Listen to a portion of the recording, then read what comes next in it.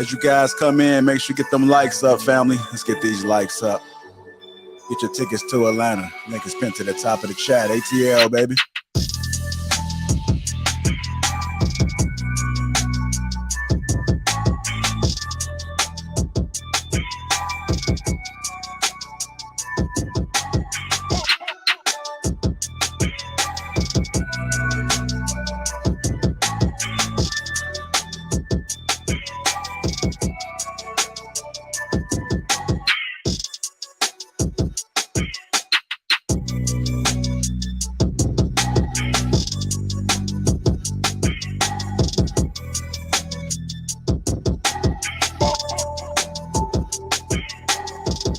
Welcome to the Kay and Kayla show. Let's get these likes up, families. Get these likes up. Make sure you subscribe to the channel as well. Welcome.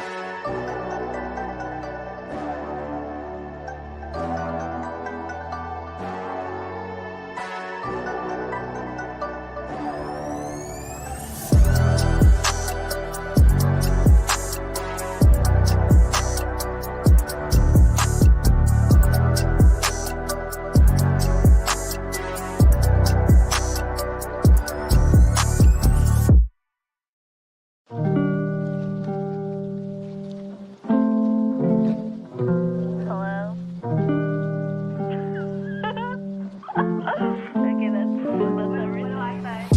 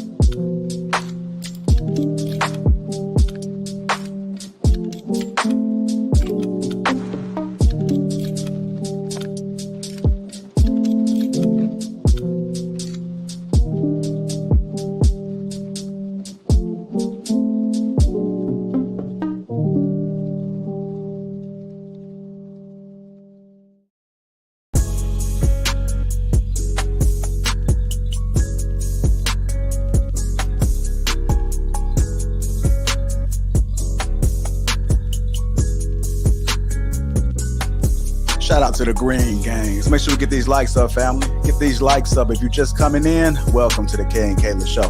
If you haven't already, get your tickets. I know you're hearing all the buzz in the chat right now. Get your tickets to ATL August the 5th, August the 6th right now. Pin to the top of the chat. Let's go.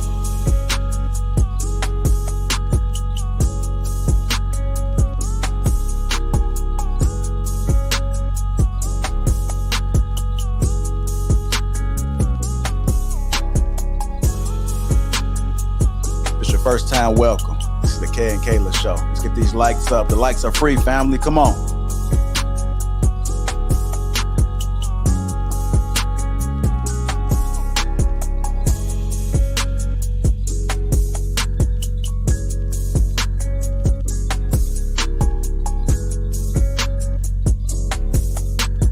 It's almost showtime, family. It's almost showtime. Show the ladies some love, y'all. Hit that like button. Hit that like button.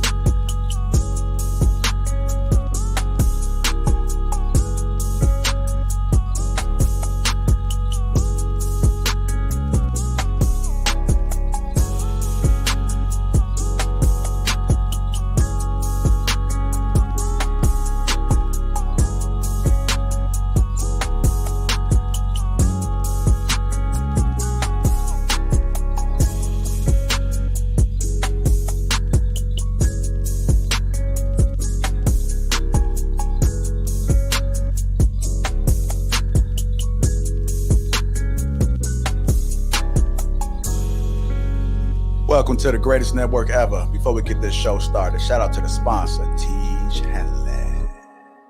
Guys, listen up. As you get older, the best way to continue to look young, exuberant, and vibrant is to continue to take care of your skin. That's why I'm excited to have Richland as a sponsor of today's video. You heard me talk about them before, and you're going to continue to hear me talk about them because I believe in their products and the positive impact that they have on every man's life. Teach Hanley makes taking care of your skin so easy. They provide you with all the products you need and nothing that you don't. Every box comes with an instruction card that tells you when to use each product, how much to use, and in what order. Lapeef family, I must admit, skincare wasn't always something I always focused on, but since I started using this system, I've seen improvements in the way my skin looks and feels. And you don't have to take my word for it. They have over 5,000 5-star reviews on their website from satisfied customers from around the world. I recommend you start with the level 1 system, which comes with all the basics: a daily face wash, an exfoliating scrub, an AM moisturizer, and a PM moisturizer. In addition to amazing skin, members of Teach Hanley get tons of benefits, including at least 20% off retail price, the ability to customize your box, pause or cancel at any time, and free US shipping. And because Teach Hanley is sponsoring today's video, they're offering my viewers a great deal. Just click that first link in the description and you'll get 30% off the first box plus the free gift. Seriously, that's an amazing deal. Even though it's too early, as I often say, it's never too late. Click that link and get started today. It's go time, family. Welcome to the Kay and Kayla show. Let's get these likes up, family. Let's get these likes up, family. Come on.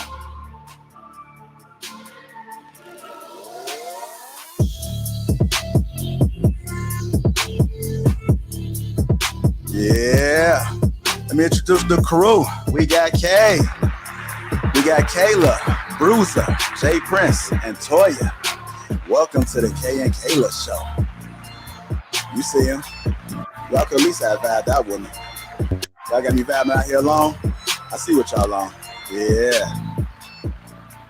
All right, y'all. Oh my goodness, Kayla. I love the dances that you do. Beautiful I people. was trying. JR wanted us to vibe with him. So I was trying to give him something. A little something. Something. But hello, everyone. How y'all doing? What's Good. up, How Jay? y'all doing? Good. What's Thank you good? for coming on the What's show good, Bruiser, today. my boy? What up, Jay? It's really good to see everyone. Bruiser with the cinematic camera. Like, I have to always call it out. Toya, love the hair. I love it. Thank you. I was seeing you backstage. I was like, the first thing I have to say to her is that I love her hair. Thank Yeah. you so much. So Wait, Kay, I got natural hair too now. You can't. Wow. Feel her shine. Like, Let's not talk about hair. Let's not talk about hair. Oh my goodness. I Your hair know. just went to sleep. It'll be back. Oh Lord. I can grow my hair out. I just decided to cut it bald. Well, I'm actually going to get braids for the first time tomorrow. Well, for the second time. Yes. like get box them. braids. No, I'm actually getting knotless. So I got box braids last week, and I could not deal with. The knotless Listen. ones are really good because you can throw them into a ponytail right away. Yeah, Like, I tried to do that the first time I got box braids last week, and that was no. The So only thing I Toya- don't like about the knotless is they don't last as long. See, that's what I was told, and I'm they're concerned so because I work out a lot. So I'm I'm- like, Yes, and I do too, and I'm natural. So the Okay. knotless for me only lasted like 2 weeks. Hey, For real, Toya, that's a before it was pretty like woman on hair your do picture. you see it? Wait, hold up. Yeah, that's a pretty girl. It's like, Yes. can y'all see 'em? It's the other way. It's a few of them. It's a few of them. Yes. Thank good you. Yep. Well, I'm so grateful you guys are here. I also want to say happy Juneteenth, Oh, happy Juneteenth. a federal holiday today. It was and finally is. So, this is a step. We'll take it. Okay. So, just want to make sure I start with that. Happy Juneteenth, all my Happy Juneteenth. my African people. Thank Yeah. you. But yeah, we got an interesting little show for you today. All right, you guys. Yes. So, I don't know. There's so many places to. Do y'all like? Okay, so let me do a poll. Do y'all want to like get into some spicy stuff immediately, or do we No, want? just we gotta start off a little cold first. Then we'll warm up. Well, let's start with the what do you look for thing. The what's most important. Okay. Let's start there. Okay. Really cute because it's going to get interesting later. Okay. So, starting here with this question for the panel. Is love the most important thing when seeking a partner? Now, this is very, very important for me. I cannot tell you guys why, but I really, really need this answer. So, really, really need this answer. What do you mean you can't tell us why? I mean, love is a tricky thing. It's a tricky thing. So, I just want to get some perspective from everyone. Like, how are we feeling? Do we feel like love is the most important thing when you are, choosing a partner? Go ahead, JP. I see. Yeah, let's hear it, JP. Hand raised. Well, I'm gonna sound like Gerald Levert on this one. I think love is the most important thing because you got to think about it. I know we get caught up in this careers, finances, and stuff like that. It seems like it's a battle between finances and love and careers and love. The reason why I say love is way more important than finances is God is love. God, when he created people, he created love. And he created families to represent that. You can't no dollar bill or no career can top that. Now, we could use finances as like our prosperities and like our rewards, our little treats. But I wouldn't dare compare that to what love. Love is very powerful. That's all. JP, are you just thinking about like love versus finances, or like can you think about other things too, like loyalty, respect, communication, compatibility in other ways? I think when you love your partner, all of that falls right in that category. And that's what I was saying. I can't love you if I disrespect my children or my mom or my parents or don't have loyalty to them. That's not love to me. Love comes with all of that. Okay. You know what? And that's interesting because I think a lot of people, put those things together. Like if you love someone, you're going to do X, Y, Z. But I'm sure we've all seen examples of someone loving someone and in any situation where they're not like treating them in as that way. How though? How can you love someone and not respect them? Like, for an example, let's say if I love you, it'd be a lot of stuff I go above and beyond. Like, for an example, let's just say you did something wrong. I don't want to tell you just because the love and respect that I have for you. Whereas somebody that I don't care about, I could tell them the truth. But see, I see the opposite because I see if I love you, I care about you enough to let you know what you're doing wrong. Yeah, it's a slippery slope about that. Yeah, you can use that either or, because if I did have a problem with you and I really love you, I could pull you to the side and be like, okay, I don't think I would kind of like filter it a little bit to protect your feelings. Whereas if I don't care about a person, that's why they say. But wait, so you mean like stranger or just like to a stranger? Okay, I really don't care how they feel. But like let's say a coworker. Some of these coworkers, I won't care how they feel. I tell them the truth. So what I'm confused about is for me, I just feel like the truth and me taking my time and energy to give it to you is something that's only for the people that I care about. If we're going out, I'm not going to not tell my friend that she looks a mess just so I don't hurt her feelings. First of all, you're going out with me, so you can't be looking a mess. Second of all, I love you and I want you to look your best. I can't watch you do that. But somebody that I don't care about, I'm not even wasting any energy to even open my mouth to say a thing, like, especially if you didn't solicit it. But your coworker that you can't stand, your coworker that you can't stand, you be like, I can't stand your pot belly looking ass. That's why you got on no in the shirt. Your stomach about to pop all the buttons. No, in the workplace, you telling the truth, but you telling it the truth in a nastier way. I guess. No, you keep your enemies closer. That is not the strategy. Okay, I can't do that. I mean, don't get me wrong. And as far as the question goes, it's love for me. Love, like that would honestly be my my That's choice. the number one thing for you in the That's relationship. the number one thing. And I'm married. I am married. But Okay.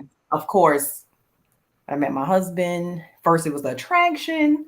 Mm-hmm. Then the courting, then the love. I mean, that's just that's what works for me, because I feel like that's something that should be unconditional. When you marry someone, things can change over time. Like me and my husband been married for 13 years. So do I look the way I looked in 2009? No. Does he? No.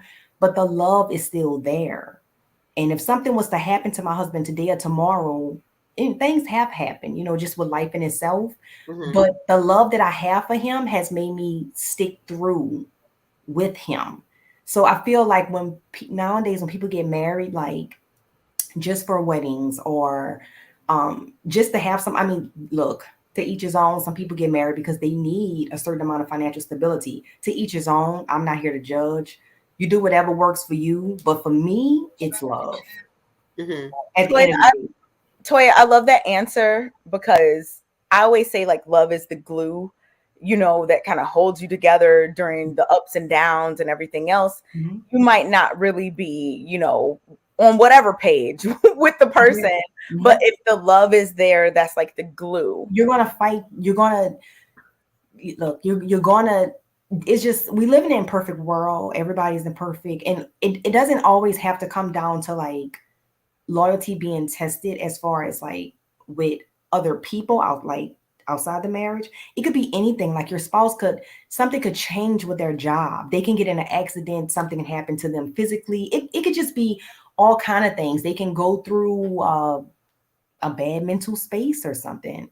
You don't know what's going to happen when you get married. The person that you marry can change over time. So I think when people get married for other than love, I think they kind of set themselves up to not know how to handle other things, because when life hits them and it hits you hard, you don't know what to expect. You don't know how to handle it.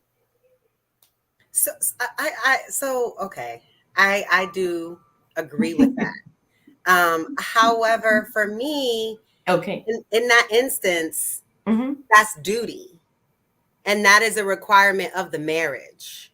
And I will do that for whoever I marry, whether I am feeling in love with them in the moment or this year even. Because I know people who are married who have a whole bad year. You know what I'm saying? So I feel like that's a part of my duty to you as your wife.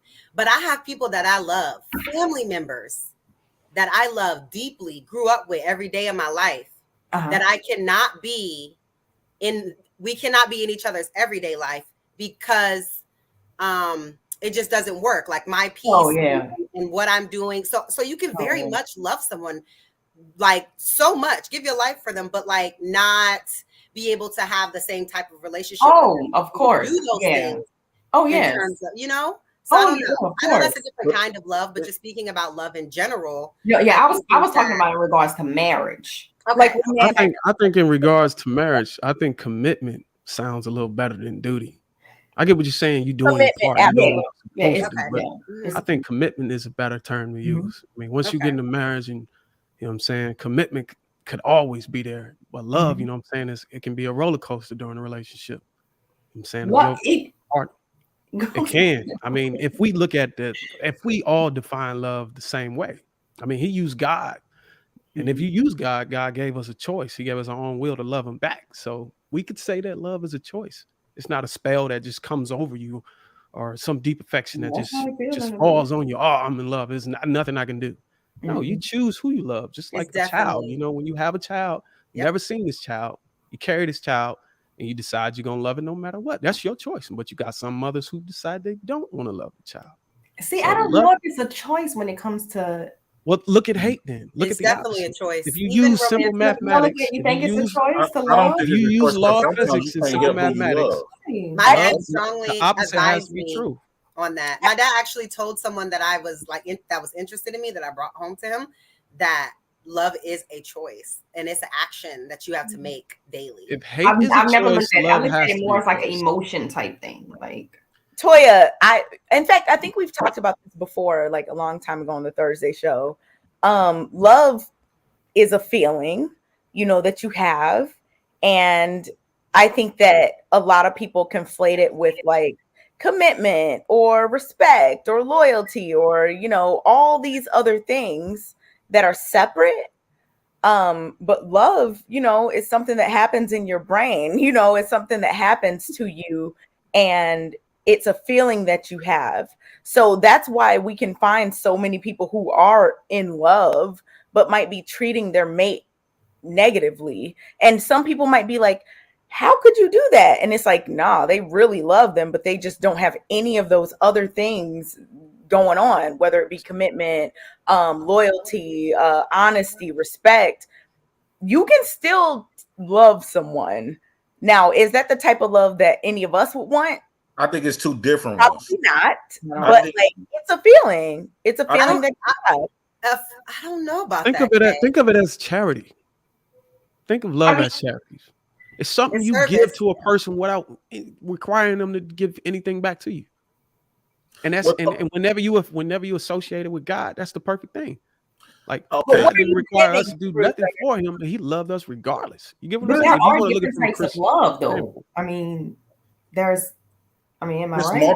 It's multiple types of love. Yeah, there's like different types of love. You could be with a person and you can still love that person. Now, what Kayla described, you say only in America.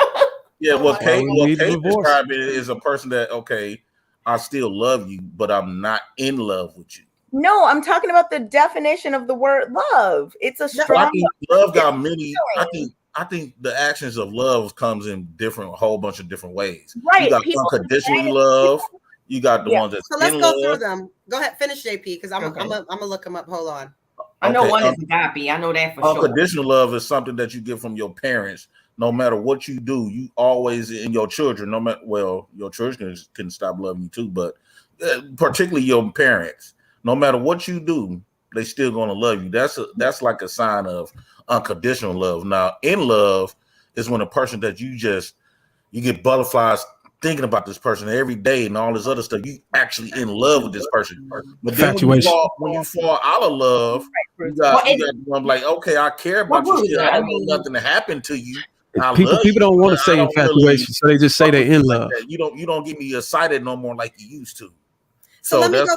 I'm gonna just go through the philosophical types of love, just because I'm a love guy. So there's eros, which is romantic, passionate love of the body. Okay. Right. There's philia, affectionate or friendly love. There's storge, unconditional family love. There's agape, selfless, universal love. There's ludus, playful, flirtatious love. Pragma, committed, long-lasting love. And I can't pronounce the last one, but the last one is self-love. So those are all the different types of love, like philosophically, if we want to get into it, you know? So I think that in like a marriage, I think the most important love is the agape love. Agape for marriage? For me, I mean, you have to be you have to be selfless in a marriage to make it work. It cannot be about you. It has to be about them, and they have to make it about you, and that's how everybody is taken care of. You have to give, and you got to love them as much as you can, and allow them to love you back. Bruiser, that's the commitment you were talking about, though. Like that commitment. Commitment is sticking it through, even though the times are rough. You're committed to it. Like you're not gonna. And you're committed to what, like Kayla said earlier, whatever your duties are. Like, okay, this is what we need to do to make this work. You're committed. I think that is, very true. But Kay, when you were talking about love as a feeling, I think that was more eros love, where there's that passionate love of the body where you feel it in like your body, and like how like emotions come up through your body, like you start feeling hot, or you start feeling like you start sweating, or you feel cold. You know what I'm saying? Like that don't come on an everyday basis. No, I'm not even saying I'm not saying it like that. I'm not saying like just the lust or the chemistry aspect of love. I'm just saying love in and of itself is a feeling that you have. A lot of people don't want to like acknowledge that, because I think a lot of people want to say love means honesty, love means trust, love means commitment, but that's not actually, you can do all those things with somebody you don't love. You can also not do any of those things with somebody that you do love. So love is not necessarily any of those things. And when we start talking about duty and all this stuff, I think there are, you know, things like, I think Bruiser and Kayla, you were talking about commitment and just duty. Like that's different. Sometimes it goes hand in hand, but not always. I mean, there are people that love people that do not treat them well, but if we did some kind of scan, we could see the parts of their brain light up. They're in love. But when seeking a partner, how does that align? When you seek a partner, a lot of people associate love with happiness. I mean, think about it. Like these days, you want happiness, right? So you got stuff like that pandemic, you know what I'm saying? Being able to be financially stable, you know what I'm saying, could be more attractive than this so-called love or whatever. You're able to choose, you know what I'm saying? You're able to elevate, you know, being happy and being able to be comfortable and, you know, survive and have some type of support over this deep affection. And then you allow that deep affection to come later. So what are you prioritizing today? But I think women are prioritizing the bag today anyway. So is that love, Bruiser? If you're just like, ooh, this person has money and I like that. Is that love though? Yes. If you associate it with happiness, it is. I mean, everybody's definition of it is completely different. And that's why I say for me, it's not anything that I can gain from you, but just you in itself. Like when I got with my husband, it wasn't what he could do for me or buy for me. It was I wanted him. Can I ask a question though with that?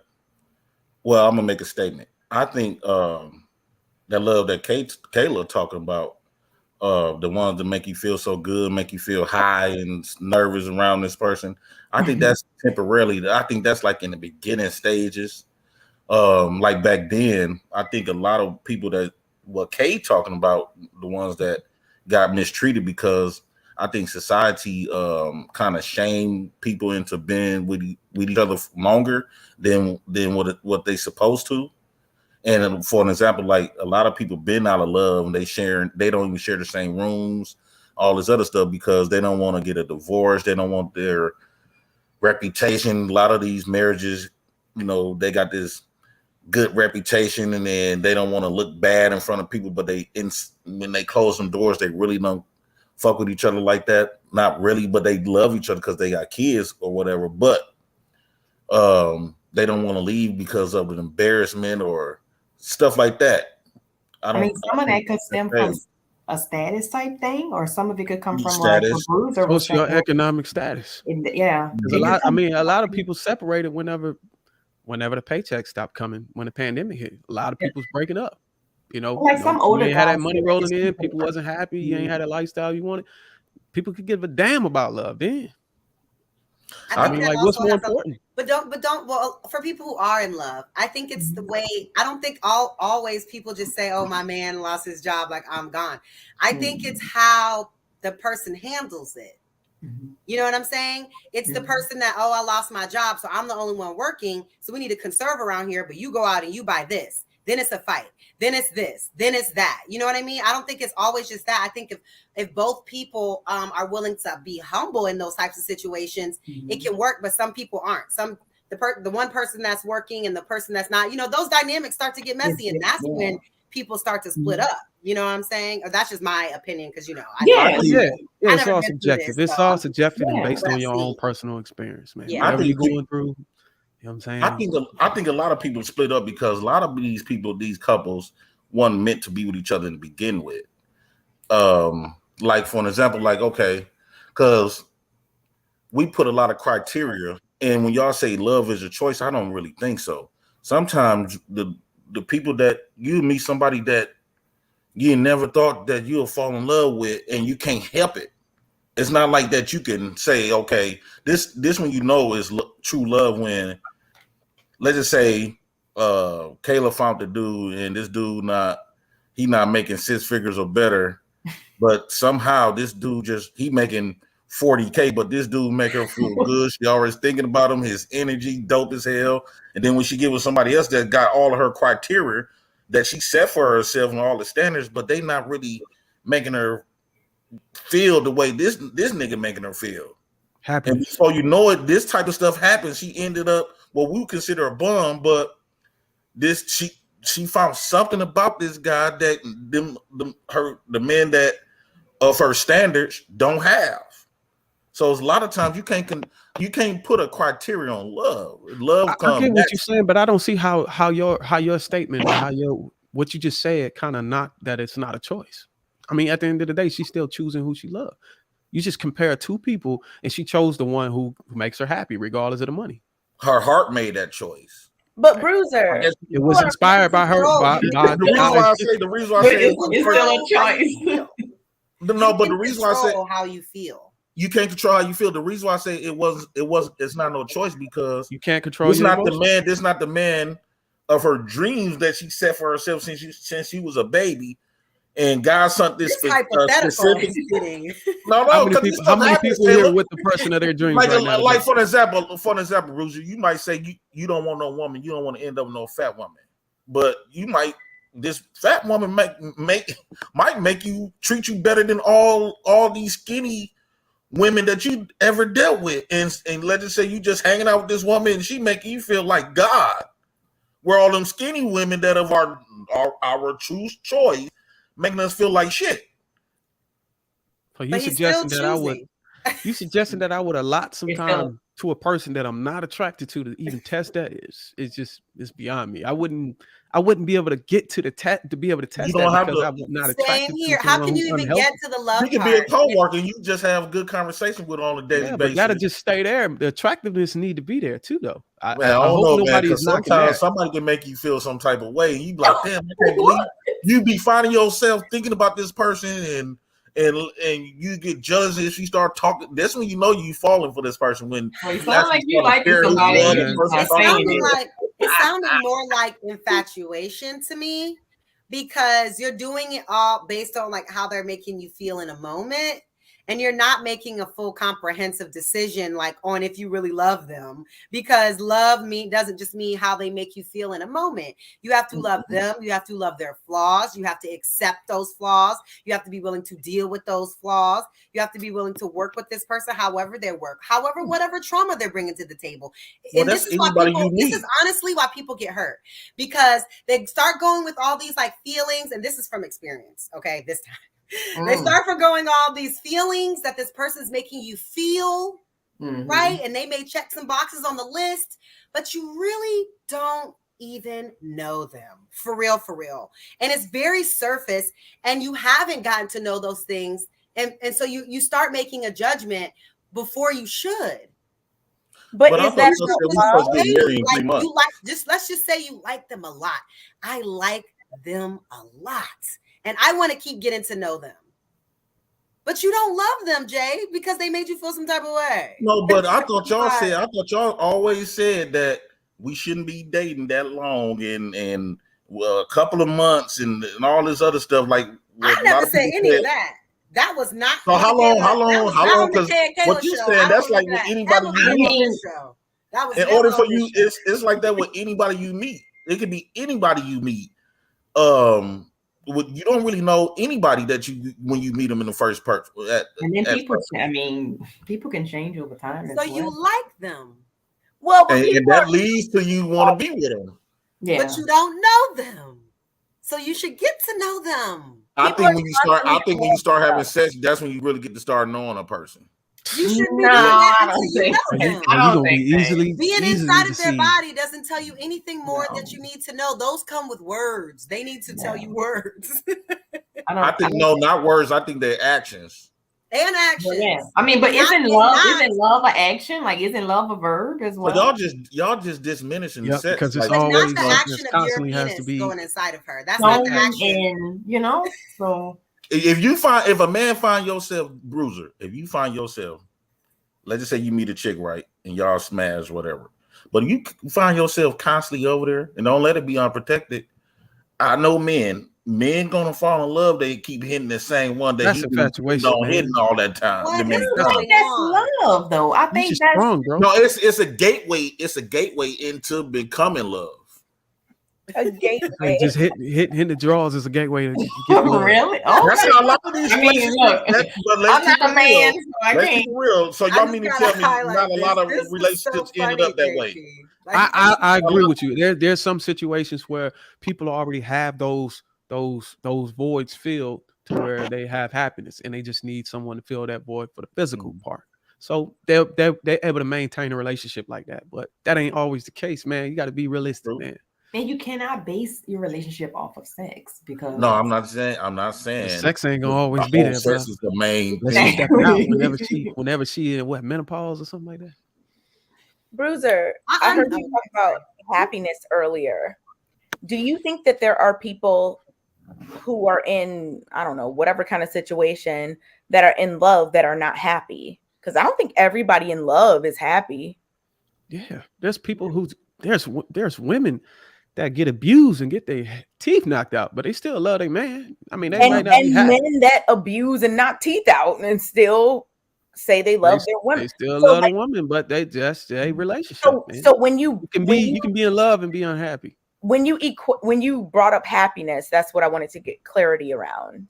That's not love. Come on, you can love God. You can love God and go to church every Sunday and not be happy with your life. That's afraid of being alone. That's not love. No.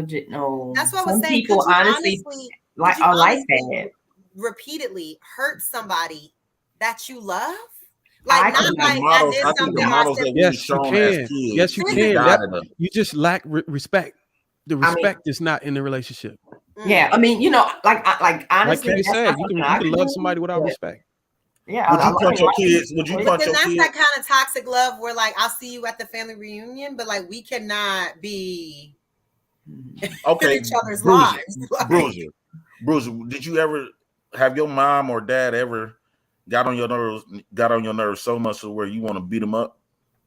Yeah, my mother. Did you ever beat them up? No. Yo, who? I had respect for my mother. Why do you have that respect? She was my mother. And why though?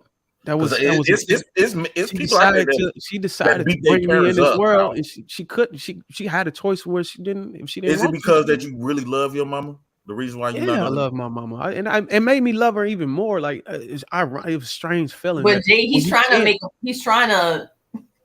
When you can't see somebody and you want your mama to be there, you're a little kid. Why you don't want to beat up your mama?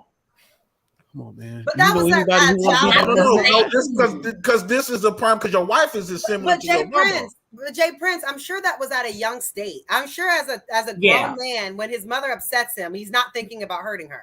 No, I'm just saying that as a child, when you're immature and you're just mad and you're just walk in your room, fussing, crying. The reason why, because y'all have to do with anything. Y'all, they keep saying women and men that fight and knock out teeth and stuff like that. And I'm saying that's not love because I love my mom and my parents, and I didn't knock their teeth out because my parents. If your mama love you, I bet you shouldn't knock your teeth out though. No, but that's coming from people that's in like deep, I don't want to say the word, but deep, it's not no difference if you care about your mom to that level. There is a difference. But your wife it's a big equation thing between moms and wives. Why you think moms and wives be arguing on who's gonna sit in the front seat of your car? Who does that? They want to see if you're gonna put your mama first or your wife first. So not in this marriage. They're on the same level almost. See, this is how I know that people not in this marriage. People were not raised properly. Who comes first, your mom or your wife? No, Bruiser? But it goes back to Bruiser. People that were not raised with the proper decorum and respect. Because why is that even a thing? She is an elder. You are with your man every night. What are we even talking about? What? Like, that's insane to me. I tell you what, I'm gonna sit in the front seat of my daughter's car. If you are not raised with respect, if the person that's raising you doesn't even respect themselves, let alone respect you as they're raising you, and they don't instill respect into you. That's how you can get to the point where you think that you can love someone but not have to respect them, and love being the duty of being there for them, like maybe that person's mom was growing up but never respected them and honored them as a person. So that is like trauma bonding, or it's like that's not healthy. Any of that. It's not healthy. That's just like the movie. That's just like the movie Jump the Broom, right? So remember in that movie, the guy's mom was not respecting his fiance, right? But at the end of the day, he had to show his mom, like, she comes first. You love your parents, but once you get married, that's a whole nother relationship. That's a whole nother bond. That's a different type of commitment. You know what? You know what I think it is? Now, I know I'm talking too much, but this is an interesting topic. You know what it is, though? You know what? I think for a lot of people, right, that having these issues, you know, with love, from my opinion, I think a lot of people weren't shown how to love. They weren't. I was shown more of hate, or more of, well, I was shown love by my mom before she passed, but she passed when I was 10. So after that, I was shown more hate. So as I got older, that's what I picked up, was hate. So you have to be taught how to love by your parents first before you go out there and try to be in relationships. Because everything after my mom, everything that I was taught after that, I implied that in my relationships. Bitterness, angerness, disrespecting. Like, for an example, like, before I had to train myself to hug and love on my kids, because the way I was grew up on, you didn't do that. They consider that soft, showing affection and stuff like that. They consider that to be soft. And if you was like that, hugging, lovey, kissing and stuff, they be like, people like, don't touch me and all that. So a lot of people, I think you have to be shown how to love. You do. Yeah, JP, you bring up a really good point, because love is a feeling, but how do you learn what that healthy version of it looks like? And, you know, you learn that when you're growing up. You learn that, you know, in situations that you're in, and hopefully, you know, you have that example from your parents, and from the love from your parents, and the love that you see your parents having with each other. Like, that's very important, because love in and of itself, a feeling, but what does a healthy version of that look like? And you get it from your mom and your dad by watching them. Like, without your mama and your daddy, you definitely gonna see the difference. You will definitely know the difference between how your mama gonna treat you and how the world gonna treat you. The world ain't gonna give a fuck about you. Whereas you know, your mom and your dad gonna be like, okay, but I still love my baby. I don't care he a thug, he a gangster. That's still my baby. Whereas, or, you know, when you watching your mama and your dad, how they just interact with each other as a kid. You know what I'm saying? You see how your dad respect your mom. He never put his hands on her.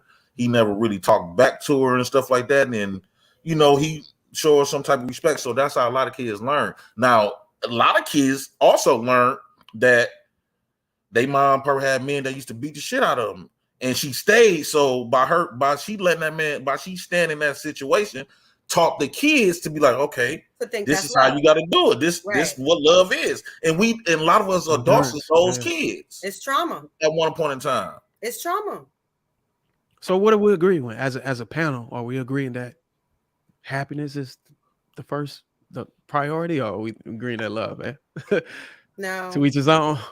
In terms of seeking a partner, I think that love is important. I think it's the glue. Like I was talking to Toya earlier about that, when I agree with some of her points. I'd say socioeconomic status is priority. And then I can deal with the love thing after that. But I got to make sure you fit for me. You know what I'm saying? I got to make sure we can take this journey together. Wait. I don't know if I would call it socioeconomic status, though. Bruiser, as a man, you tell us what you're talking about when you say a woman's socioeconomic status. No, I'm saying, like, I would think for like a woman seeking a man, I would think that would be the priority. Well, for you, I thought you were saying for you. Okay. For me, I mean, it depends on my status myself. I mean, like, if I'm coming from like poverty, or, you know what I'm saying, I'm probably going to prioritize my partner's socioeconomic status over that. You know, I want to be able to, I don't want to just be in a relationship and love, and I got to live in the basement of my mother's house, and she got to live out there. Somebody upgrade you? Is that what you're saying? Well, I'm telling you, when I'm teaching my kids, man, I got one kid so far. So what I'm teaching is, you always teach them to get that shit together first, then find love afterwards. You know what? I can't disagree. So you saying find love, then get your shit together? Yeah, because that's how you had up baby mama and baby daddies and stuff. See, that's what a lot of us broke and trying to raise. I believe that's why there's lack of love in the black community, because when you look at all other races, their cultures, they have family first, and then they go talk about careers. But they start mating out at an early age. They getting married at an early age, having kids. And which non-Black culture are you most familiar with? Like, I'm just trying to see how people know what's going on. Okay, I know you love. Okay, we all know you love your Black. There is no romance without finance. I'm sorry to say. No, you wrong on that, Kayla. Bring me a flowers if you don't have money for flowers. Okay, now Kayla, how many movies? Work. Like, I hate to break up. You need to be stable and secure in where you're at, so that you're looking for someone that can join your journey, not someone to help you and their life be about you. Like, it should be complementary, like not dependent like that. Kayla, how many times? Okay, I hate to use movies as a analogy, but how many movies that we saw, whereas like a Tyler Perry movie, right?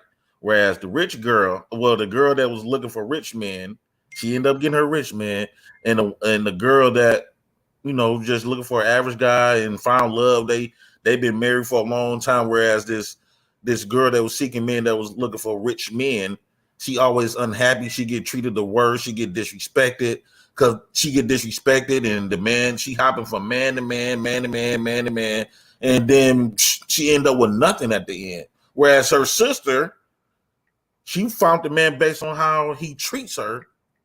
And it could be a rich guy, it could be a poor guy, it could be an average guy. It was all about how that man treated her and how the way that man treat her and make her feel, compared to the woman just strictly looking for this certain group of men with this status, and she'd be the one to get done wrong. JP, it's like that movie Soul Food. Like, I don't know if y'all saw that. Yeah. And that stuff happens in real life. All these pretty girls be wanting that. All these pretty girls be wanting that man that got all this money. I think you got a better chance. You be looking like, damn, we still bouncing from man to man. But y'all know, on average, most people marry people in their same socioeconomic class. This is not a thing. This is literally not a thing. Most low-income people marry. She said most people that are middle class marry other middle class people. Most people that are lower class marry lower class people. Most people that are upper class marry upper class people, or possibly middle class, since the 1% is so small. You know what I'm saying? Because proximity. Exactly. How is it that you're going to say, oh, if Kayla happened to fall in love with a guy that make $40K that work at the, like where would I even meet such a person to consider? Like, I don't know. Online. You around a lot of men every day. So Jay, on here. I am not around a lot of men. I'm just saying, being on my social media is not me being around a lot of men. That's not. But you getting to know a lot of men, and I'm quite sure I don't feel for a lot of women. JP, how do you know how many men she's getting to know? In the heck? No, what I'm saying is he's admiring the way she looking. He just guessing because of. No, it's not. It's all about how you interact with that person. Come on, man, don't count. A conversation rules the nation all the time. You have the choice from the pool around you, okay? The people that you're around, that is your pool. Like, just is what it is. It's have you ever majority of people are going to marry somebody that actually lives within like a 5-mile radius. Don't say it. It's statistically proven, like, that live within their same 5 to 10 miles of where they live. You did. So, Kayla, besides the man you got at home or whatever, I don't mean to disrespect him. I don't have one of those, but go on. Okay, now you don't have one of those, right? Now, I've been on this social media and like this platform, right? Have it ever been a man that you be like, I could see him being my nigga? No. Nothing, man. One of them? That's not what you wanted to say, Jay. What I wanted to say, Bruce. No, you said. I know what you haven't found out one of these men attractive enough for Miss Kayla. Where? What do you mean? What men? On a platform, on this platform, on social media, period. On social media, period? You didn't say social media, period. Because I said online. I'm so confused. So I don't know why we're doing this. Hey, what I'm saying is that because she was talking about proximity. I can't say that. How you pronounce it? Proximity. Proximity. Yeah, proximity. Mm-hmm. Okay, she said that. But I said online it's a different type of animal. Now you got access to all type of people. that we didn't have back then. And I'm quite sure been on social media, however long you've been on social media, I'm quite sure you've been on this thing for a long time. You probably don't found somebody that you was interested in. Right or wrong. JP, you said right or wrong. Hold on, Kayla. Okay, right or wrong, Kayla. Be honest. What? I'm confused. So you never found nobody on social media that you found attractive that you. Yes, there are people on social media I find attractive. Have you ever decided like meeting up with people? It could be Plenty of Fish. It could be anything on any social media, Instagram, anything. Have you ever either dated somebody on social media, interested in somebody on social media, or what? Have you ever? What is your point? Okay, then. So it could be somebody that's broke. It could be somebody that's no. That was rich. never a thing. No, how would you know if they're rich or not? It just was never a thing. I didn't even know. So you just had a lucky guess. It was a coincidence. No, there were socioeconomic clues. Like what? What he posts? JP, what are we doing? Like, no, I'm trying to illustrate my point because you don't know who got it or not on social media. It's not true. It's just it's not true. People who don't got it don't know what they're looking for. I could buy some fake money. I could buy fake money and blue checks on Instagram and make myself look real good. Take pictures with the same damn Lamborghini every week. You know what? I'm going to bring you on as a special guest on this series that we're doing called For the Love of Logic. We need an intermission. Maybe we can have one for you where we, see how the ladies are feeling about dating some JP. We can bring you in. I don't think they can hang with no niggas like JP. Is this gonna be like a Kendra G type show? Yes, it's gonna be just like Kendra G, and we're gonna have different people come up, and tell us a little bit about themselves, and see if they're compatible with either Logic. They gonna bring that hood approach. No, I want me some good fish. I want me a nice little fresh fish, a nice one. Okay, moving on to our next question. On to our next question. This is a good one that I really wanted to speak on, right? Because it's something I've been thinking about a lot lately, and I really need you guys to help here. Okay, so does being a celebrity automatically mean that you are a role model? No. This debate goes up in a lot of different instances. You know what I'm saying? I feel like some people just became a celebrity from whatever, didn't necessarily like choose this role model career. So you're saying like the Gorilla Group, the Gorilla Glue girl? She's a celebrity, but she's not a role model. She's not. I don't know if she's a real celebrity. I mean, maybe like somebody that was a famous like writer or an actor or an artist or played a sport or played an instrument. You know what I'm saying? Or a chef, whatever. You can be world renowned and be a celebrity in lots of different capacities. You know what I'm saying? So does being a celebrity automatically mean that you're a role model now that you have like a national or international platform? Okay, to be fair, they're role model to somebody. Everybody got it's like a picking. Like we get to pick. Do I want this to be my role model? Do I want that to be my role model? Do I want that to be my role model? So everybody got their place. They didn't get in a position. God didn't put them in that position for nothing. So a lot of those celebrities, they got eyes, they got people watching them that look up to them. There's some people that I can't believe that look up to Cardi B or, Russell Wilson and all them other people. Like, I couldn't believe it. Why? There's people that she can clearly relate to. But I'm saying like it's people that they can relate. So everybody got somebody like we could be famous. We could be famous. A lot of people will watch this show and be like, okay, I'm a fan of Kayla. I'm a fan of Bruiser. I'm a fan of Jay motherfucking Prince. I mean a celebrity though. You're already a celebrity. Does that mean you automatically a role model just because you're status? They're a role model to somebody though. I think when you're in the public eye, even with people just holding certain positions in the community, just being police officers, just being nurses, just being doctors, that makes you a role model. It does. I mean, even if people want to believe it or not, and I know a lot of times people put music out or they'll do certain movies and they'll say, you know, I shouldn't be your child's role model. That's for the parents, but it doesn't work like that. Right. Because as these kids see people on TV, majority, you know, a lot of the times they look up to them. I mean, when I was a little kid, they had a little commercial for Michael Jordan that said, "I want to be like Mike." So I want to be like Mike. Yes. I mean, some things you just cannot, I mean, even down to dressing, right? People copy off of what they see celebrities do. I mean, even down to, I mean, let's be honest, freaking BBLs. It happens.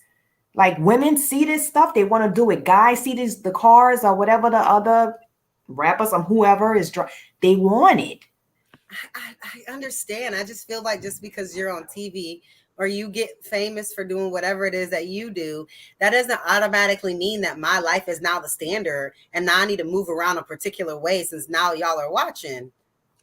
But you got a lot of people that might be watching, Kayla. If you're in a political position, like you are a police officer, obviously we pay you to be a police officer. I think everybody but got if you are a graphic artist who's famous for doing art all over the world and stuff, and people say, "Oh, so since you did this on Instagram, I'm gonna do that," and people want to hold you accountable for what people are doing, copying. There's levels to it. I mean, there's levels to it, though. Kayla, to your point, it's not like you can say, "Oh, you know, insert whatever celebrity. This is your fault that you know whatever is going on." But to Toya's point, I mean, if people are imitating someone or like copying them, whatever, then they are their role models. Now, do I think that any celebrity should just be somebody's role model? No. And I think that's where like parenting comes in, you know, the village comes in, you know, making sure that people know who are the proper role models. But like, fact of the matter is that a lot of celebrities do become role models. A lot of people do model themselves after different figures that are in the media. So whose fault is that? Like whose fault is that? If all the girls at school, if the most popular girl at school wears coochie cutters to school, are you wearing coochie cutters? I'm not wearing coochie cutters because the popular girl wear coochie cutters. Not you, but a lot of other girls will. But that's the foundation of parenting comes in because even once your kid is thrusted out there, you're not with them. That foundation is what's going to separate them following what's popular and then following what they know is right. Right. Kayla, I agree with that because that's the whole thing about like that's where parenting and the village and everything else comes in. Because I mean, absolutely, like if you have a son or a daughter, they should not be necessarily like following after whoever the biggest musician is at the time. Because so who do they supposed to follow? But they are. And Bruiser, they are. My mom was my biggest role model all of my life. There was no one I wanted to be more like. See, one thing Foxy Brown, right? One thing parents got messed up.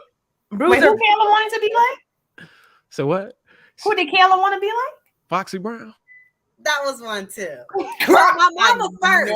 Wait, which Foxy Brown? And then Hot Spot Foxy Brown or wait, which Foxy?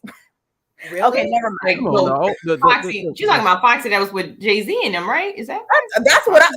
There's only one Foxy. What in the heck? Yeah, oh, you're talking about Foxy from the 70s? That's what I was wondering. No. She was in the 90s. Yeah. Okay, that's what I say. So you talking about Foxy that was in the 90s? Who she used to be married to? We're on the same page.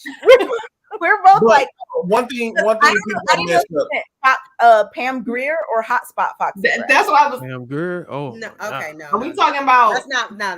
Let's take it from the top. iFox. That's what you're talking about. Okay. With Jay-Z and them. That's okay.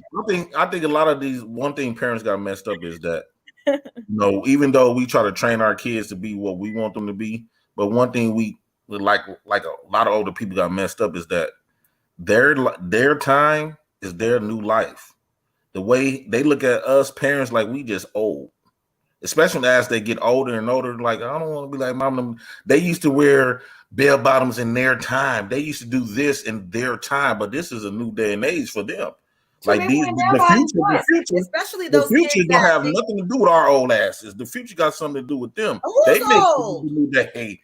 We consider tell that to a 10-year-old looking at Kayla, they gonna think you I'm old. old. I mean, no, you're right though, because my friend's son was talking about like when me and his mom was born, like, and he said the 1990s. He said the 1900s. And I was just like, okay. We lived in the 1900s. We over with. You got grown people born in the 2000s, and then we come in. That's so weird. We come in that was born in the 1900s. They look at us like we ancient. We it's dinosaurs. The 1990s, Jay, not the 1900s. Don't do that. The kids, they you was born in the 90s. I was born in 85. I was born in 82. I was born in 82. I'm 40 years old. I was born in 82. Was anyone here not born in the 1900s? No, everybody here was born in the 1900s, right? Yeah. And the kids love to say it to try to clown somebody. I'd be like, oh, because technically it is, right? Now the 22-year-old that's watching this, they consider us old.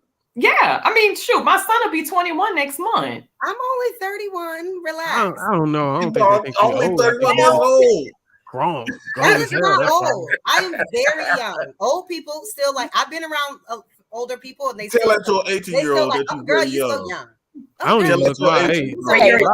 You're young compared to, people in their 50s. Yes. Yeah.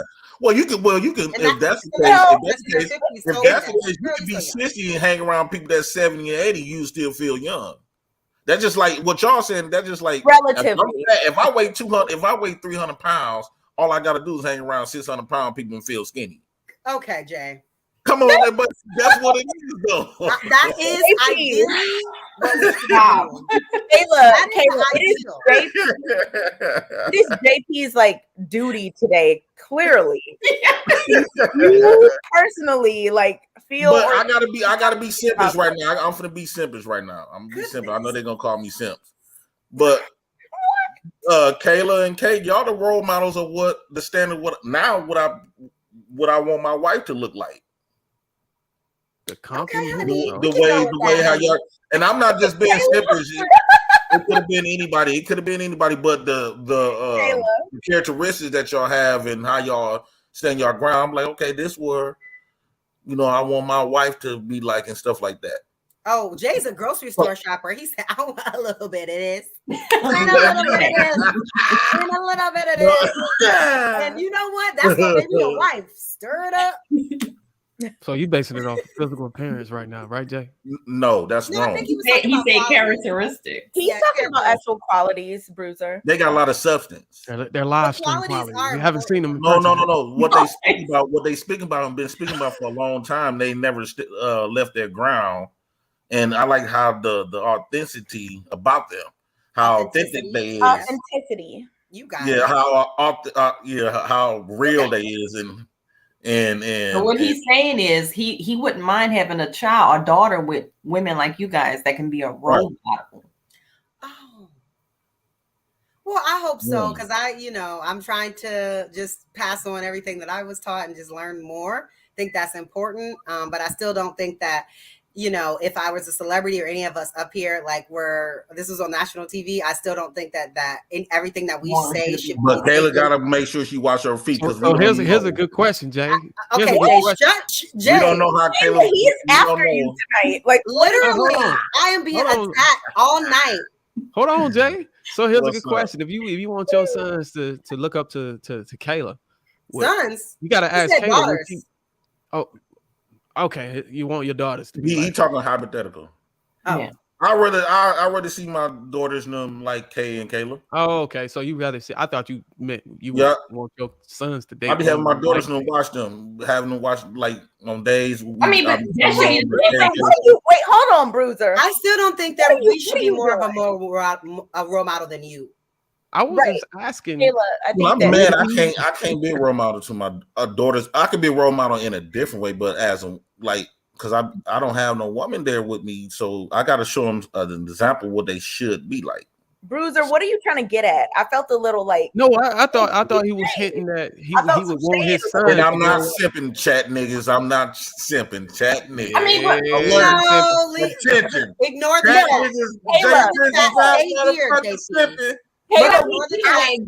Right? Like our first role model is our parents. They right? should be. They should. No, my daddy wasn't drunk. If they're good, I'm just saying, they should be. For some kids, their parents aren't. And then what happens is it could be like other family members. It could be somebody who lives in their neighborhood. It could be a teacher who, works at their school.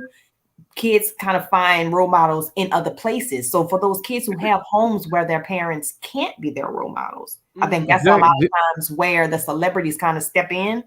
But then it's based on the household, because you have city girls, right? The little girl can be looking at the city girls like that's what's up, but her mama could be looking at city girls the same way. Yep. But Jay, you say your dad was a drunk. Do you drink or get drunk? No, my dad was a gangster, and he had a lot of kids. Women used to love his style. He was a thug.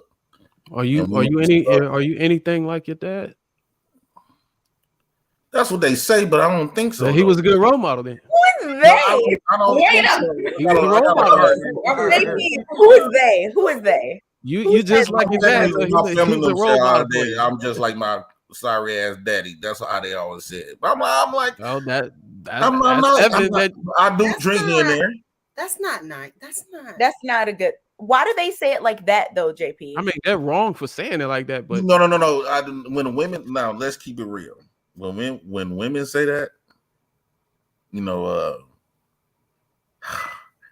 it's not already all right, just bad. If I'm put it like this, a woman ain't complaining about you ain't doing nothing. Bruiser, take notes.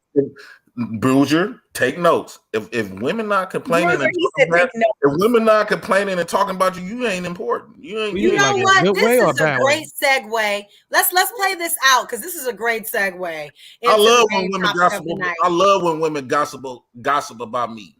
That means I'm doing something. Let him talk. Go ahead. Land your plane, JP. Go ahead. I think okay. I don't know if I'm gonna get set up. No. But I just want to set you up. For an example, if put like this, I will. If my woman not talking or complaining about me, that means I'm not doing nothing. They always say, right? If a woman stop complaining, she gone. So if you're not getting your woman, because women love a challenge. No. Women do. Let him finish. From my experience, I always got women always want to change me. And it was one time I slipped up and I changed, and that's when she left. But all like I was trying to change to be this good, nice guy like she wanted me to be. This is what she been screaming about for years. She wanted me. She kept saying, "I want you to treat me this way, treat me nice, be respectful and all that." And she stuck with me all those years when I was doing her doggies. But the moment I changed for how she wanted, now she's gonna find her black ass leave. So I said, for now, I'm just gonna stick to the script. I'm just gonna be Jay Prince. And who is either like it or leave it. Okay. What you getting at, Kayla? This Kayla, this I'm speechless. What? You know what? Let's just go into main topic because you didn't understand nothing that I just said. This is the epitome of it, and we have to get to the bottom of it. Why is it that? Let me get the topic. Goodness, why is it that women choose that type of guys? It's a toxic trend. Black people was brought up in toxicity. Black people who's already brought up, that's why they choose these type of people. Men too. We think it's normal because, like I said earlier, it's how we was brought up. We was brought up in toxic atmosphere. So that's what we end up choosing. But let me tell you, that's what we familiar with. A lot of women, if you don't put your hands on her or disrespect her or even cheating, she gonna think you don't love her. Okay. I was told by my cousin. I want to say this right quick. This one little thing. I was told by my cousin that's been married for a lot of years. When I was in my relationship, he told me, he said, Jay Prince, you know how you keep your woman in check? Mm-hmm. Go find you another woman on the side. You don't have to tell her. Women can smell that you got another woman inside. You keep them. You keep women competing. Trolling y'all. This is sounding very color purplish. This a joke? I don't know what in the hell is going on. JP, put up the next is this a joke? Y'all trying to prank me? I'm just saying that's what he said. It ain't been working for him. He's still married. JP, what have about you? You got all the knowledge now. That what's your status? She left me. JP, have you heard that song by Genuine called "Same OG"? Yeah. It reminded me of what you were just saying. You're like, you know what? I'm just gonna be me. I'm just gonna be me. Just be yourself. Don't alter for nobody unless you want to alter for yourself. You should people gonna accept you for who you are, or they're gonna leave.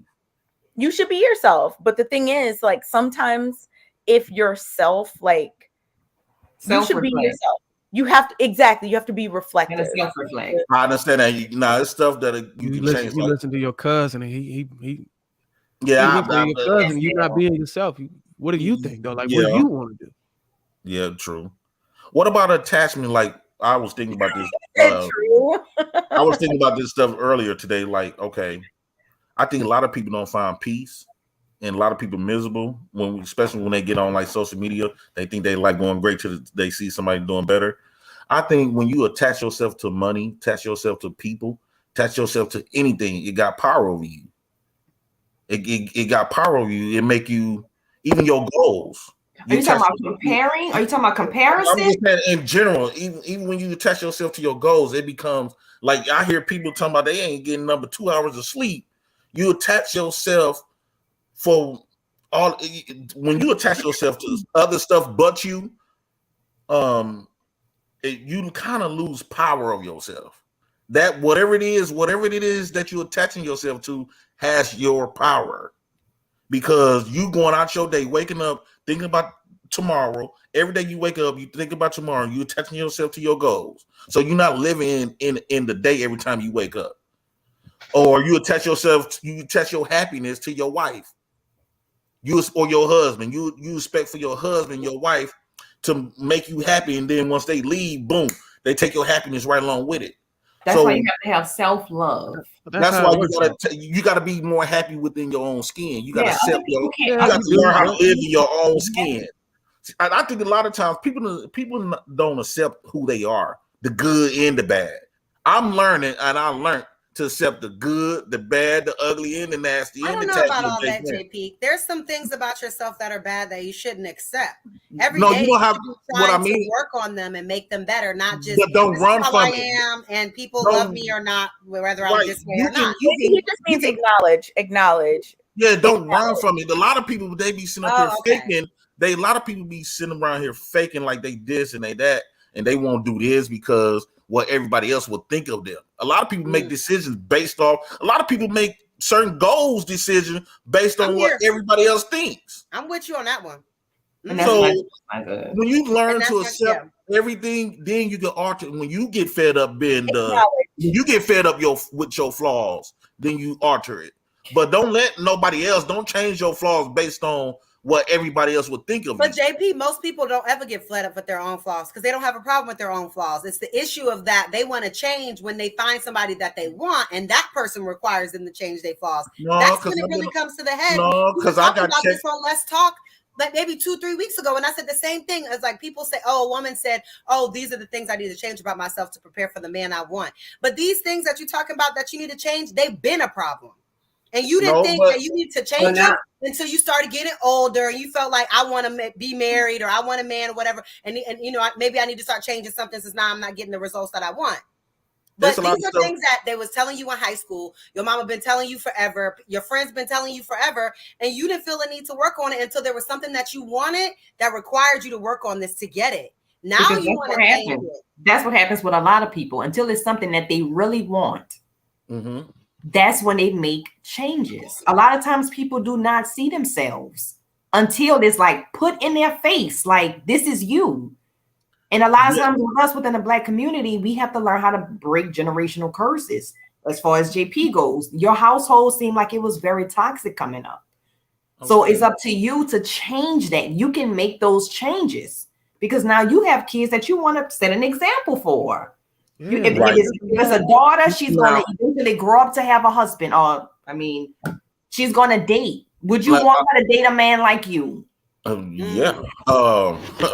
Let me explain something to you. I didn't see myself. I didn't see myself in the mirror until I came on here. Like a lot of stuff that was coming out of my mouth, and like when I rewatch these shows and stuff, I'm like, I cringe. I'm like, I actually said it. Like I said, we I don't couldn't see even finish ourselves. watching myself. I couldn't We even don't finish see watching ourselves. myself. I'm like, no, I'm super embarrassed. I'm like, damn, I can't believe I said that. But you learning that's from it, crazy. though. That That's it the was key. dope. But you know, this type of stuff put a mirror on your face. Put a mirror in your face when you have to look in the mirror and like, damn. That's how I be making people feel. Because a lot of times, when, like for an example, a lot of people got a mouth, right? And they can say something crazy to people, be hurting people's feelings, but they not really realizing how people really feel until they hear themselves and be like, damn, I actually said that to a person. Because what if somebody would have said that to me? How would you take it? That's how I learned how to treat people like I like to be treated. Because We seen for a long you time, I get didn't crazy I on didn't grasp logic. that phrase. Yep. For a lot of years, I never grasped that phrase of treat people like you like to be treated. Because that's Once I started asking myself, the okay, golden rule, man. what if this person do this or say this to me? How would I feel? Mm-hmm. And I think that's an important thing to carry in a relationship as far as respect, man. It is. You know, So being when niggas moral be talking about they want their women woman to be these little hush puppies and do whatever they say, I'm like, what if this was my daughter? What circle all are you these, in, all man? these, Like, I all swear these. you got to switch your circle up, bro. If you got No, guys around you telling you that, Hold on, that's a bad JP. Let circle him to be in. finish. Let him Okay, finish. go ahead. My bad, Bruiser. Well, I mean, that's a bad circle to be involved in. You got to switch up your circle, man. If you got people giving you this type of advice that you got going on, and then you look at, like you said, looking yourself in the mirror and you see your situation, it's time to move on from them people, man. They're toxic. They're weighing you down, man. They got you doing stuff that they're probably not even doing. These guys got a relationship and you don't.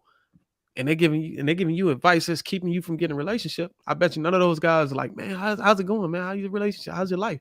Right. They ain't coming back to check up on you and follow up and see if the guidance they or information they was given to you is actually working for you. But you got to realize, man, what worked for the next man may not work for you. It may not work for me. I agree with that. But I think, man, like when you got a woman, when you meet a woman, you know what I'm saying? It's something you can learn from being in a relationship, having a companion. You know, she showing you how to love. You know what I'm saying? It took me to get into a relationship to actually learn how to love. And then I had to learn how to love her. I couldn't love her like I loved my previous partner. Have she ever asked you? Have she ever made this statement to you? Because when this specific woman told me this, I didn't understand it. She wouldn't give me the meaning. She said, "Jay Prince, you don't let me love you." I said, "What the fuck you mean by that? I'm buying you shit. I'm here, ain't I? I'm what? Like."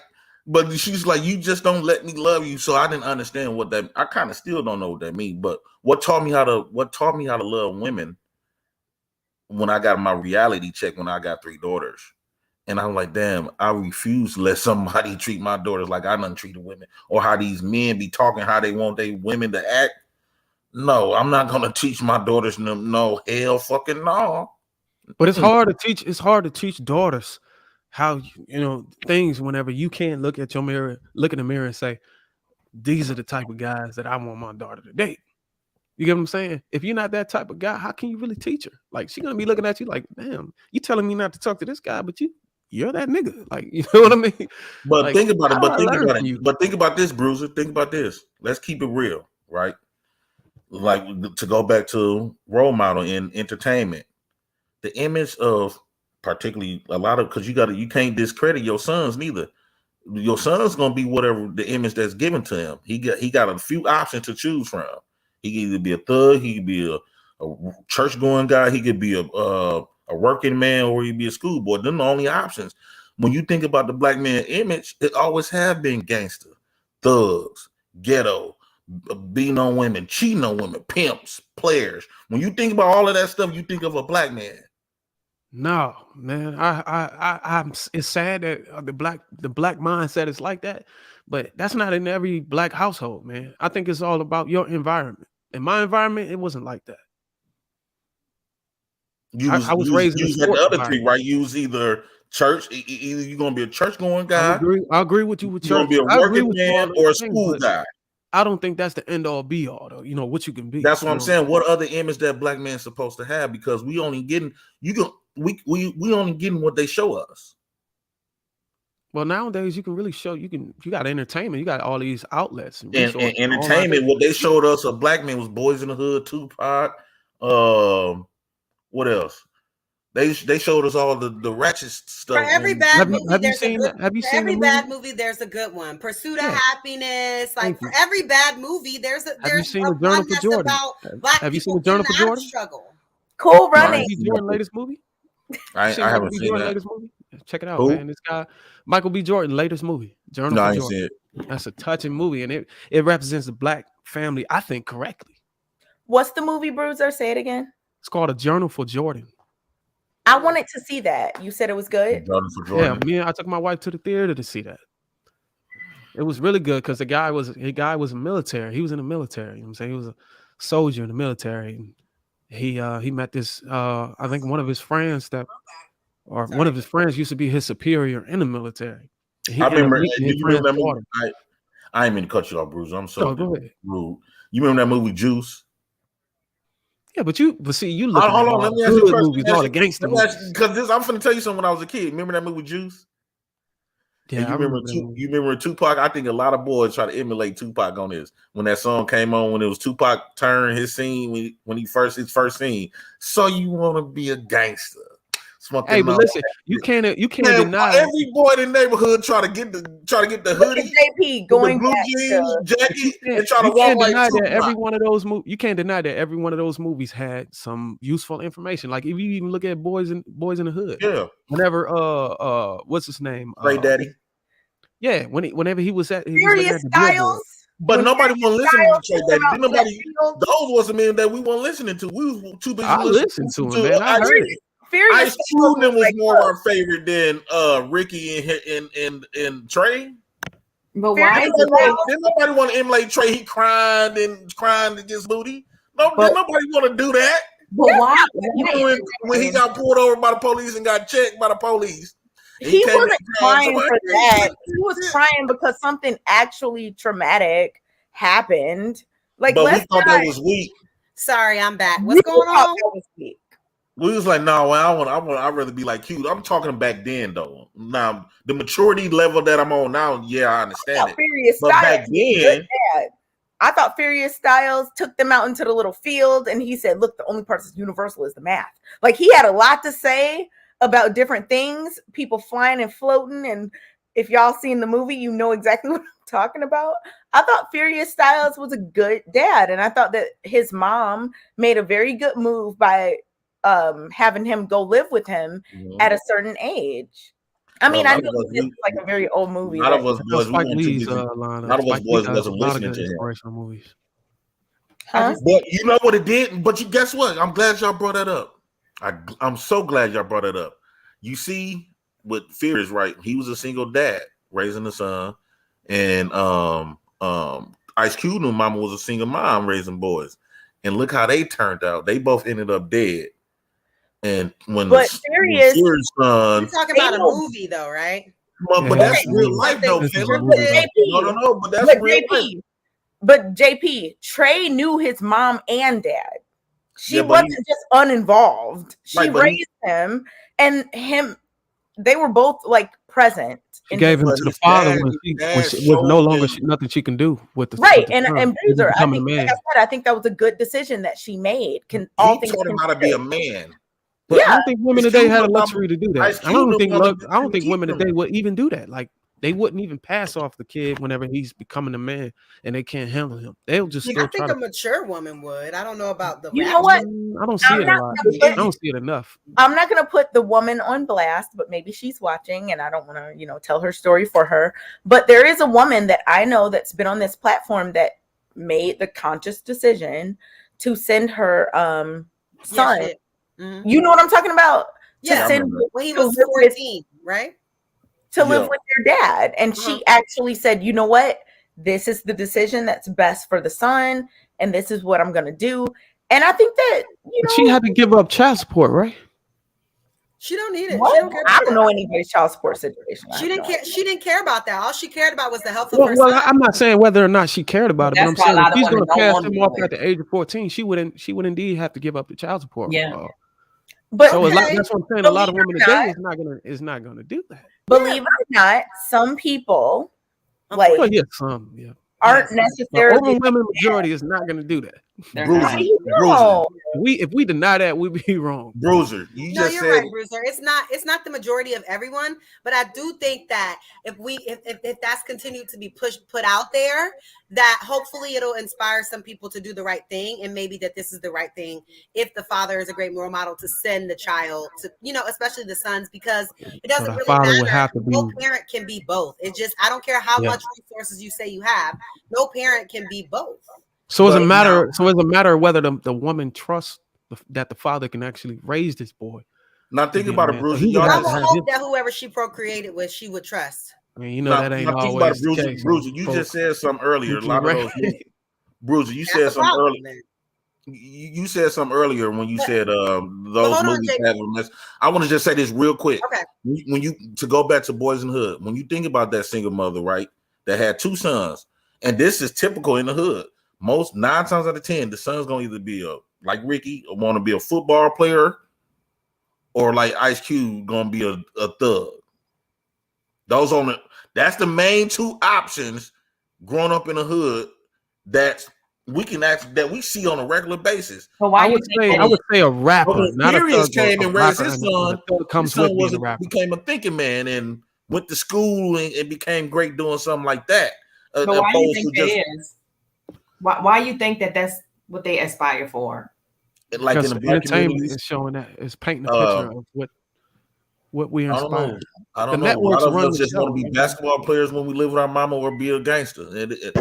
Them like the only options damn near that I've seen. No, that's if you come from a particular place, because that's just not how I think personally, I think the majority of the time what it is the circle. It's the circle that people are in. Yeah. That's just like all the movies that you talked about. All the movies that you spoke on were basically your surroundings, so you could relate to it.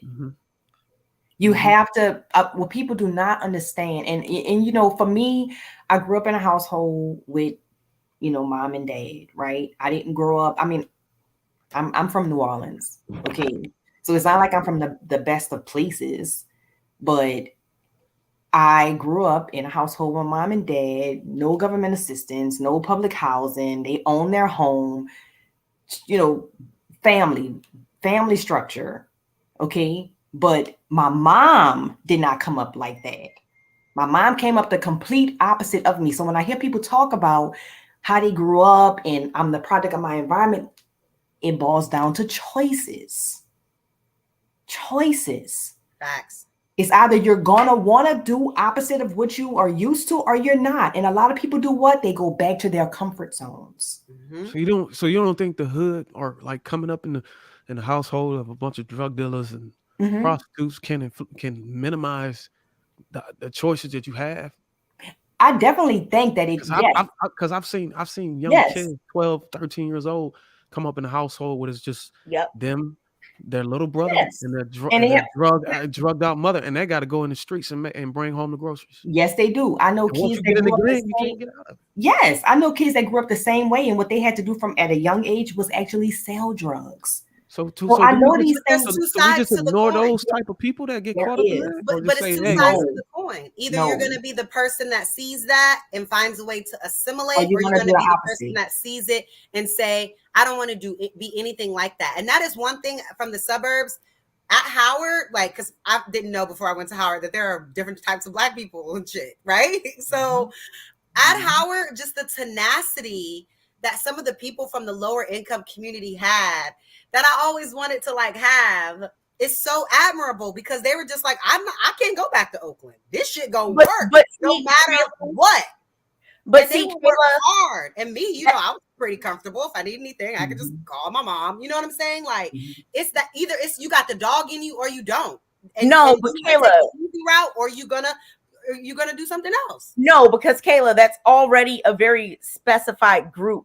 The ones that made it into Howard, that's not representative of just the average person walking around. Even still, they didn't have no help, had to take out a loan for every single year, and still did it.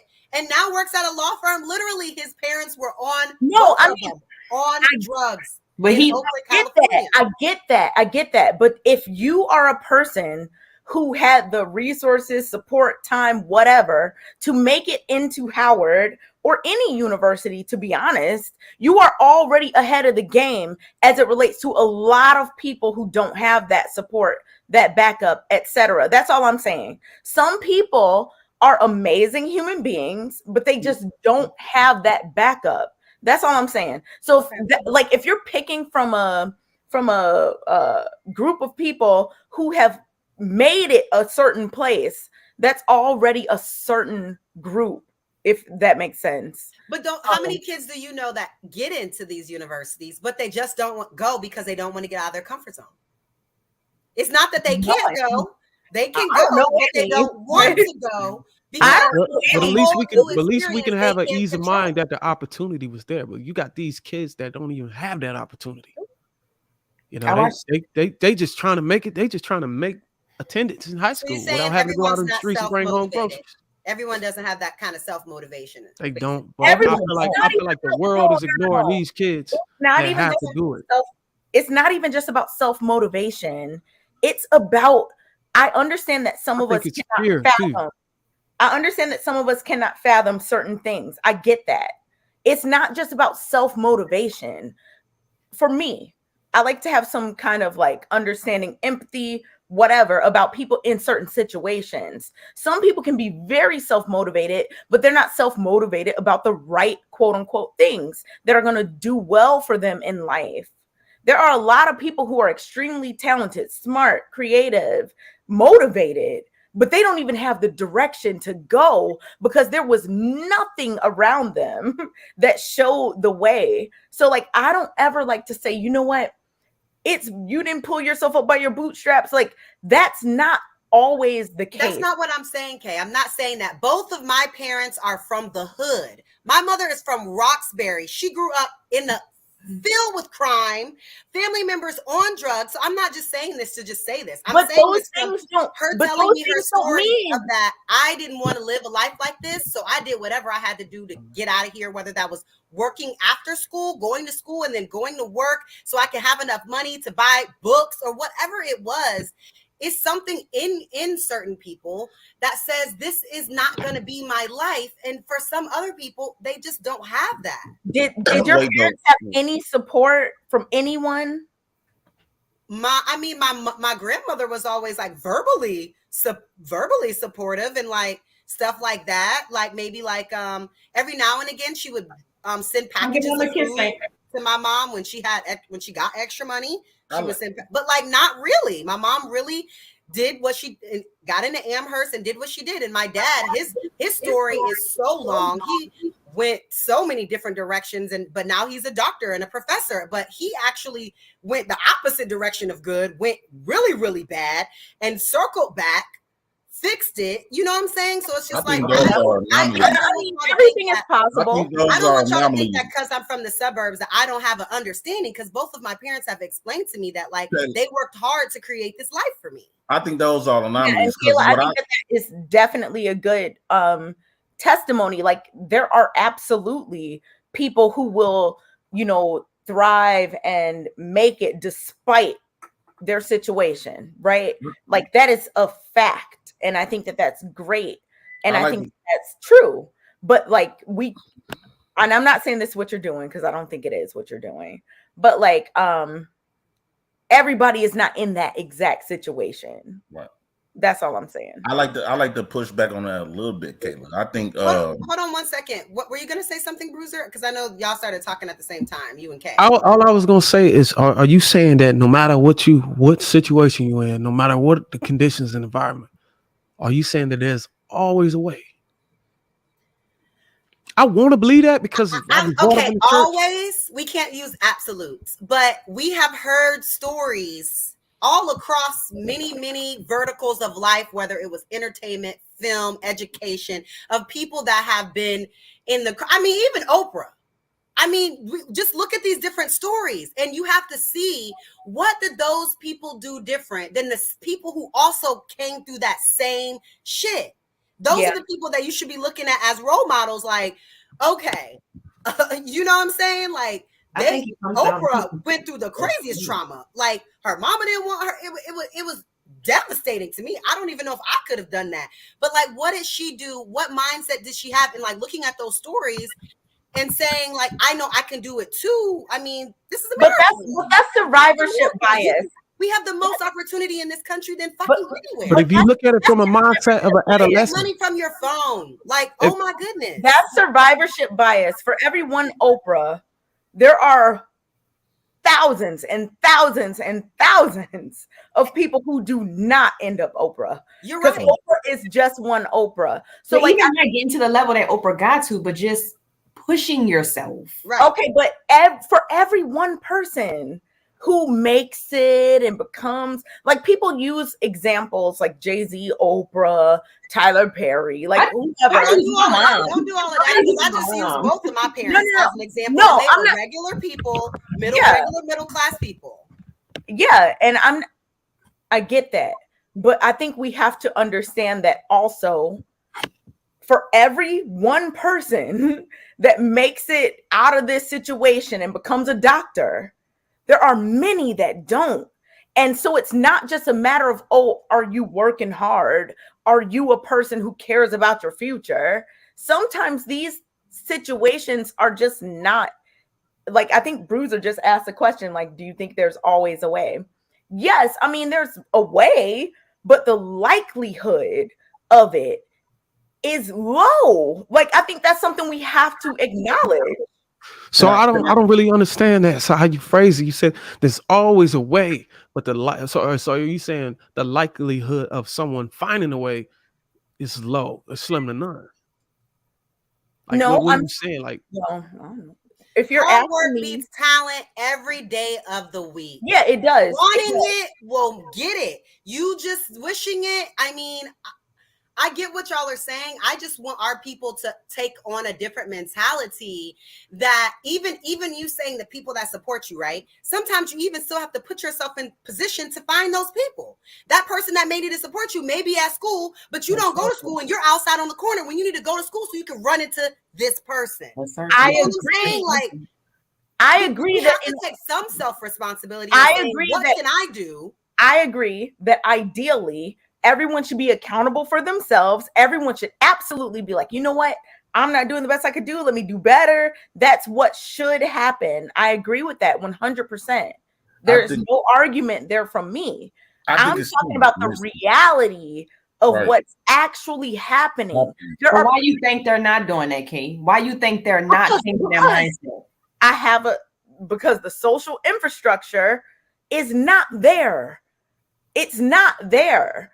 There are plenty of kids who are extremely bright. They're bright. They're smart. They know, they're just sharp. But the thing is, they don't have the infrastructure around them in order to go a certain path. And there's so much. You think it's the role model that they don't have? Can I add something to the because you know how many scholarships in America go unused simply because Black people don't apply for them? No. And a lot of it because they don't know. Information. Wait, there's scholarships out there? We're in the information age where you can find a lot of things. I didn't even know that. We are in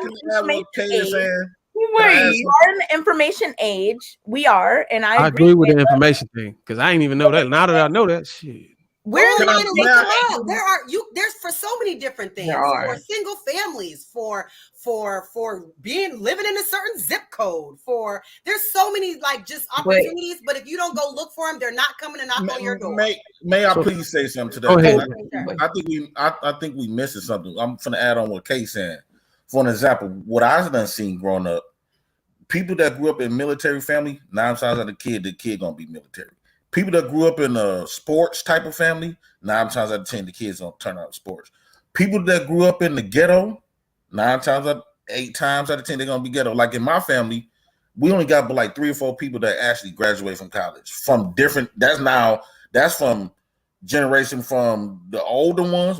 We had 1 or 2 people that was older. Then we got 1 or 2 people that's younger, and that's it. And I got a large family from my city. We fill up in my city in multiple states. I think it's all about the environment. Like we used to laugh at people that went to school and boys that went to school and nerds and all that. We didn't want to be that. And sometimes in the hood, it was almost embarrassing to even act like you smart when you've been around a lot of people. So it's all about that's your circle, man. That's unfortunate that you around those people and you admire those people that you're around. So whenever they do, I'm just saying on a lot of these. What Kay is saying, a lot of times it's all about the family and the family that they have. Like again, your peers. I see a lot of people that's graduating now. A lot of times they family them had college degrees and all the other stuff. So they was brought up in a college type of family.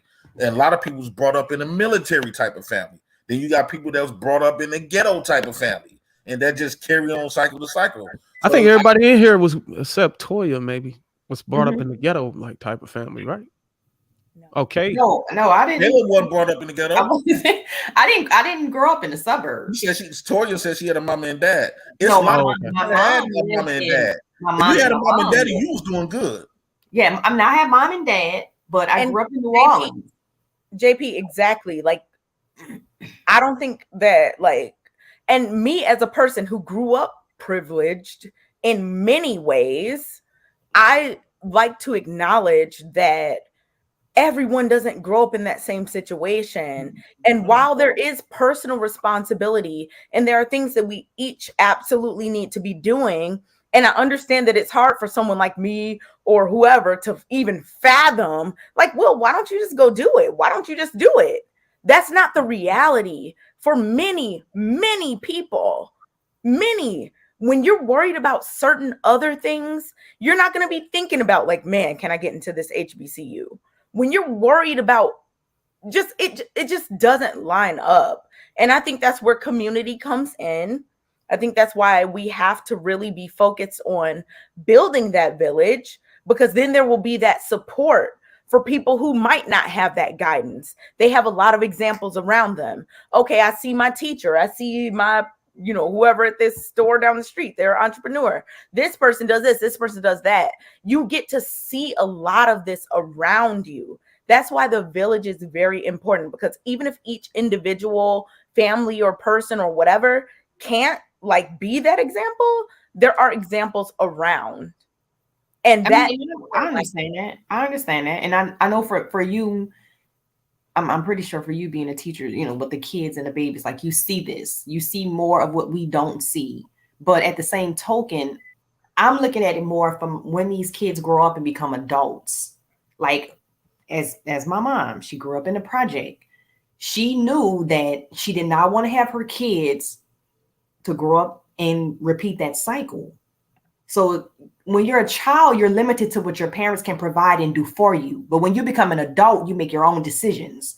So if I know living in this area is bad for me, why stay there as an adult? And a lot of people do it because it's comfort zones. That's like when Katrina happened. When people was relocated to other states, you know what they did? Majority of them, they went to the hoods, because that's what they're comfortable with living in. They're comfortable living in those environments. They was able to keep some of that money. You know what I'm saying? Well, I mean, cheaper route. You can pocket some of that money and use but it. it's not even about the money, because they freaking spending it. It's not even with the money, because when we relocated, like I was in Houston, so everything was paid for us. You didn't have to spend your money on rent and stuff like that. People go to their comfort zones, and when they can't get it, they come back. So when they were in these other states and it wasn't working for them, you know what they did? They came back to the hood in New Orleans. Why do you think that was? Because it's a mindset. Agreed. It's a mindset. It's hard to break. And that's why I said, for some people, you have to change that. If you want to make a change, don't get me wrong. I'm not saying it's easy. I'm not saying it's easy to change it. But if you want better, you have to do different. You got to change the mentality. I agree. I agree with that. So that's an example of you can take the I ain't gonna say the word. You could take the person out of the hood, but you can't take the out of the person. But you know what be making me upset though? You know, when we having these conversations, it's like, okay, end us off, JP. We're gonna go to the next topic. Okay, what be making me upset? Like people that did everything the correctable way. Okay, just because you turn a certain age, if you wasn't, they be expecting people that didn't grow up in this lifestyle at all. So when they turn a certain age, you they say, okay, you was an adult, you supposed to make this decision. No, your foundation is how you was brought up first. 9 times out of 10, how you was brought up is damn near how you're going to end up. If, you know, is that directed to me? Especially in your 20s, like it took certain people came in my life that kind of like geared me towards like working the job, getting my own stuff and all this. But I still, even though I was doing great, I still like, man, I miss the ghetto. And I know a lot of people. I know a lot of people that never really left the state, left the city, never really even left their hood. That's home to them. That's why I say it's a mindset. That's your comfort zone. It's not only a mindset. It's what they was raised around. That's a comfort zone. Yeah, those same people was raised around college people or JP. No. JP, this age of information, you're able to see so many more things than you were back in the 90s when you were on the block. But it's not like no idea what the world had to offer. These days, not like living it. On Instagram and you can see. But everything you can that's see there. Kayla, but it's not like living it and experiencing. This is the analogy that I always use when people say that, because I agree. We are in the age of information. Like sometimes I even say that, like, man, we talking about a word definition. You could look it up. Like, I agree that we are in the age of information, but that would be like me asking you right now to tell me some very like highly specialized facts about neuroscience. Yes, they're available for you online. But if you didn't know what you were supposed to look for, if you didn't know that's what you were supposed to be looking for, you didn't know any of that, I can't be like, Kayla, it's a shame that you don't do this because, you know, we're in the age of information. You didn't even know what to look for. If I just threw you I think she's just trying to. I think she's trying to eliminate this stigma that Black people got, and it's called. Yes. I think it's excuses, man. Like no, we have. At some point, you got to take accountability. You can't just say, "Oh, there it is was my mama." I would go as far as to say, there is accountability to be taken. There is. I would go as far as to say Black people. Wrong. I would go as far as to say Black people love whenever they have an excuse so they can stay in that situation. But that is the reality. The reality is either you want to stay in the ghetto or you don't. So what do you want? The reality is that there are many people who don't even think about what you're saying, Toya. Right. I know that. Now that I do know. We know that. People are in this life doing what they're doing day to day, and they're not thinking of a choice. And they're having fun doing it. They're having fun. I'm not saying I agree there is accountability to be taken. People should not be complacent. I think, Bruiser, you just said that. People should not be doing certain things. I agree. And we have to work to making that better. And I think that's where the community comes in. But right now, as it stands, every person out in the world is not like, well, I got a choice. I'm going to decide to go to college. Community is your household. Not even thinking that way. We have to understand that people are not thinking that way. You just said it. Everyone you said he's comfortable where he's at. He's not thinking about. That's what I said. Like for an example, JP. Okay, now Toya. Let me clear this up. Let me say this one thing. Okay? JP is even here talking to us shows something. He's already not. He already is very self-reflective about certain things, and we've talked about that here. Everybody is not even on the level of JP. Like, we have to understand the reality of the situation. Yes, we all should just do better. Absolutely. I agree. But the reality is that some people don't even think about this. Some people are not watching YouTube videos every day. Some people are not even thinking about it. And we cannot expect people who aren't even thinking about this to just be like, the age of information. Let me find out how to do this. And you know what? We it's not what happens. We don't have to expect it, but I'm also not going to enable it and be like, it's not about enabling, but it's about understanding that we need to build the community. That is the main thing, because most Black people are not criminals. Most Black people are not just randomly doing nonsense. So the community is where the strength is. We need to understand that as a community, we need to try to get on the same page about certain things. Most people are not out here doing nonsense. They're not, mostly. And so you know what? Most people ain't doing enough for nothing, actually. Okay. They're not not, man. We gotta admit really that. not. They're trying to do the minimum and get by doing as least as they fucking can do. Apathy. Jay in the hood. Don't you see that, Jay? Don't you see that in the hood? Trying to figure out where can I get a check? How can I hit a lick that takes no time, energy, and effort? That's what most people are doing. They're spending I go home to the hood all the time when I time, visit my mental mom, energy, man. and capacity trying to do You know crime. when you and Kayla don't mess up at What? okay. What? You know, What? Yes, they are trying to finesse a check from the government or trying to finesse something. Kayla, do you think that's we're most using black vital people? mind, time, and energy to plan bullshit. Do you think that's most black Yes, people? they might be. Kayla, But I got to do say you this think- though. Let me just say this. Instead of working hard, Once you get a criminal record and you lose your credentials, that's even worse. Like you really start Kayla, do figuring you out think shortcuts. that's But you know what? But you know what, Bruce? I've been when you go around hood people and you go around because I've been exposed to people that's so-called doing the good thing, they successful and all this other stuff. But when you go around the hood people, I'm gonna be honest. I gotta be honest. When you go around the hood people, they seems to be more happier than the people that's doing all this successful great things. So let me ask you this, Jay. I don't see that. They more happier, they're more I don't see Let me that. ask you this, Jay. If your sons grew up to have the same situation you had at this minute, at this hour, would you be proud of them? You talking about like being a thug or? I'm not going to tell you. I'm not going to identify what you are or try to judge you or anything. I'm just asking you a simple question. Would you be proud of your sons if they were in the situation you are in right now? Well, I'm in a decent situation. I would tell them, like, I'll be proud if they've been who they want to be. No, but that's not what I'm asking you. I'm asking you if no. What I'm saying is because they might choose. Some people love the street life. So your guidance, all of the guidance you giving them for all their young lives and them becoming 18, all of that guidance. If all of the guidance you gave them leads them to be in a situation you are in today, would you think that you were successful with your guidance or you failed them? I would say that I failed them.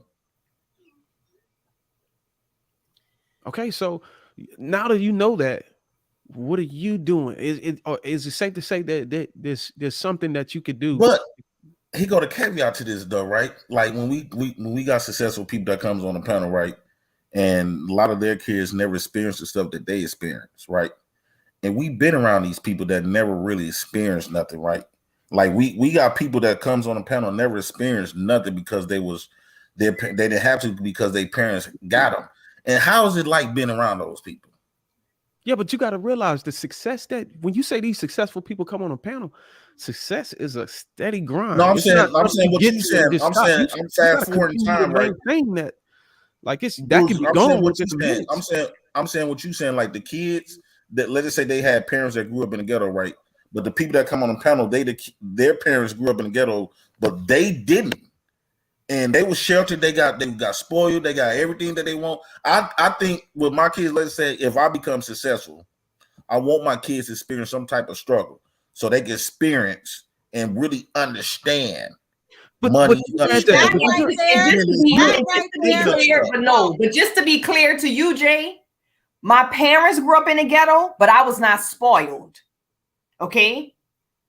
No, I'm saying, I'm just being clear. I don't want you to think I was a little small girl that grew up. No, nothing about me was spoiled. No, when you talk to kids that never really have experienced nothing, they got book smart, but they not street smart.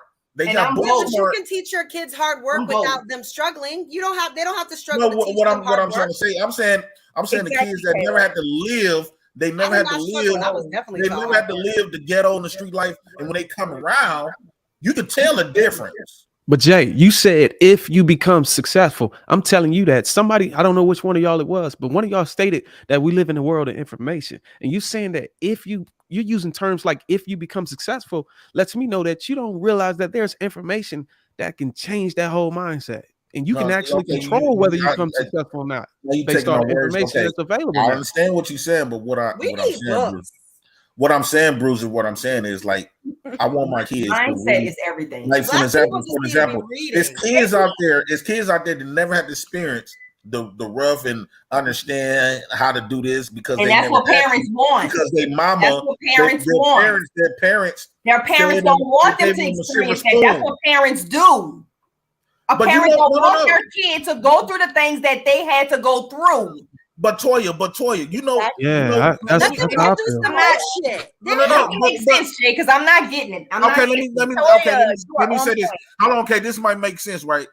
What I was about to say, okay. My character, okay. The good things that happened to me in my life, those were my prosperities, right? That's my rewards and all this other stuff. Now, the bad stuff, the negative stuff that happened to me, that what built my character. That is the stuff that gave me the wisdom and built my character. That people that never experienced it, they can't even emulate it correctly. JP, that's how I got my character. You can't mimic or mock that because if you never lived it and never experienced it.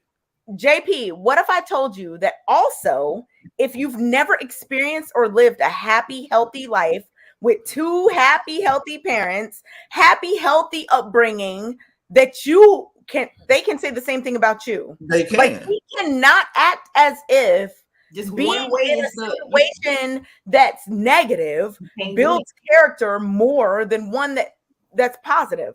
But those people that you don't want to be like, because they be acting so sedity and spoiled. That's not true. That's not true. What? I'm sedity. JP, that's your experience. A lot of them do be acting uppity, so y'all gonna lie and say they don't. No, I'm not saying that there isn't people that bougie, bougie. Hold on, Jay Prince. Is that really the worst thing that can happen? And they really put themselves on and they fucking get on from their hard work and now they're on and you're talking about they spoiled? Is that the worst that can happen for them? No, they act like Hillary Banks. Let it happen. They act like Hillary Banks. They act like Hillary Banks. Jay Prince. There's nothing wrong with feeling proud of yourself for making it out, man. I'm not saying there's nothing wrong with feeling proud of yourself. But when I'm saying they act like Hillary Banks, all ditzy and kind of stupid. Hillary ain't never. That's different. Hillary never felt the struggle ever. Ever. Right, and she she don't know no other way to act. Well, Hillary is a trope. Like, that's a whole. I'm saying she's an example of what I'm talking about. Okay, but Hillary Banks is an example of what I'm talking about. Well, use Keisha Cole. Use Keisha Cole or somebody like that. No, hold on, Jay Prince. Let me ask you. I mean, you can use Beyonce. Beyonce ripping through water all the time. Beyonce grew up in a middle class home. Queen Latifah. She out of the Jersey. hardest working women in show business. Jay Prince. She grew up very comfortable. Lots of resources. Go ahead, Kay. So what now? Jay Prince. No, they're scared of reference stones. Hold on, Bruiser. Hold on, Toya. Hold on, everybody. So Jay Prince, the question. Yeah. If you I know you have children. Mm-hmm. And I've asked this before, like on my Facebook, like a decade ago. But I think it's perfectly fitting for right now. If you could have a situation where your kids have the exact same outcomes either way, same outcome, right? Same nice marriage, same nice car, house, career, same outcomes either way. But in one situation, they struggle. And in one situation, they do not. They're happy, healthy, no struggle. Which one would you pick for your kids? I'll pick the one that had to struggle. The reason why I picked the ones that had to struggle because the ones that had to struggle appreciate and it's like almost giving one kid $1 million and then making the other $1 million and teaching the other kid how to make $1 million. The ones that went through the struggle, you can't beat them. Like the ones, like let us say, I'm gonna say this: the ones that was given the silver spoon. Twisted. Hold on, Bruiser. Hold on. No, the ones that was given the silver spoon. It's coming from exactly. It's like those people that sabotage the silver spoon because they just don't trust. Okay, what I'm saying is, if you take that silver spoon from the ones that never experienced nothing, you take that silver spoon away from them. They end up doing. They end up deleting themselves. But the ones that been broke, and made it out the mud, they strong as fuck. So you take some if they get bankrupt. What? Everything. Most people who went through a bunch of trauma are not strong AF. A lot of them are out here struggling day to day. No, Are you you talking about you said if the one that struggled and became successful. I said they have the exact same outcome. They both were successful.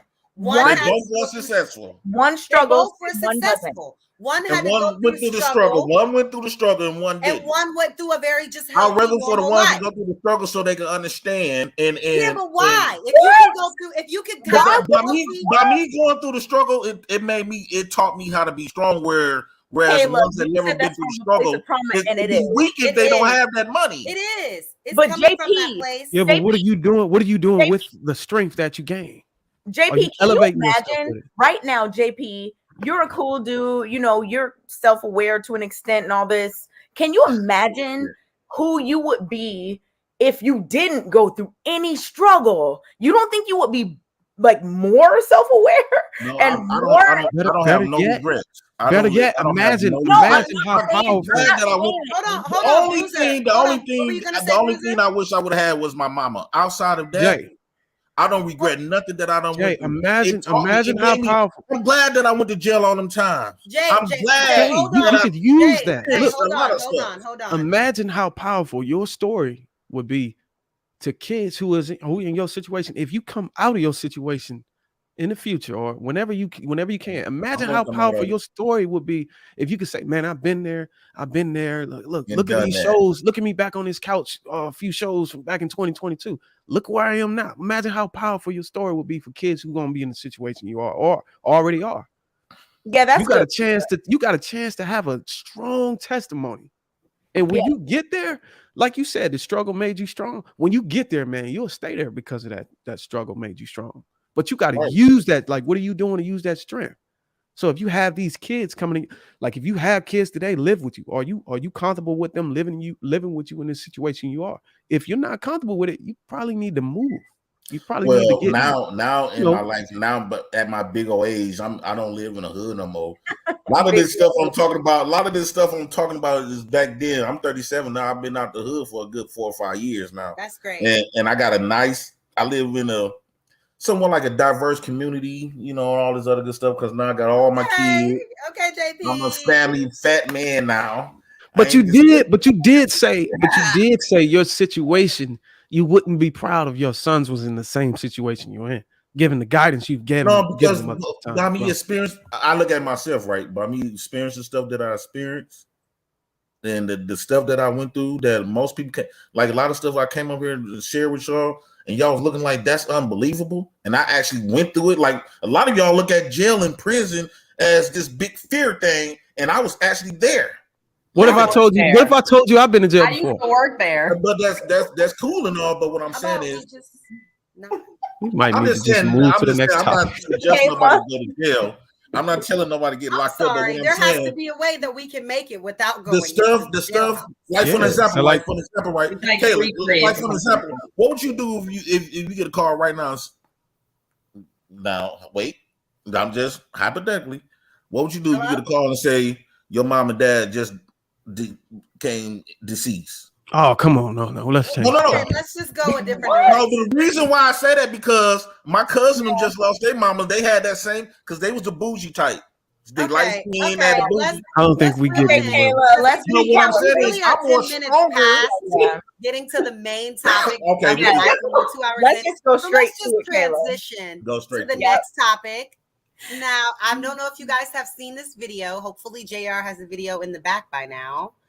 But it's a video that Claudia Jordan actually ended up saying something about, and it really, you know, applies to what we're talking about today, because I'm trying to understand what it is that we can do in our community to fix this. So today's topic.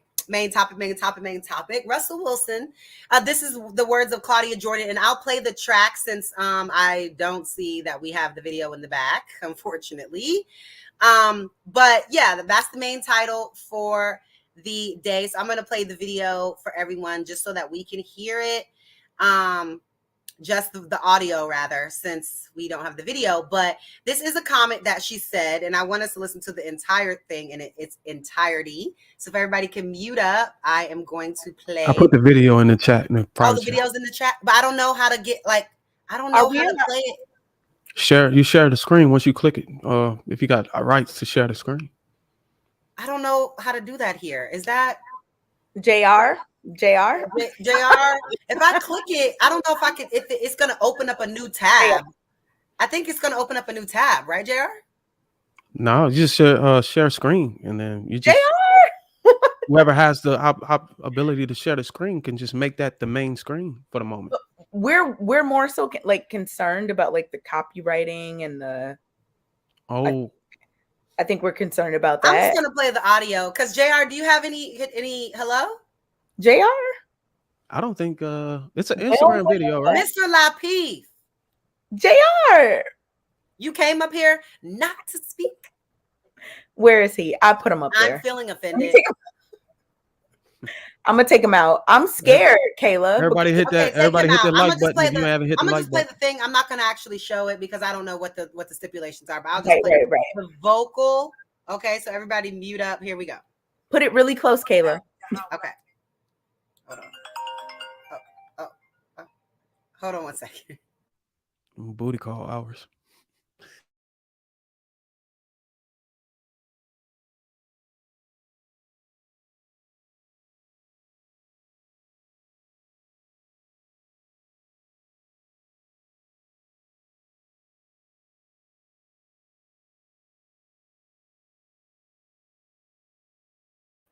Well, that was JR. That was JR. I was just clearing this on from him. Okay. To me, is a throwback to how Black men used to carry themselves before we got ratchet. Before we started praising the lowest of the low. Before we started like thinking it was cool to be dumb and ignorant and like purposely misspeaking, misspelling, sounding ignorant and dumb. Before we started praising the lowest of the low, it reeks of low self-esteem as a culture. To say, oh, this is Black if you're ignorant. But when you're not, we equate that with being white. So we're going to give that to the white man? Like they have the exclusivity rights on intelligence and class? Shouldn't we be like, yo, he's with us. You ain't Black enough because you use proper English? So we really are saying that we're not capable of elevating, but then these are the same people that want to be referred to as a king. And then you have one actually treating a woman as queen and actually carrying himself as a king. And we're going to sit here and try to take his Black card from him because he's not acting up. He's not acting up, wilding out. Mm-hmm. It is so ridiculous. And then we say, we're not a monolith. But then if you don't do these things, like you said, Q, you're not one of us and you can't sit with us. Stop doing this to other Black people. Stop making Black people feel guilty for being classy and intelligent and carrying themselves in the way that we should all be trying to aspire to be. Like, it is ridiculous that the hate for Sierra is because she moved on from a Future. So all these like Future F boys that are like him, Future lights, y'all feel some kind of way because I hit you in the gut because you feel that, right? You know your girl deserves better. I really wish we can get away from that and start praising that. His Blackness should not be in question because he's not ignorant. Mm-hmm. We should stop. We need to stop embracing that. We ain't that. Russell Wilson to me is a throwback to how Black men used to carry themselves before we got ratchet. Okay, so that is main topic for today. Claudia Jordan says Russell Wilson is what Black men were like before it became cool to be ignorant. Not ignorant, ignorant. Okay. So yeah, I mean, I think that this is very, very interesting. I can't disagree with anything specifically that she said. I do agree with her only because I experienced this. I still experience this to this day, that people think that I'm uppity or whatever because I speak proper English and I use the language that's my native language. I know it very well. Who would have thought? Oh my goodness. That is crazy. But no, I identify with what she's saying. I think that the whole culture of the future and not being cool is honestly very new. The futures and the Nick Cannons and the I guess not Nick because Nick speaks well, but I mean just this ignorant kind of perception of like how we're moving out here in the world and the stuff that we're saying on the internet. But yeah, what do y'all think about what Miss Claudia Jordan when you say education and intelligence, I like to push back on that. I believe the stuff that we was taught here in America. I think the reason why a lot of black boys and stuff like that don't graduate from the area that I come from, because it feels like more of when you go to school. We all went to public schools. It feels more of an indoctrination than education. I think it's a difference between the two, and I think that schools is programming us to be what they want us to be. And a lot of niggas wasn't just feeling it. It didn't sit well with our soul. But let me tell you something. When I grew up, and I found out like by my African heritage and stuff like that, I found myself, because when I was a kid, they said I was had ADD, ADHD, and all that. Back then it was ADD and attention deficit disorder. But when I grew up and I started learning about where I actually come from, and seeing how black people outside of slavery, I find myself studying, learning. I'm learning for hours paying attention for hours, because it meant something to me. It made me feel like I'm learning about something where I come from, opposed to this. And then this guy, we always want. I hate to say this, I'm going to piss a lot of people off with this. Wait, what are you always saying? Have been. Russell Wilson is not even black, dude. But Russell Wilson, he mixed race. He mixed with black. He's 67% black, 30-some% white. Then he 1%. If he got 1% of black in him, he black. How? Google it. If you got 1% of black in you black. He's not. His mom is a mixed person. What are you talking about? But what I'm saying is, mixed people always have been like the buffer and the standard of what us black should be like. He's gonna be a black man. He's a black man. Anybody he's not no black man. That's a black man. Google on the police radio. He a black man. But I don't care about ball or something. I care about what's fact. Man, I care about what's facts. But that baby is black. The reason why I'm pointing this out, because mixed people live a different life from us, and then they Like, always the voice in the buffer for us. You saying Steph Curry is not black? He is not black. I mean, he is not black. He's more black than he's anything. He's black. What's the dude from Kid and Play? You saying he not black? We associate him with being black because we love him. Oh. Okay, you know what? Let's just take a pause right here. He's not. They always been a buffer and a voice. I just want to get into the specifics of the tape. We're gonna circle back to JP once, just give it a second. Let's get Toya. I don't understand what they mean by what we was before. What men are really, I mean, I see obviously Jay Prince is one of the guys who's bringing them down, but what audience or what group of black men are stripping this guy? Is it the hip hop guys? What do you mean that are like supporting Future? Yeah, I mean that's like saying, "Oh, this dude ain't black." You know what I'm saying? He's a cornball or something like that. Whatever. I don't really. That's what's happening. Usually, the guys hashtagging City Boys up one. Oh, okay. Man. Probably them dudes. Every time it's some ignorant stuff that goes on, they the first one to comment hashtag City Boys up one. Them guys. Yeah, I think the dude is it should be a role model for a lot of black brothers out here that wants to get in a relationship and want to know how to love and support that queen. I think that they should look at him as a role model. I mean, I haven't heard anything negative about him. I mean, he's taking care of his woman and his child. Also, he's probably loving Future's child just the same as he's loving his own child. Yes. The fact that he's loving another man's child is awful to me. He's been in that child's life since the child. I don't care how long he is not his child. Can you explain what you mean? How is that awful? The fact that you chose a woman that dated Futures all her life, then she gonna pick you. You should feel offended. Russell Wilson should feel offended that a woman like her will even approach him or even accept him. She been dating Futures and got kids by all these Futures, but yet want to end up with a Russell Wilson. He should feel offended. You know what, JP? That's like saying the only person that should consider you is the bitch from the hood. I bet you won't consider That's me. literally what you're saying. Right, because but how are you saying me, Russell shouldn't man like consider me? her No. because she was with Future, she had a baby with him, but you want somebody to consider you when you have kids with multiple women and everything that you said tonight. Like, be for real. That is not okay. I'm not being a stepdaddy should never be the standard for nobody. Who said it was a standard? Nobody said it was. Well, that's what Russell Wilson is. He is a role model for loving his wife, his kids, and the kid that has been in his life since the kid was 2 years old. He's the main father in that child's life. He considers him as a son. Coming from a mixed family, I have a half brother. I have a stepmother.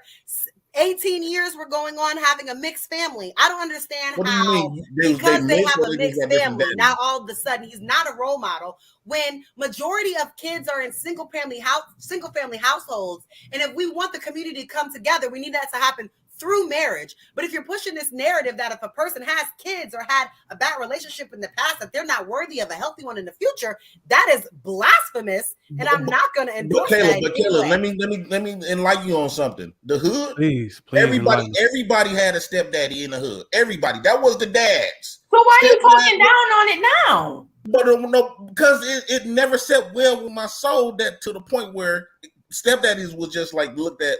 That was, to me, that was women hustle. You get money from the daddy, you push out the daddy. He should have more respect. This man want to come and save you than regular daddies because he's taking care of and being a daddy to a kid that's not even his. That's your that type of shit pisses me off. No, what you saying pisses me off, and I'm gonna tell you why it pisses me off. Because my current husband is a stepdad to my son from my previous marriage. I don't care. I don't agree with stepdads. And you don't have to, but for you to put that narrative out there that yes, and I'm standing on that. You're down bad for that. Yeah. You're down bad, and I guarantee you this. I praise daddies, real fathers. Okay, so are you married to the women? Are you married to the women that you had kids with? No, what I'm saying, but are you married to the women that you had kids with? Are you married to the women that you had kids with? Hold on. It's up to the woman. It's up to the woman to find her kids their real dad and find a daddy for her kids. So you sit up there getting pregnant by men that you don't know gonna be there tomorrow. No, that woman. No, because I married my father. I married my little boy's dad. I married my son. That husband of yours shouldn't came and rescue you for the decision that you made. He didn't rescue shit. You made that fucked up decision. He didn't rescue shit. He was married. Wasting his time with a woman. No, he need to go create his own baby. Married. He had previous kids from a previous marriage as well. So does that make him a fucked up situation as well? I'm glad you said that. Kayla, remember I said that? It's always you got these stepdaddies will come in with a new woman. What are you talking about? This is not He's not making any sense. JP, he's not making any sense. That's what I said. This right here is the mindset. You have a ghetto mindset. Do his other kids live with you? Ghetto. What does it matter? They're adults now, but yes, one of them did live with us. One of them, right? No, what I'm getting at because men would go with another woman and raise another woman fucking kids, but abandon and neglect his biological kids for a new bitch. Who said he abandoned? Mad at? This seems wait. No. I'm mad at this because you sit up here praising a stepdaddy that's neglecting their real daddies. When you're talking in regards to me, why I'm not talking about you. I'm not talking about you. Okay. I think Jay is feeling triggered, and I think he's talking about something specific. I'm not triggered. I just want to highlight Aggie Pride. I think women is very selfish that she will allow a man to come and raise her fucking kids while he got kids. Hold on, Jay. Because he shouldn't be at your house raising your kids while he got some. Jay, hold on. This dude here, so I really tried to be patient with this dude, but he is seriously ghetto. Hold on one second. First off, my husband did not abandon his kids. His kids are very well taken care of. Okay, by him as well as his previous wife. It's called co-parenting. Secondly, they are adults now. They are adults, so there's no need for him to send them money. So what are you talking about? I just can't get with a woman with kids and that's your decision. I don't think there's no neglection going on at all. Let's let Bruiser get in here. Bruiser, that's what's be happening though. Niggas be getting. Let me ask you this though. You got how many daughters you got, Jay? How many daughters you got, Jay? And they gonna wind up having a nigga that's a stepdaddy as well. You got 3 daughters, and when these women meet their husband, and they got to take care of their kids that they make with the woman, your baby mama, and they got to take care of your kids. Don't you want them to love your kids, your daughters, like they love their own? I think that's a justified question. He don't want to talk about that. If I had a kid with a woman and it didn't work out with us, and she took the kid and she made a family with another man, I would be happy. I would want that brother to love my daughter when she's with him under that household, like he would love his own. What was the question? Don't you want your daughters to be loved like you would love them, right? If they're under a different household with another man. Let's say your baby mother's marry another man. No, don't you want that man to love your daughters like he loved his kids with your baby mama? Okay, I had this conversation. I've been in this situation. I'm not gonna be nice just to make people feel good. I'm gonna keep it. But you still didn't answer my question. Why you didn't marry your kid's mother? You just asked. He just asked me the question. I will answer. I don't got no problem with keeping 100 with you. Why you didn't marry your kid's mother? Okay, let's do one at a time. I didn't marry my kids. Jay, make it short and sweet. Answer both questions. Start with Bruisers. Just sum it up. Sum up answer. One sentence. Well, I don't agree with this.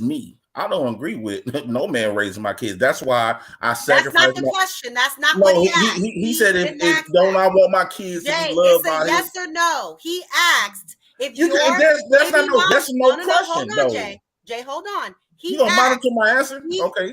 It's a yes or no. He asked if your baby mamas were to get married to a man, would you want him to love and care for your daughters the same way that he cares for his kids that are also going to be growing up in that mixed family together? Or do you want that man to treat your kids like outsiders and not show them that same love and care? My thing is he won't be treating yes my kids or like no? Nothing. No, it's not no yes or no. Yes, it is. No, it's not. Yes, you got it kids. Is. Yes, you don't it know. Is. Yes or no? It's not no yes or no answer. Yes what it no? is. Let's flip it, Jay, hold on. Yes no, he won't be able. He won't be. My baby mama got a man in her house right now, and I. The same damn thing. He just not married. You got a nigga living over your kid. Well, just because you shout don't make you correct. It's the same thing. You have another man that lives in a household with your child. The fucking ignorance. Are you serious? I don't understand. I'm trying to understand where he's coming. Like, why is his mind? Ghetto mindset. I don't get it. But let's just try to. I'm gonna go back to my point right here because we're getting off topic. Thank you, Aggie Pride for Life. I think Claudia was talking more about the way he carries himself and how he treats his woman. Being a stepdad is a whole different topic. So back to the main topic, which was why people criticize Russell for being a good husband, being a good man, taking care of being a good stepdad, doing all the things right and carrying himself with class and dignity versus Future, who has this reputation of treating women badly and having women crying and fighting and drama and saying ignorant ass shit. That was specifically the topic in terms of when did it become cool to be acting like the Future versus acting like the Russell? That it was the specific topic. So I want us to get back on topic if possible. Who wants to go with that? Kate, welcome back. What's up? What do you think? I think that Russells have always been cool, desired, etc. Like what? Like I don't even know how this discussion, not this one in particular, but like, you know, the one we've all seen online about like Future is this way and Russell Wilson is this way. Like what? I would bet that many women would not turn down a Future. Like I don't understand what people say. I mean, most of the time when I see people talking about who is going to turn down a Future, it's other men, and I'm just like confused a little bit. Like, so are you saying people going to pick a Future over a Russell? No, pick a Russell over a Future. Oh, like okay. I think that Russell Wilson, his type, based on what we've seen, I don't know him, is highly desired. Like, he's good looking, he's athletic, he's successful, he seems to be nice and sweet. Like, what? I don't what? Like, I don't even understand, like, people saying like no one would want him. Like, what? They would. I don't understand. I get that people want Future too. I get that. But like, to say that like Russell is considered lame or whatever, I don't agree. I don't think that's realistic. I think there are plenty of people who want a Russell Wilson. I don't think, I don't know. I agree with what she said. I think a lot of people you on mute, Kayla. You on mute, Kayla. I think a lot of people are I was just gonna say, but if Future was a regular guy, do you really think women will be into him the same way? He's a multimillionaire and a celebrity, so even being associated with him can make you a celebrity. But I'm saying, if he was just a regular guy, do you think people would still feel that way? I don't even think Sierra would have gave him a chance if he was just. You said Future or Russell? Kayla? No, Future. If Future was still Future, still ignorant with the comments, still having all the baby mama drama and all the extra stuff, do you think women would still want him if he was just a regular guy making like $100K and wasn't a multimillionaire and celebrity? Probably the hood one. If we're talking about Sierra, like if we're leaving her as a multimillionaire and then throwing in Russell Wilson as a regular man and Future as a regular man, I mean, honestly, I don't think that either one of them would have been dating her. Because I'm not talking about her in general. I'm just talking about women in general. If women in general saw a Future and saw a Russell, who would they pick? They're gonna pick Future. Let's be honest, man. They're gonna pick Future, man. Why do you say that, Bruiser? Because it's the way entertainment is glamorizing this type of guy. So even though you think money, the glamour, the drugs, the hood famous and all that. That's because they never been in it until they get in it and they see all that bullshit. I believe that, but we'd be remiss if we wouldn't say the average young girl. Well, I don't want to say young girl, but gotta be a young girl. I guess we can say as a young girl that's not really like got it all mentally together. Would choose Future. Would choose the rapper. Young girls, maybe. I think mature women would pick Russell. The city girl, which everybody. I'm not gonna say everybody. I hate using those broad terms, but it seems like most young girls want to be a city girl today, right?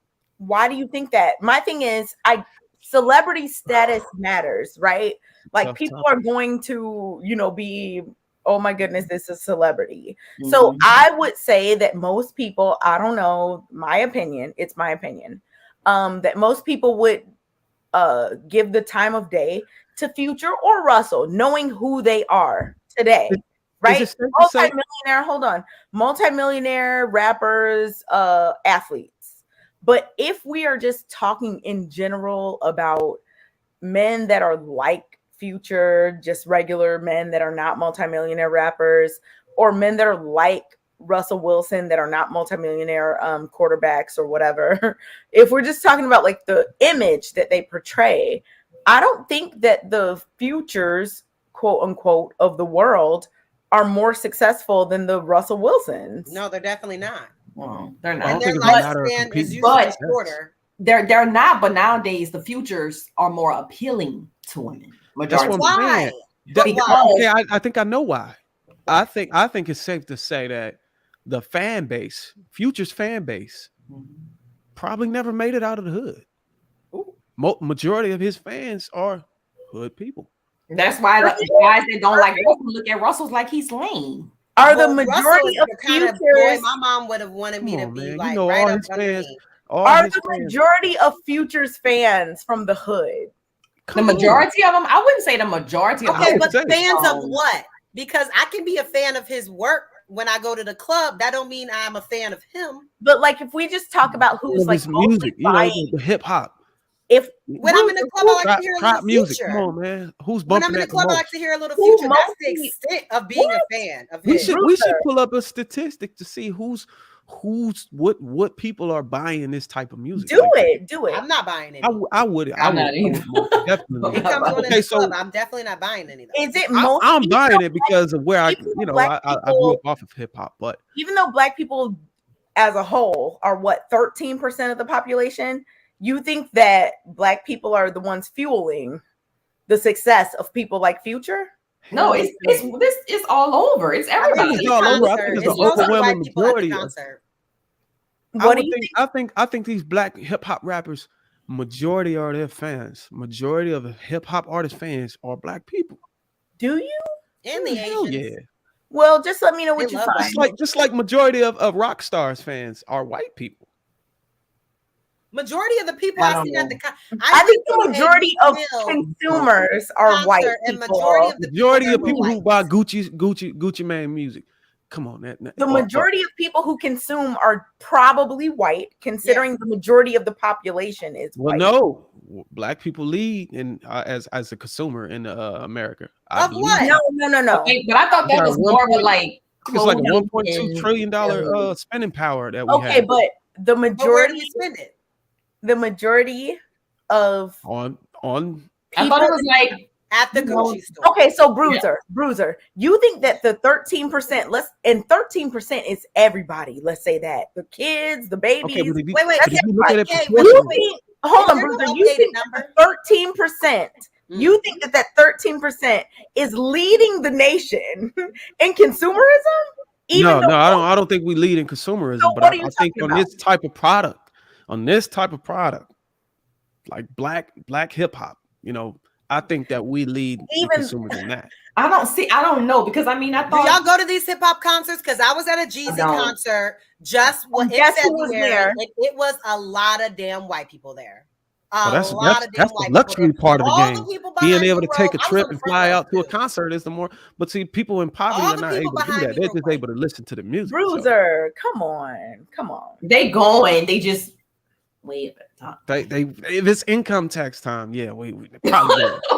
Oh my goodness. What? Bruiser, no. I'm just trying to be realistic. If the money is around, look, nah. People, we're not gonna front like black people don't be out here spending money on high design stuff. Okay, black people spend money on stuff, but the 13% of black people in the country are not the highest spenders. Well, so let's say I mean it like this. Let's say you got 13% of the population is black people. And you got like 70 or 60, 65 or 70%. Honestly, I feel like that number is higher. Black people don't participate in the census. They've been saying 13% since I was 10 years old. That's what I said, Kayla. It can't be possibly still 13%. I was like, how is it a decade later? I'm sorry, I had to get that out. No, Kayla, you bring up a good point. I've said that before. Sorry, go ahead. Like, what I'm saying? It's not the majority. Not the majority. I would say there's a bigger percentage of that 13% that listen to hip hop versus a bigger percentage of the 70% of white people. You know what I'm saying? Like I don't know. Like 80% of the 13% of black people probably listen to hip hop versus maybe 50 or 60%. Was it Tupac discussing about a little white girl? Like some big guy. No, I'm not knocking it. Like white people listen to hip hop too, but I'm just saying. I'm just saying, like the chances if you find a hip hop in a black person car, if you pull over 100 cars, the chances of you hearing black music versus white music is going to be higher. Conjecture. I can't stand Kay. What are you basing this on? Conjecture. You're like, if you pull over a black person versus a white person, like. Based on, it's a stereotype. I think it's a justified stereotype. Okay, with the whole Sierra thing, something I see in the comments makes sense to me is that Sierra is from Riverdale, so her and Future are from similar, like. Where's Riverdale? It's not like the hood, but it's not a nice area. You know what I'm saying? So they grew up in similar places. So it's not like it's same neck of the woods. It's unfathomable. Why why would Sierra pick Future? They're from the same city, grow up in similar, environments, and they're both now thrusted into fame. I can see how that could happen, but her maturing and wanting better for herself and making better decisions with the guys that she picks after him, isn't that what we should all be doing? Because it's a lot of baby mamas that made bad decisions, and they should not make more bad decisions, and they should make good decisions. At what age did she make a decision to she was still in her 20s. So, okay, so a lot of these 20-year-old black girls ain't got that same opportunity to bounce back like that. They get stuck with these ancient brothers, and they just stuck with all these kids, and they stuck in poverty. And government assistance is just like no way out. She had her talent to bail her out and being able to put herself in front of a successful black man. So I would say she got lucky.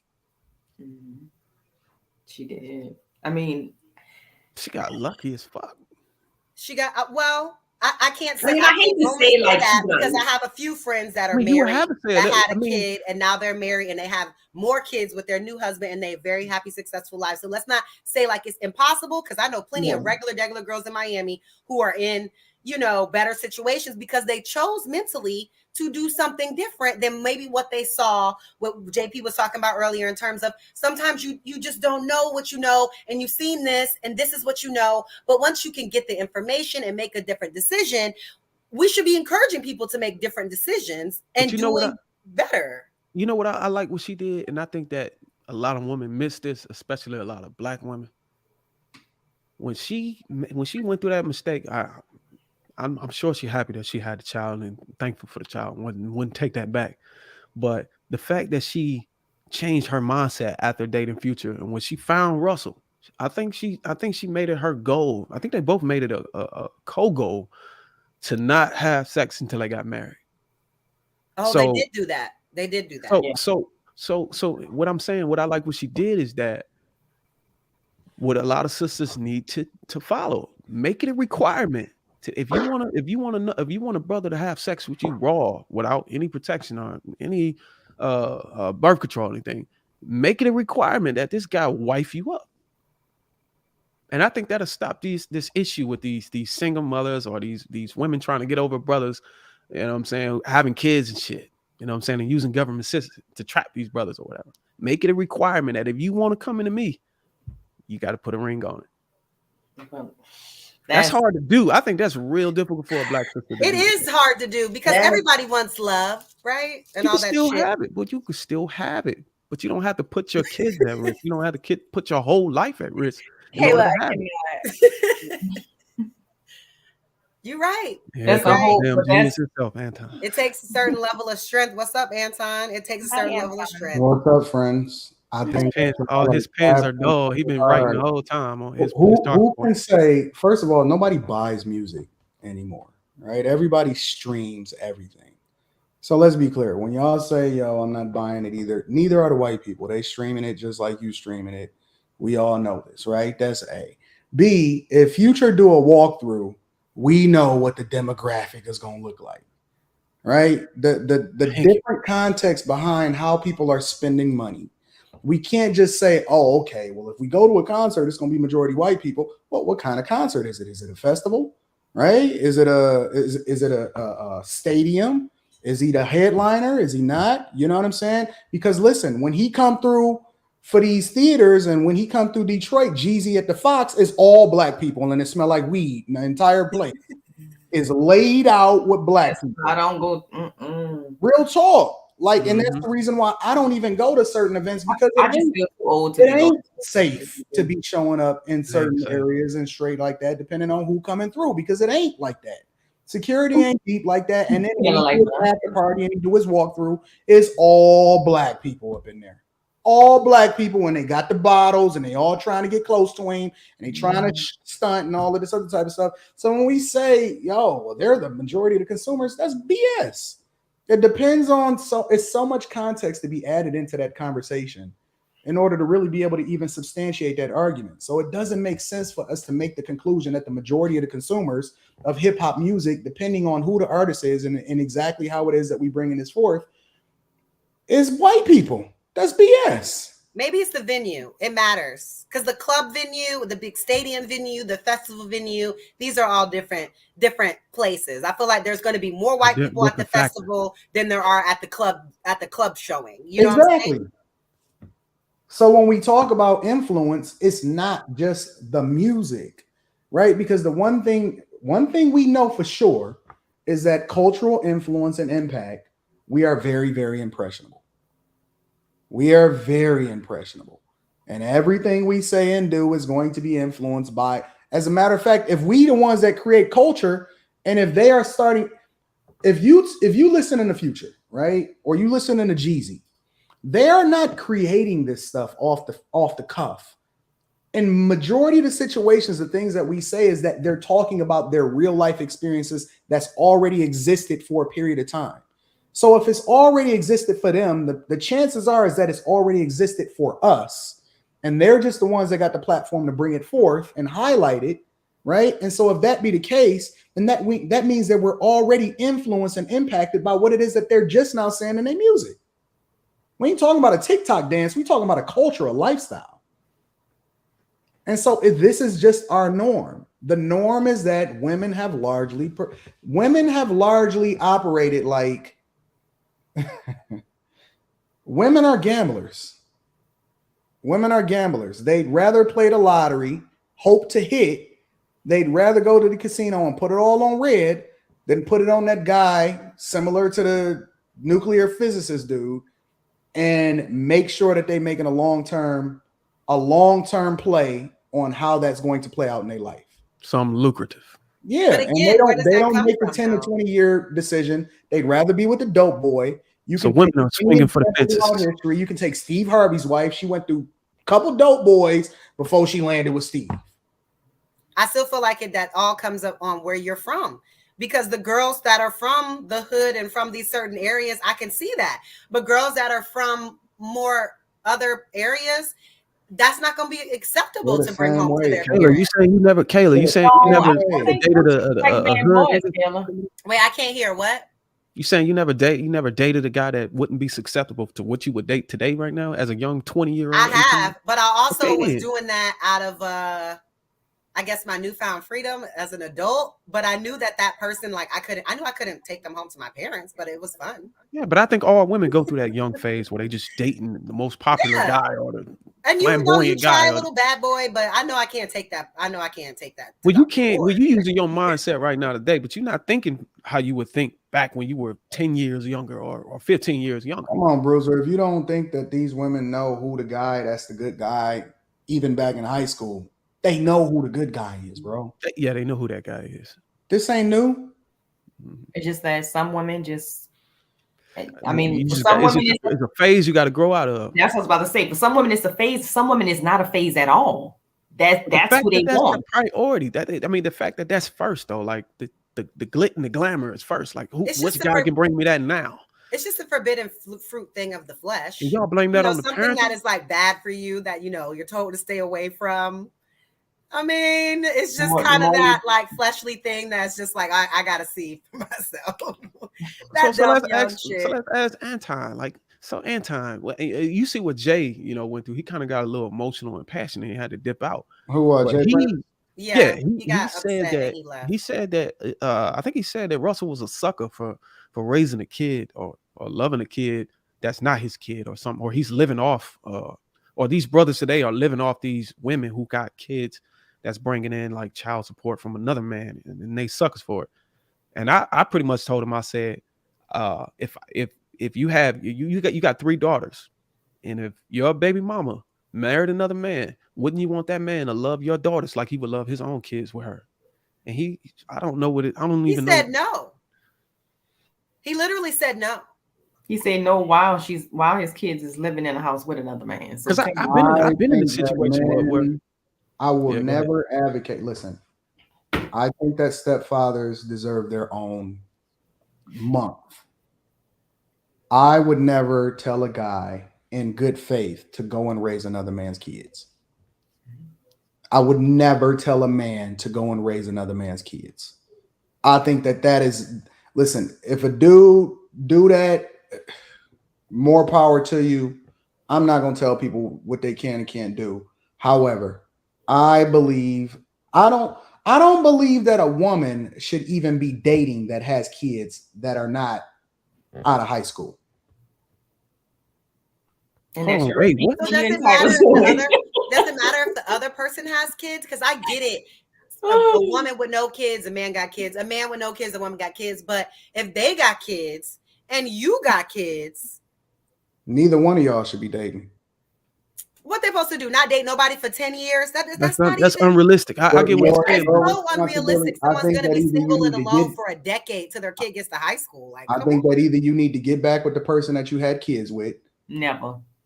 Or, but see, why is that too much of an ass to get back with the person? So they were good enough for you to lay on your back with, but they're not good enough for you to raise your kids with. No, he's not. He was married. Man. I was married to him. They got divorced. Well, I don't know. And now she's remarried. Situation. So that's completely understandable. I'm not speaking about you specifically, right? I can't evaluate your situation.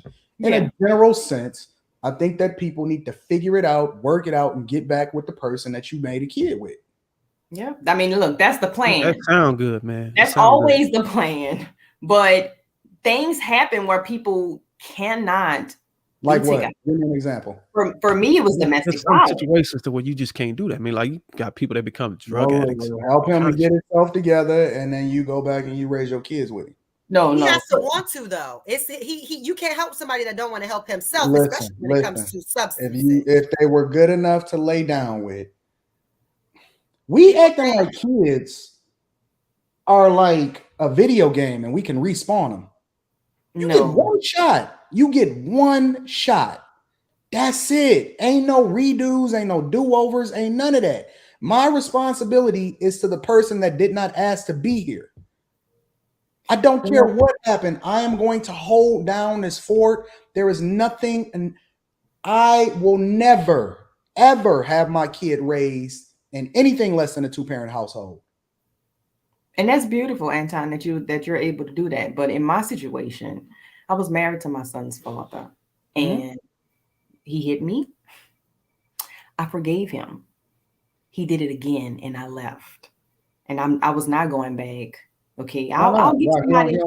So wait a minute. What if he got changed behavior, and what if he a better person? What if? Guess what? Don't come on me. I'm being realistic. What if? Is it best for? Because people do change and people do grow, right? Mm-hmm. If it's best for your kid, you still wouldn't consider it. People do change, but guess what? I'm not going to sit around in that type of situation and wait for you to change. I'm not going to sit around. I didn't say wait. I'm saying that now you gone, and who knows? What if it's changed behavior and it's already implemented? His behavior. How much time would it take for that to happen? Though you make it seem like the duration of time for it to happen. And she's not responsible for him to get it together. Is do that on his own. For her, according to her life or her path for her. If you're married to a person, you are one. You are not separate. Yes, you are one, but you hold a level of responsibility for them. Yes, you do. And guess what? There's grounds for divorce. Okay, there's a reason that's in play.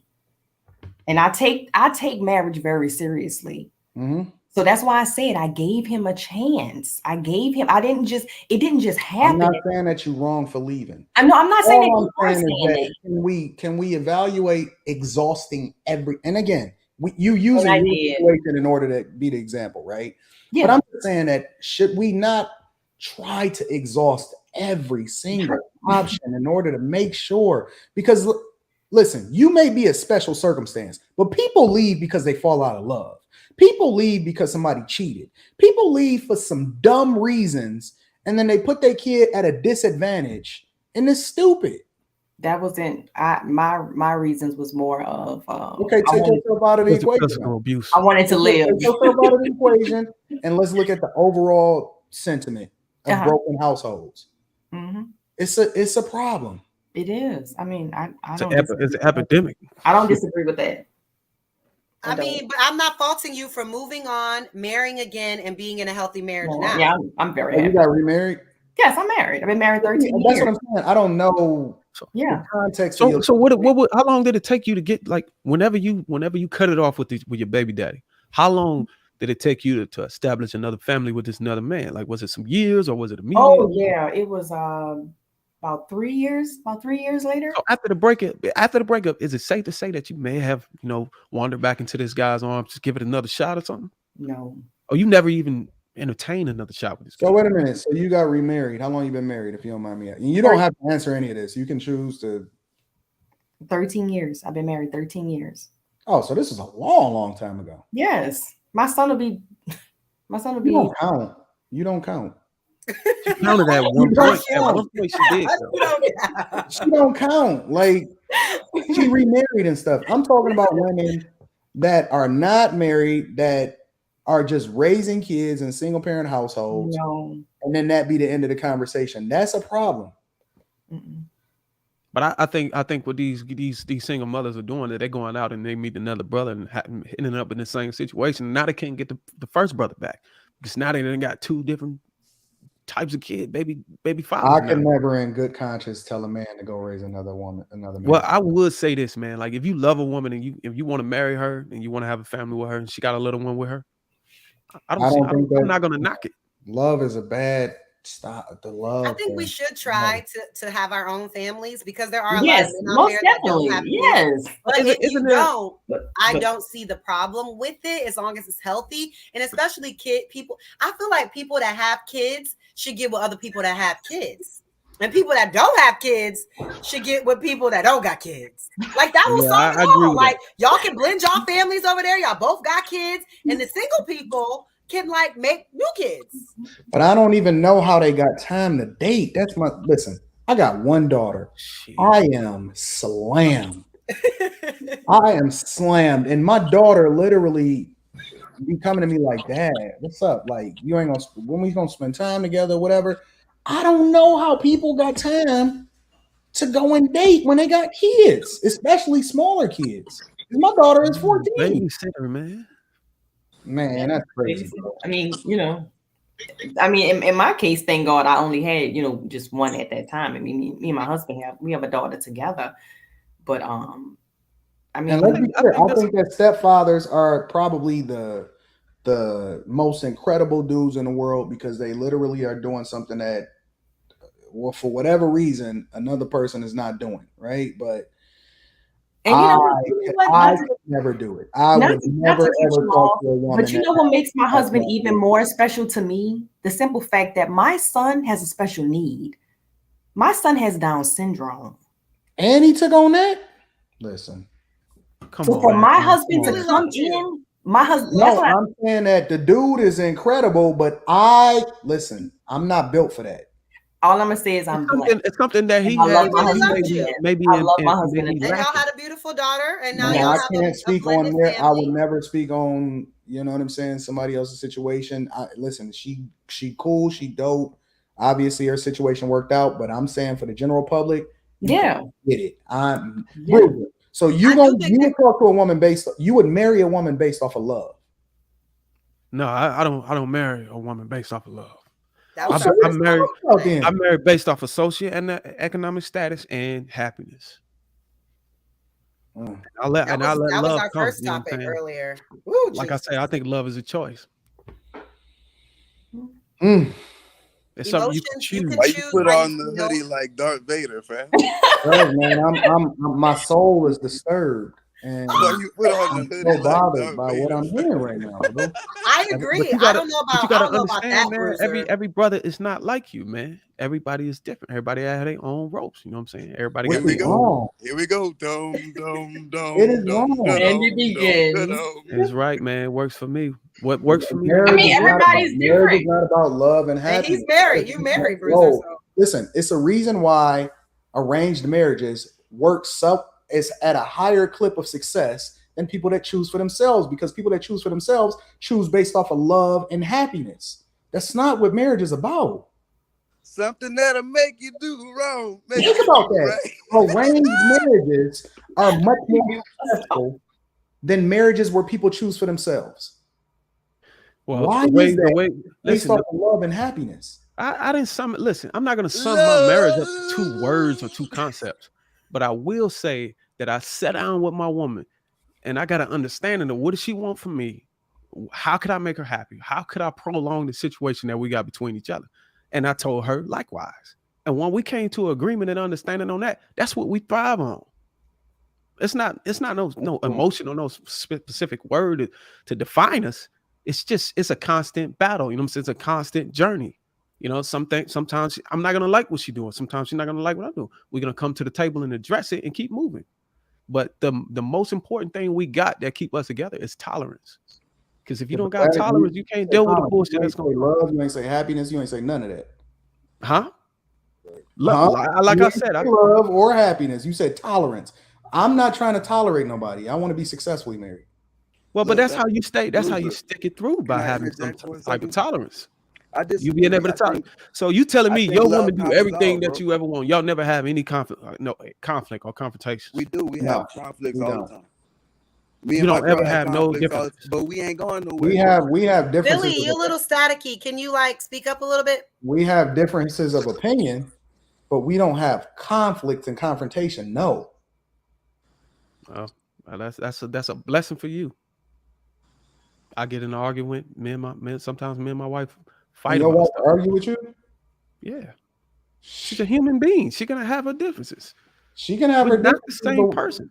Keep your voice down. Stay in An your argument doesn't mean your voice is raised. Come on, my cousin's a lawyer. An argument is an argument. You putting forth your point on why you think you're right. I'm putting forth my point on why I think I'm right. That doesn't mean it has to be. That's not an argument. Doesn't have to be hostility. No, that's called a conversation. That's not an argument. It's a argument. Argue a point. To argue a point. That's all I'm saying. It's to a argue your point. They're going to argue theirs. And the judge is going, well, no judge, but you know what I'm saying? It sounds like Anton doesn't have compromise in his relationship. What do compromise? What compromise? What? So like whenever y'all have a difference. Okay, give me an example. What would I compromise on? Okay, so here's the thing. Okay, she's washing the dishes. She washes this. I don't wash dishes. She want me to, instead of leaving my dishes right there on a nightstand, take them in there so you don't have to keep coming to every room getting dishes out of it. I don't like to walk my dishes into the sink, but she said that if you want me to continue to wash these goddamn dishes, you better bring them here in the kitchen. So, all right, fuck it. You just difficult, bro. I'll consider it. Okay, I mean, I'm just giving you something real short and simple and easy to understand. You sound like you mad difficult. Okay, and she compromised with me. She loved driving. You know you got 3-4 cups on the nightstand. I don't want to hear that, Billy. Yeah. She loved. Listen, here's another one. She loved driving. No, I don't. She loved driving. One. I got one. I'm not talking about no dick. I'm talking about something in real life. Like, what's something in real life that you gotta have a compromise on? That's something in real life, man. Silly stuff. Hey, you know. So you have maybe put it under different context for people that have more constraints in their life. So more like lower middle income people that maybe there's only a specific budget for, I don't know, the family vacation, right? And she wants to go to, I don't know, Jamaica, and you want to go to Colorado. This is a hard difference right here. And we have to figure out, because there's only this much money for the family, you know what I mean? The family vacation. Now, what are we going to do? We have to sit here and we have to talk it out.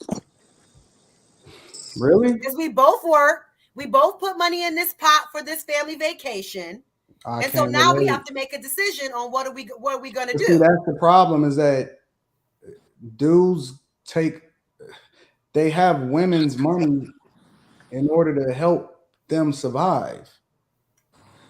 I'm not that. But this is talking about the average everyday person. We're talking about the average people, Anton. It sounds like whatever's not aligned with what Anton does. In my opinion, that's unable to understand. When you got a partnership, that's how that works. Why are y'all asking Darth Vader for? I'm not. I'm speaking. You know, Billy. You know me. I'm speaking for the average American. All he do is love Princess Leia. He only got love for This Princess is the average Leia. American. I'm not talking about people in the 1%. Yeah, I'm talking about the average American, where both people are working, both people are putting money in this pot, and now we have to come to the table and have a discourse about a decision that has to be made. Like, couples go through this every day. Yeah, if I bring a trip up to my husband and he say no, it's a no. Wait. Say that again, Toya. I said, if I'm planning a family trip and I bring it up to my husband, if he say no, it's no. You see that, Bruiser? It's that simple. No I means didn't no. say I didn't say I didn't do that though. Like I didn't say that, but No I'm sure means no. I'm sure there's other things your husband would be like, okay, baby, I know you I really couldn't want think this. of No another. means Like no. something with the house. Like if I'm talking about like, oh, babe, I want to Get the get roof. the We front need the yard roof landscaping done over. How about we need the you roof know, redone to like, things like that he don't care about. But like when it comes to like the finance part of things, like I discuss that with him. I don't just, go with. But she just told you that no means no. If she bring it to him and he say no, it's a no.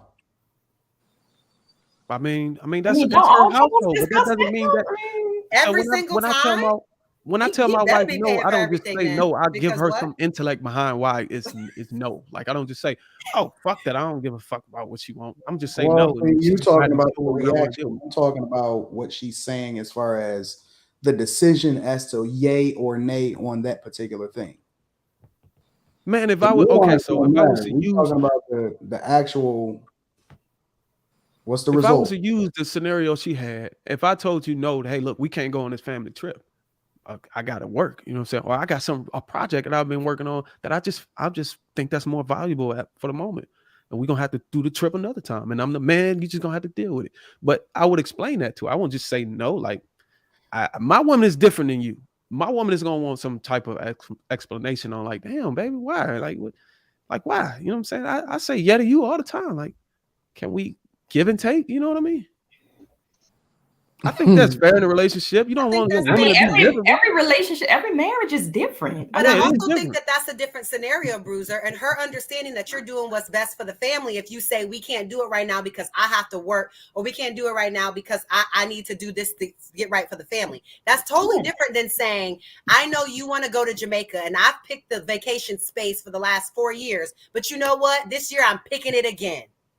That's totally different. That's totally different than saying we always gonna do what I want to do. Oh no, it ain't. That's different than there's no happiness in because that. I got work. She will But understand. Here's the difference, though, Kayla. I don't see her understanding. We always gonna do what you want to do. Just because I take into consideration what you want, the decision is still mine. So I'm not compromising. It's still my decision. I may do it, right? I may enable you. I may do shopping. I may do whatever it is. But ultimately, it comes through me. And if ever I want to cut it off or I want to say, nah, we're not moving like that, my chick don't come in and say, well, why are we not moving like that no more? She just automatically trusts my judgment because she knows that I'm going to make the best decision for all of us. Well, that comes over time, man. I'm pretty sure y'all had to work to that. And that's also has to do with a major family decision. blindly, deliberately following your command like that. Like that comes with time, man. But Bruiser, I agree that should happen when it comes to important things from the family. When we're talking about leisure and choice, that's where it differentiates. The man should be the one that, especially if he has the knowledge. If he doesn't, then I'm assuming he's going to get it somewhere or ask him, you know. But when we talk, that's different than when we're talking about leisure and choice. That's totally different.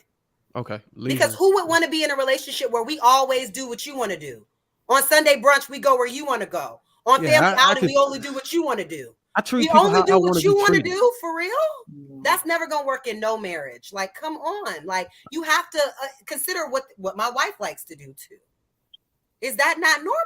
Yeah, like I don't think leadership means that you just disregard how the other person feels about anything.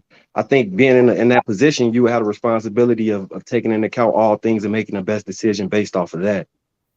It's not you don't exist. You have a valid voice, but ultimately, as Anton was saying, the decision I pick is the decision we're gonna go with. And because you trust me, maybe I had a great reason that you just didn't know, but you've trusted the other decisions prior to that, and I've not steered you wrong, so it wouldn't be a problem at this point.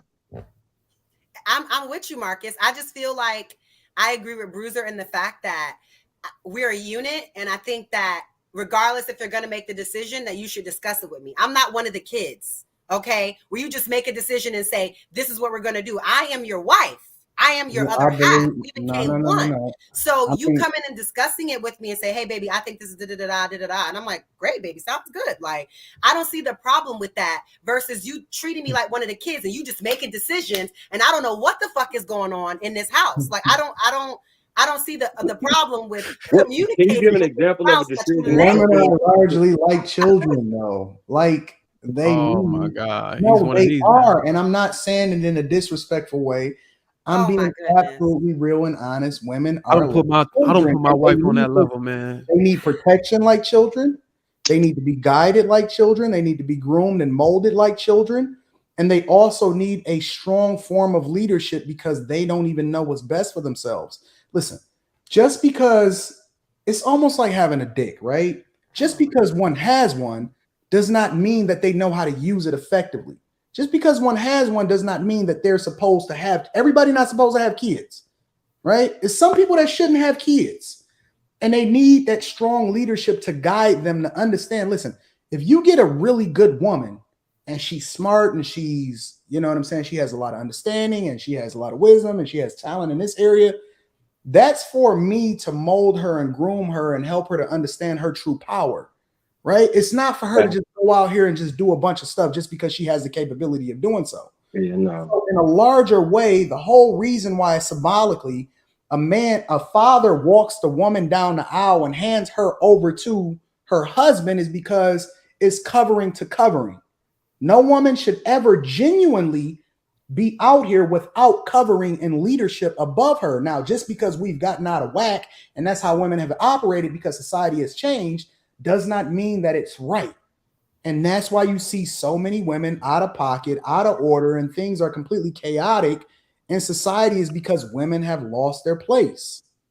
And there is not enough strong men to stand up and say, yeah, y'all lost your place. I'm going to take responsibility to first get myself together. And then I'm going to rein it in here. And then we're going to move accordingly. And we're going to be a unit and we're going to win because, you know what I'm saying? Two people that's operating on the same page with the hierarchy is much stronger than one person by themselves. This is how we supposed to move. But we so out of place. Are you teaching your daughters to have this type of mindset? Absolutely. Let's make sure we keep the order though. You get your shit together. There's some brothers out there that's gonna take advantage of this. Try to lead shit. No. Okay, let's do the order right. You get your shit together first. Right. Correct. So that I know that you're making effective decisions, and then you lead. You don't just get to lead because you have a dick. That's You're not correct. I never said that. You're correct. Make the best decisions because of that. I never said that. Let's follow that order that you said, Anton. But at the same time, Kayla, y'all, this goes back to your original conversation and the title of the show. Stop picking futures and get up under a dude that got the right leadership, and we would never even be having this conversation in the first place. But sometimes we can change too, though. You feel me? Like my thing is when I got older, like I would have clearly probably been under the future moniker as a younger man. That didn't change the fact I was going to get educated. That didn't change the fact I was going to go for money and set my family up the right way. That didn't change my ability to groom the leadership skills that I needed. You know what I'm saying? So it's rare that you're going to find that in that, you know what I'm saying, in that abundance and those things all culminate together to make a good package. But yeah, so I was trying to ask Kayla a question about, so say somebody broke in the house, right? This goes to blindly following the instruction of somebody you've chosen the leadership of. Mm-hmm. If somebody broke in your house right now and you and your man or your husband was laying in the bed and he told you, stay in the room, don't come out this room, I'm gonna go handle it. And you felt like maybe you could handle it a little bit too, or you could aid. Would you step out the room and assist? No. Okay. I would just stay in the room with my gun in case he don't make it back and be ready. That's fair. A lot of times the decisions, like, so part of leadership is protection, right? And sometimes protection is preventing the things you don't see yet that I can anticipate. So if you would have answered that, like, no, I'm going to help because I'm just as qualified as him, that could put both of y'all in a situation where you shooting at him and he's shooting at you. Well, no, I would only have a man or a husband in my house that I trusted with that type of protection anyway. Okay, so to the point, I will agree with you, Marcus, that in certain scenarios you shouldn't even think. You should just just react But to who's what to his distinguish man. between that if you got somebody that's like, I'm halfway in Can we here, agree I'm that women are independent, smart not enough to interested? know the difference? Okay, like, in this type of situation, I'm not gonna ask, oh, why should I stay? You know what I'm Right. saying? Like, come on, man. Right. No, We I'm gotta gonna agree know with that you. they're When you intelligent move enough in a to be able certain to type pick. of way, it's just like submission. You Right. shouldn't have to ask a woman for submission. Never should ask. Recognizes a certain type of dude, and she automatically falls under his covering when she recognizes when she's with that guy, right? And it's the same thing in your household with protection. A woman should instinctively fall behind when a situation pop off or it's a certain narrative. Like her instincts based off of how she's been groomed in that environment, based off of how they've lived over a period of time, says that, yo, I'm stepping back. Yo, this is automatically you. My wife, Right. for example, if we out and about and we kicking it or something happen or something pop off, she just automatically move behind me when she sees something happening. She don't sit there and argue. She ain't about to argue with no man and nothing like that. She just step behind me and she just say, whatever's gonna happen is based off what you say. It's instinct. Yeah, Yeah, so yeah, here's my the wife thing. get behind me. That's comfortable I would get operating behind in any man I'm environments in with, which to be they're quite not with honest. those dudes. I mean, Did you honestly, see that video of Whether the it white was my lady and the dad, my white guy brother, my best at the friend, I would get behind him, whoever he is. Yeah, but So, those situations, man, come on, those are obvious situations where a woman would bend. You know what I'm saying? No matter what. But it's But the small I'm things just that talking about precede as the far larger as things. I'm just talking about like Come on, scenarios. man. Listen, bro, it's a lot of women that are the leader of their households. Let's be clear. but the one comment I did want to believe that. highlight is someone said they feel like a woman's job is to help a man stop from making a mistake, not tell you what to do. So I think like with the chessboard and the queen, how she's like watching your back, watching your blind spots. I think that's a big job or role as a wife, or what my mom has expressed to me as. I mean, a woman is there to help and to be like, yeah, you're focused on this and I'm looking at everybody else so I can see what maybe you're not seeing. Right. And so when we go home, we can have these little comments like, oh, I saw so-and-so, whatever it is. I think that that's a part of your job to like look out for your man's blind spots. So you're not just there to just be there. I mean, Man, if I had a daughter going out into the world, I would not tell her to just blindly submit to a man. I know some of these brothers that take advantage of that, man. And take them to the stewards. So obviously, if your daughter is raised to submit to a man, she also will understand the characteristics necessary to find the right type of guy to submit. No. That's kind of hard to do, man. These brothers submit to, which is a lot of brothers ain't walking around where I'm a good guy, I'm the right guy on the forehead. You really got to vet these guys out. So here's the thing: if my daughter, be choosing for herself. She should not be choosing for herself. That's the point I was getting to. That's the point I was getting to. If she's willing to submit to a man, she learned it possibly in the household first. And in that case, she would respect my vetting process with the young man that she brings in. So she would not be just blindly out here following anybody for any reason. Because when he come home, you're going to be like, he ain't it. Let me get because this is not the move. There to just be a dummy, right?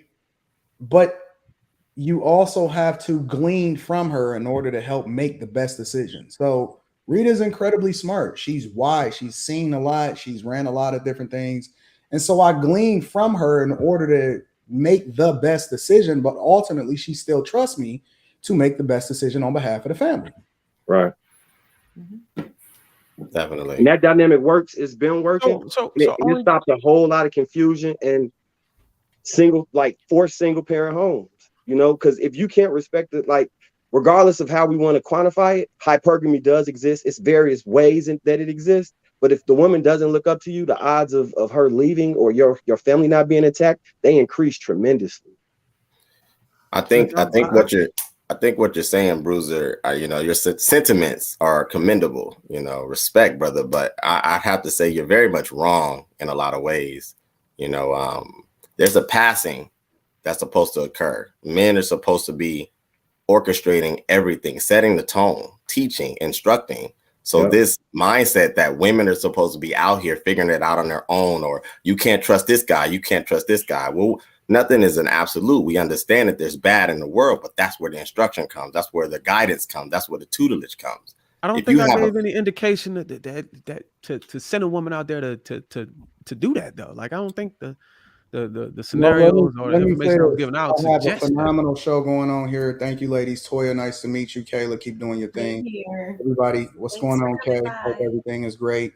Y'all keep doing your thing. I just got off of a flight and just ran in and jumped on and wanted to kick it with y'all for a little bit. So y'all keep doing y'all thing. He really want to say his wife is calling and say get off the audience. Get the lights up. Get the lights Get the lights up. He got to compromise. He got to get off the show. Nah, I'm trying to get some sleep, bro. I have been operating off of 3 hours of sleep a day, so I'm gonna holler at y'all. Y'all have fun. Go to bed. But what I was saying, I'm sorry. Yeah, what I was speaking to was the fact that prior you were speaking on, men have to be open to this narrative of single mothers and things of that nature. I think that again, I commend your heart behind it, but the simple fact is that things are created because poor choices are made. Single mothers weren't accidental. People are making choices to have babies outside of wedlock, so on and so forth. So there needs to be accountability on that. And we can't just say, men just have to accept that that's what it is. No, they don't. You need to have men understand that they have choice, just like women have choice. And if men are saying that they don't want to deal with the situations that potentially will come, because I think that it's a heartfelt thing. You sound like your brother with a good heart. Again, respect. But you have to understand that there's a lot of variables to that. There's so many things that you got to learn to navigate. Listen, I get what you're saying and I understand it. I'm just saying that there's guys out there that would actually choose a woman who had kids. And I'm saying if they do, I'm not going to knock it. Anton was saying that he completely don't approve of that. I'm saying I'm not saying that I approve go find you a single mother with kids. Mm-hmm. I'm saying if you decide to do that, it wouldn't be bad. You know what I'm saying? I mean, I know there's some negative or there's some downside to it, but if you decide to do it, I'm not going to knock you for it. That's all I'm saying. I'm not going to knock you for it, but I'm not sending my sons out here to say, hey, look, you need to go find a woman who got kids and shit with other niggas. Nah, I'm not pushing for that. Yeah. Find you a woman who don't have any kids, you know what I'm saying? And that you can grow with and have your own family with.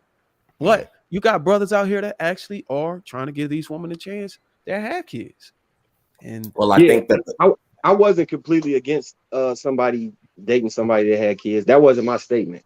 Mine was primarily like the reason. I think the point Jay Prince was trying to make was that in regards to the future and Russell Wilson scenario, men don't tend to look at Russell Wilson as an alpha male or a pack leader or somebody that we try to emulate in life. And because hold on a second, baby. And because his tribe, which is men, are not embracing him that way, it gives a lot of pause, right?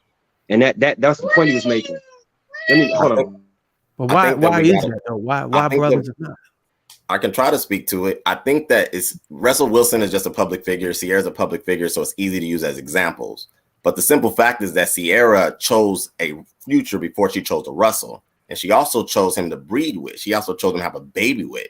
Nobody cares that Russell ended up with Sierra. They care that Sierra went the route of the worst end of it to end up in the best end of it. But Sierra and Future from the same place. Sierra's from the hood, Future's from the hood. They're from the same place. Them picking each other isn't like it's unfound of, because people usually procreate with people from their same socioeconomic place.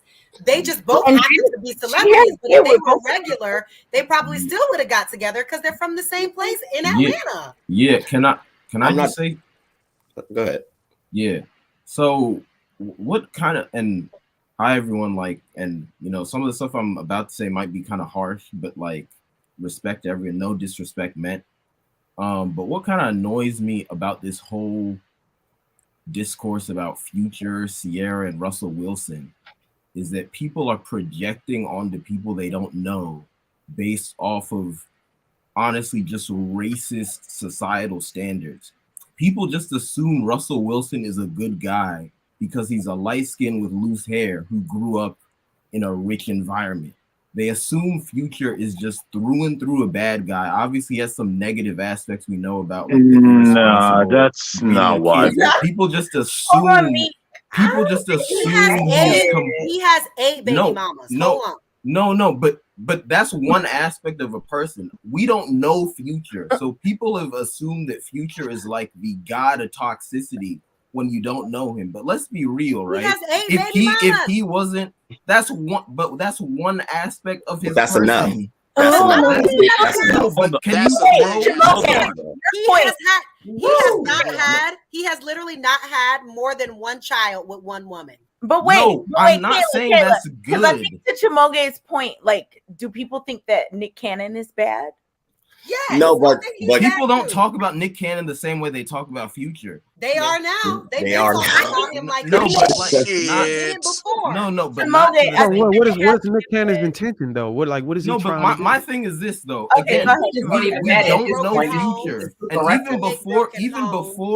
even when Future only had a few baby mamas instead of like 8, people were still talking about. Right. No. But I'm saying I've seen this discourse go on for years. And back before Future was getting into double digits, people were still talking about him like this. Why? Because he grew up in a poor background. He has dreadlocks. He has tattoos. I don't think that's why, Chimoge. I do. Okay, but you have to admit. But you have to admit the reason people assume Russell Wilson is a good guy is because he likes because of colorism. No, Chimoge. We don't know him. Hold on, Chimoge. No.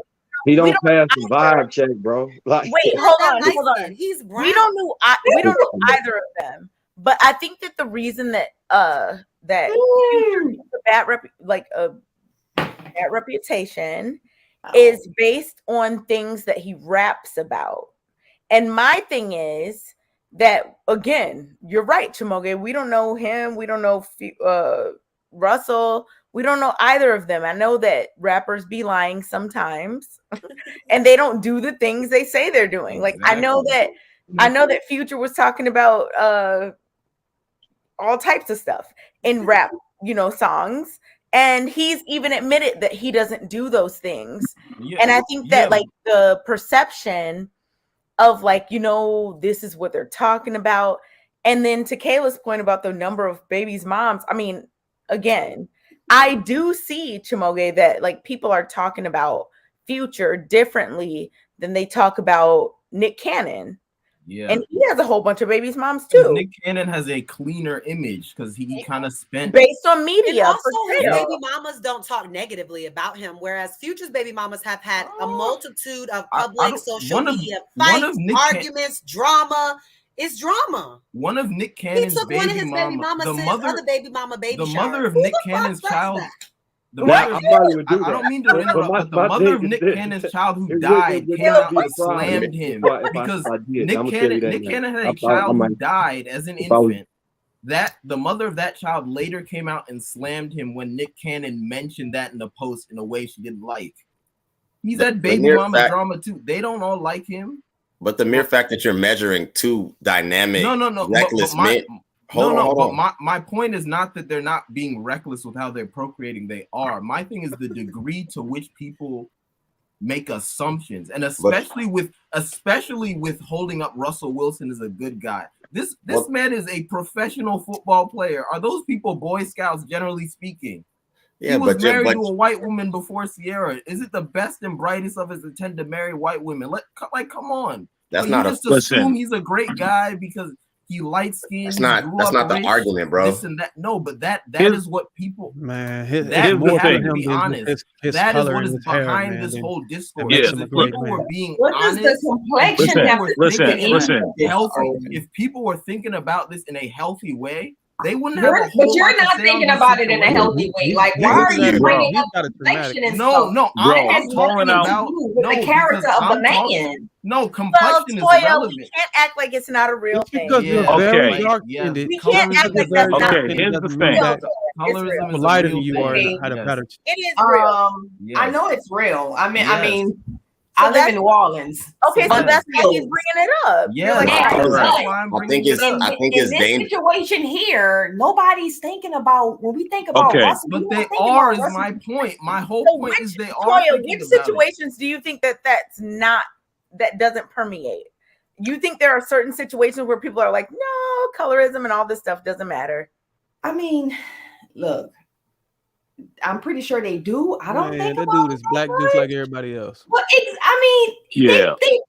they both black. I mean, I'm not Russell Simmons.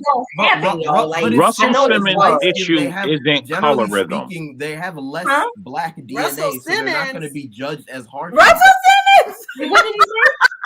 Oh, excuse me. Did I say Russell Simmons? What's Yes. all these guys' name? Whatever these Russell guys Wilson. are, I don't pay them too much. Russell Simmons. I don't pay them too much mind. Here's the thing. Here's the thing. All right, let's get off that. We get it. His issue isn't colorism, my man. It is. When it first happened, okay, a couple guys was like, oh, blah, blah, blah, blah, blah. And a few years past, we was all watching the actions of how him and Sierra was moving, right? When the actions was low key, nobody had a problem. You know when the problems came in? When Sierra was found twerking places. That's when everyone started questioning. She only started Hold on. like a few Hold months. on. Okay. No. Hold on. Let me finish, bro. You've been capping the whole time. Let me finish first, really quick. Thanks. When they first got together, as I said, the first time, people were questioning why Russell Wilson got with her. Then it quieted down. Then all of a sudden, when she was found twerking everywhere, not everywhere, let me not exaggerate. When she was found twerking, then people started questioning again, oh, why would Russell Wilson get with her? Then it quieted down.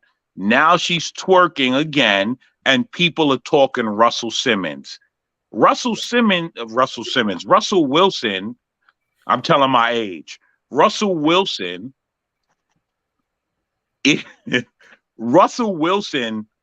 he's doing what honestly men have done in the black community, unfortunately, for a while.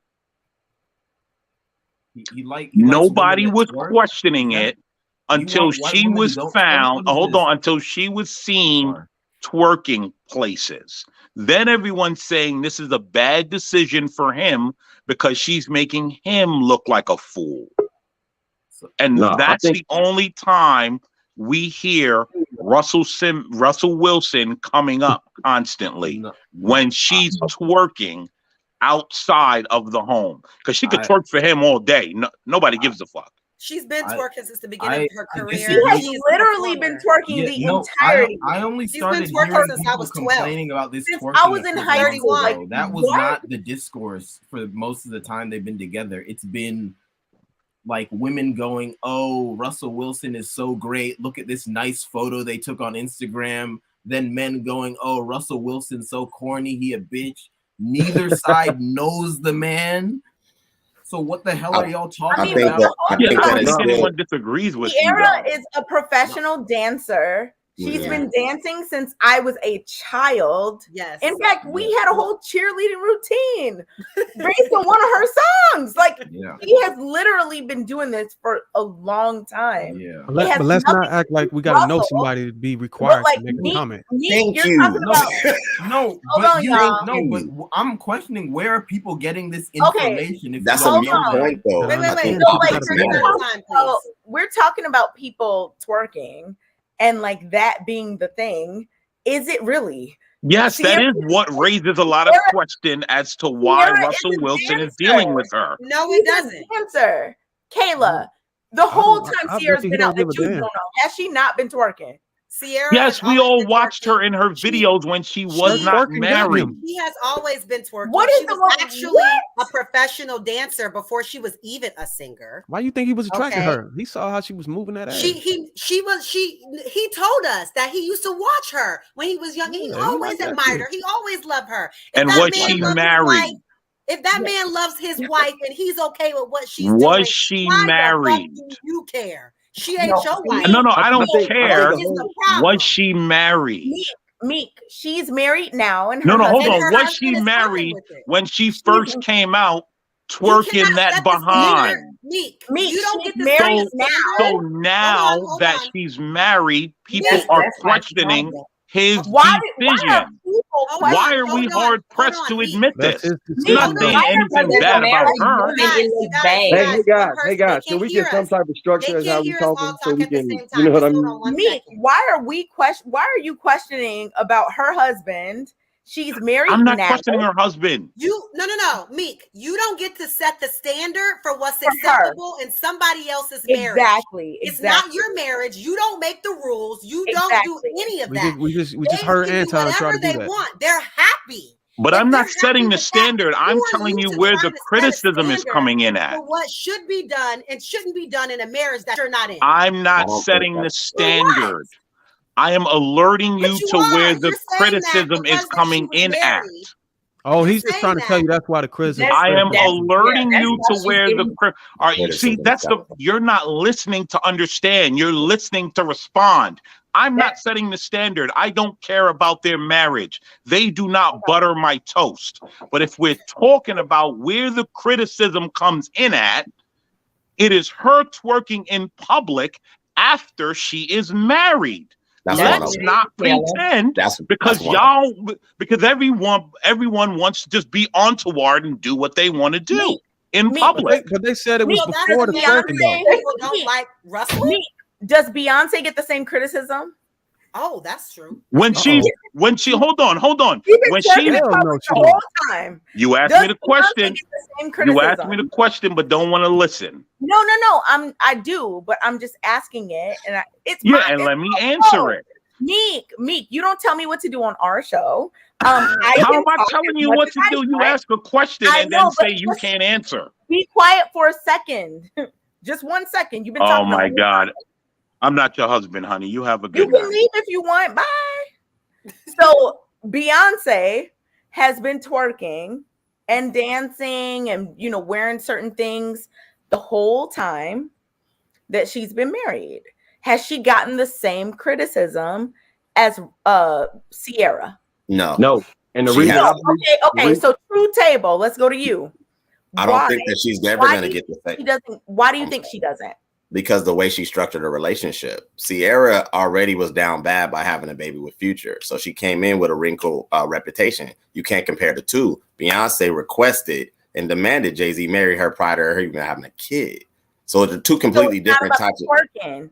So no, it's not so much. It's not so much about the twerking. I mean, Cardi B's twerking and she has, a husband, whatever. What I'm saying is that you're comparing two completely different women. Beyonce, more in a sense, can be perceived more classy, even though she's a performer, so people can separate the two. Sierra did it both ways. She's an entertainer, she's a mom, she's popping out babies with Future. Two completely different examples. So do we not find, I wanted to know this earlier, do we not find any difference in a woman that was married or engaged to be married to a man and goes through a divorce versus a woman who just lets a man knock her up? Because people get married, it doesn't work out. At least they did the right thing in terms of, I'm just trying to separate this whole baby mama, single mother thing, because there are people that were married for a decade and it didn't work out and they're now a single mother or just happen to have the main custody or whatever it is, shared custody. So, I mean, I get where y'all are coming from, but Sierra wasn't some random baby mama that got married. She was with Future for 6 years. They were engaged to be married. She wasn't just out here having some random nigga's kid. So where is the line between she was doing what she needed to do in terms of, I'm pretty sure she got pregnant when they got engaged. They just never got married because he was fucking cheated on her. So what is the line in terms of like, oh, Sierra had a kid, like she was just out here like one of the city girls that just had a baby with a rando? She wasn't. She was with someone for years in a committed relationship, engaged to be married, planning a marriage, and then find out in the media he's having a baby with somebody else. So let's not get this shit confused. Like Sierra just was out here like that. Wasn't she with Chris Brown as well? Was she with Chris Brown as well? Another Pookie that was putting his hand? That's Rihanna, man. That was Rihanna. Oh, that's Rihanna. I'm sorry. Yeah. I think to your. Go ahead, Marcus. I think the difference between Russ Wilson and Jay is back to the point about the tribe. So the tribe of men overwhelmingly respect Jay-Z. We respect his accomplishments. We respect what he represents as a phenotype, as a man, all of those things. So it's harder for us to see somebody that's phenotypically not what we would say a black man that crosses the genre of educated, and hood, and both men respect him. And Russell Wilson does not fit into that. He loses a large demographic of men within our community specifically. And the way we view him transcends how other men across other communities view him. But that's sad though, because now you're making these brothers feel like they gotta cross over into that type of experience to be like I'm just explaining the difference between. I know the demographics. I know the demographics. I got a question for Marcus. Yeah, but to Marcus's point, what the hell has Russell Wilson done for the black community that we need to? Yeah, well, stay focused on what Kayla. Stay focused on what Kayla asked. But that's not what I asked. That's not what you asked. Yeah. No, but. So what's more important? Sorry, but we also just can't. I do want to answer to my question, but we also just can't sit up here and say, "Oh, what has Russell done for the community?" He did make 8 women single baby mamas. I know that. So let's get back to my question. No, but I'm just saying, like, because repeat the. I thought the original question. No, the original question was, in what is the difference between, or you guys, in terms of your feelings, because Sierra had a baby. Sierra had a baby. The baby mama question. And Sierra had a baby. But what is the difference between a woman that got married and is divorced versus a woman that just had a baby randomly? Is there no respect for people that you do it the right way and it happens to not work out? I would say that, first of all, I'm not a person who thinks that having a baby outside of marriage is even inherently bad, because marriage, at the end of the day, it's a useful tool for binding relationships together, but it's not the be all end all. You could be in a marriage and it's a garbage relationship. So having a baby in that context is not like better than having one if you're not married. And you could not be married, have a great relationship, you have a baby, that's fine, right? So there's that. But then also to what Kayla was kind of getting at with the question, I think in terms of how you judge an individual conception, for lack of a better word, because I don't even think you can sum a person up in terms of their mistakes. So even if a woman was being irresponsible and then had a baby in an irresponsible situation, I don't think that means she's a bad person now completely. That's just one mistake, right? But in terms of how you judge the individual conception, I do think context matters. Like in the manosphere, a lot of people are always talking crazy about single moms as if there aren't a bunch of different ways someone could end up a single mom. Like, for example, one common thing is when the man dies. We know a lot of niggas get killed. A lot of niggas die of disease. That's not the woman's fault. That's not what we're Or You can't do that, man. That's why it's problematic. Yes, we can do that because that's a common way for someone to become a single mom. So I'm just saying, right? That's some relevant context. Like Kayla also said jail, but then even with Sierra's case, she was married or engaged. She was trying to do the right thing. Future wasn't doing what he was supposed to do in the relationship. She left, which is reasonable. Is she a garbage woman for that? No. Well, she should have gave him his kids before she moved in the house with another man. What? But okay, take Jay, back kids. It's already. Hold on 1 second. I just want to see if anybody else has any feedback to what I'm saying in terms of someone who is divorced. I just feel like this comment, what somebody just said. I just feel like people who are divorced get more respect than someone that just has a kid with someone. I just feel like that's how it is. I mean, that's how I think. I don't think that's necessarily right. It just this whole idea that like if you have a baby outside of marriage, that's like so bad necessarily. I mean, it's not right though. It's not a right way of thinking. It is the right way of thinking. You should have kids I would disagree because like at the end of the day, marriage is just a label, right? You've labeled this relationship. Y'all are married, and that can be useful. That can be useful. I'm not saying marriage is bad. I want to get married, but I'm just saying. Oh, it's just a piece of paper. Well, so the fuck is money. Well, and I bet you want some of that. Money, but money isn't the be all end all. I want to try to let somebody else get in on that comment. Money is power, bro. You not want to be married though. Why would you not want to be married? I never said I don't want to be married. I'm not saying. No. I know there's many reasons. Some people. His intellect takes a little longer to come out. I just don't understand why people always start off with not wanting to do something and then eventually they wind up doing it anyway. Yeah. Well, I'm just saying, right? Learning like from your if mistake. we even take a cultural perspective on it, right? In Africa back in the day, right? There are lots of different peoples with different cultures. There were some cultures where they said, all right, y'all have to get married before you have a kid. but there were other cultures where they had what was called a trial marriage. So the couple would move into each other, live like they would marry. They would have multiple kids, but they weren't officially married yet. And at the end of that trial period, then they would decide whether or not they wanted to make it official. So you think that would work today? Ridiculous. That is the most ridiculous thing Would that work I've today? ever heard in my life. Children are not a game.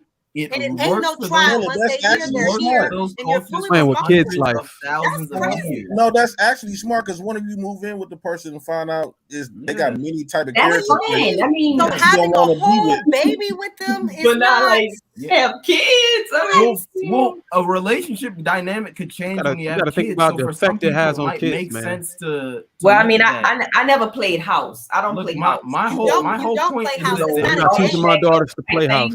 I don't. My do whole that. point Never is do that there is no one size You can fits play all house with somebody else's relationship. There kids. is no one There's, size you're right. fits There's all no I'm not playing house. at I'm all, playing but there marriage. is a It's right real way. life. It's a real family. No, I want to ask you a No. question, That's Toya, that before new we get far millennial out. thing. Sure. Oh, there's no right way to do Okay, things. Yes, the fuck Toya. there is. No. Okay, I don't want to hear that shit. No, There is no, I a never. order to No, things. no, I never said that. I never said that there aren't some things that are wrong. Like, for example, if you're in an abusive relationship, that's wrong. Fine. But in the realm of what is right, there are multiple things under that umbrella.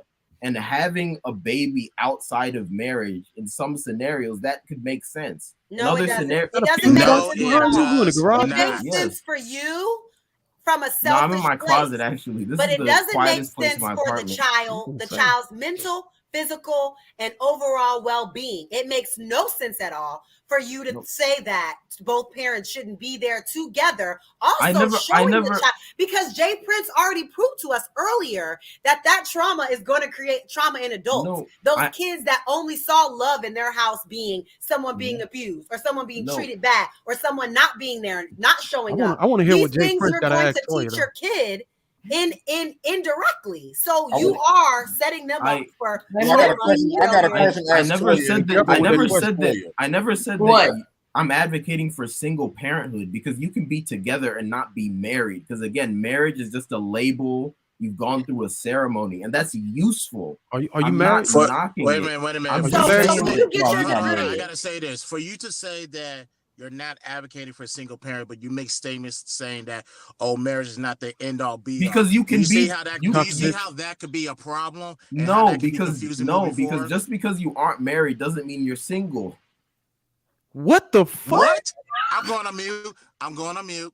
Can I ask Toya a question? Right? He's right though. Are 'cause you can guys still be unfamiliar a with the woman concept of and not be dating? married.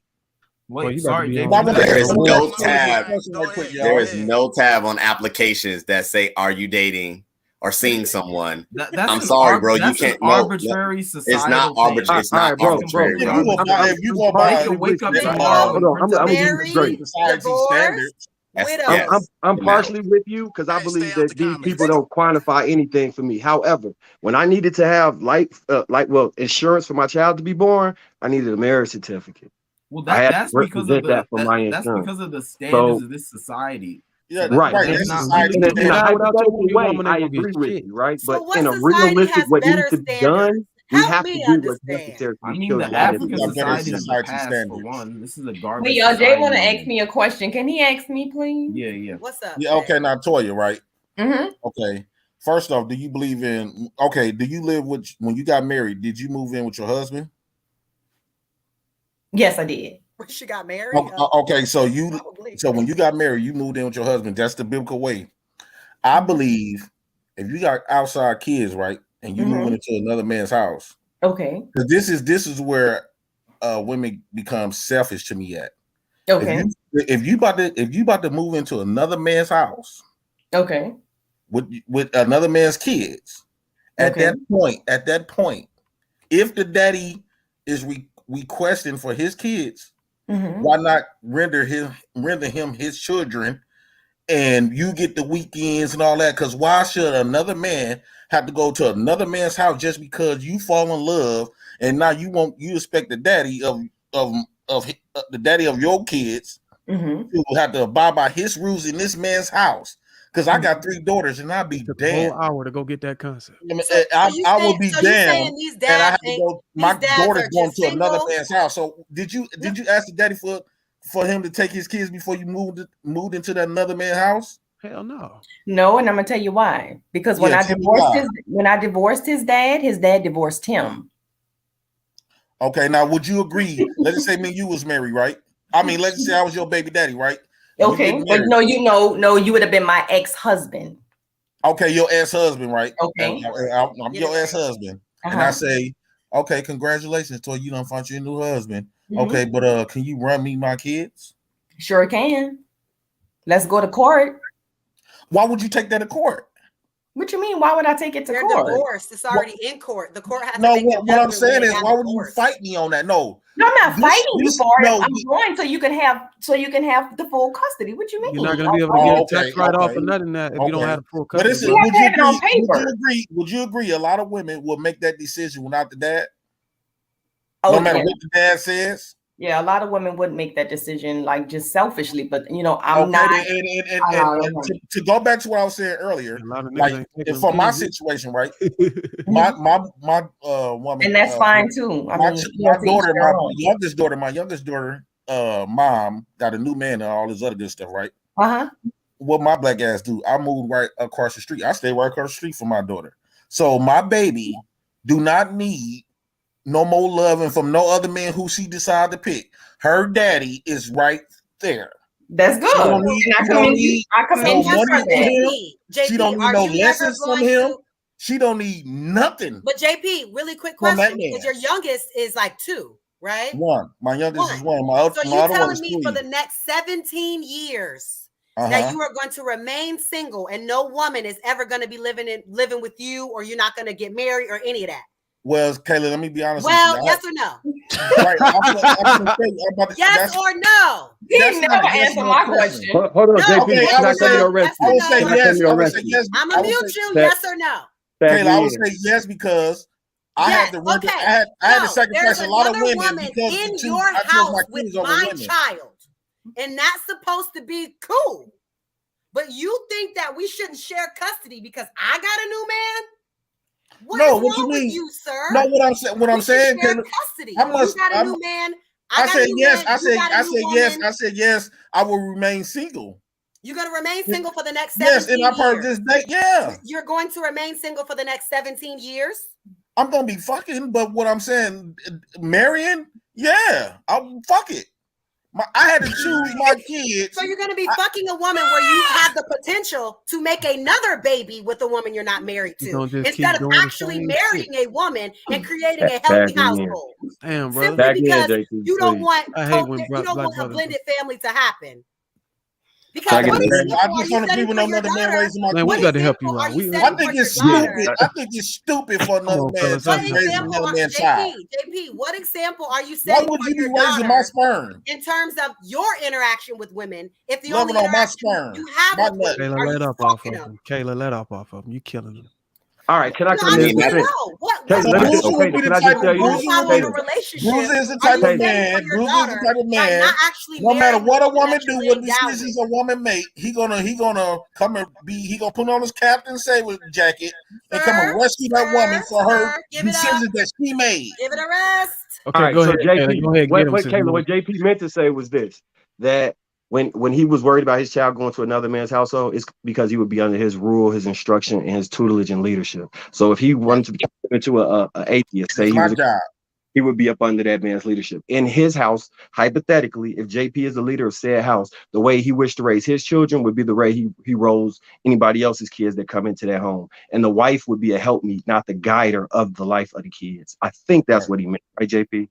Right, and Kayla got this the traditional black woman mindset where when they have a baby, they like to believe that these are their kids, and so they can do whatever the hell they want to, and the daddy can't say shit.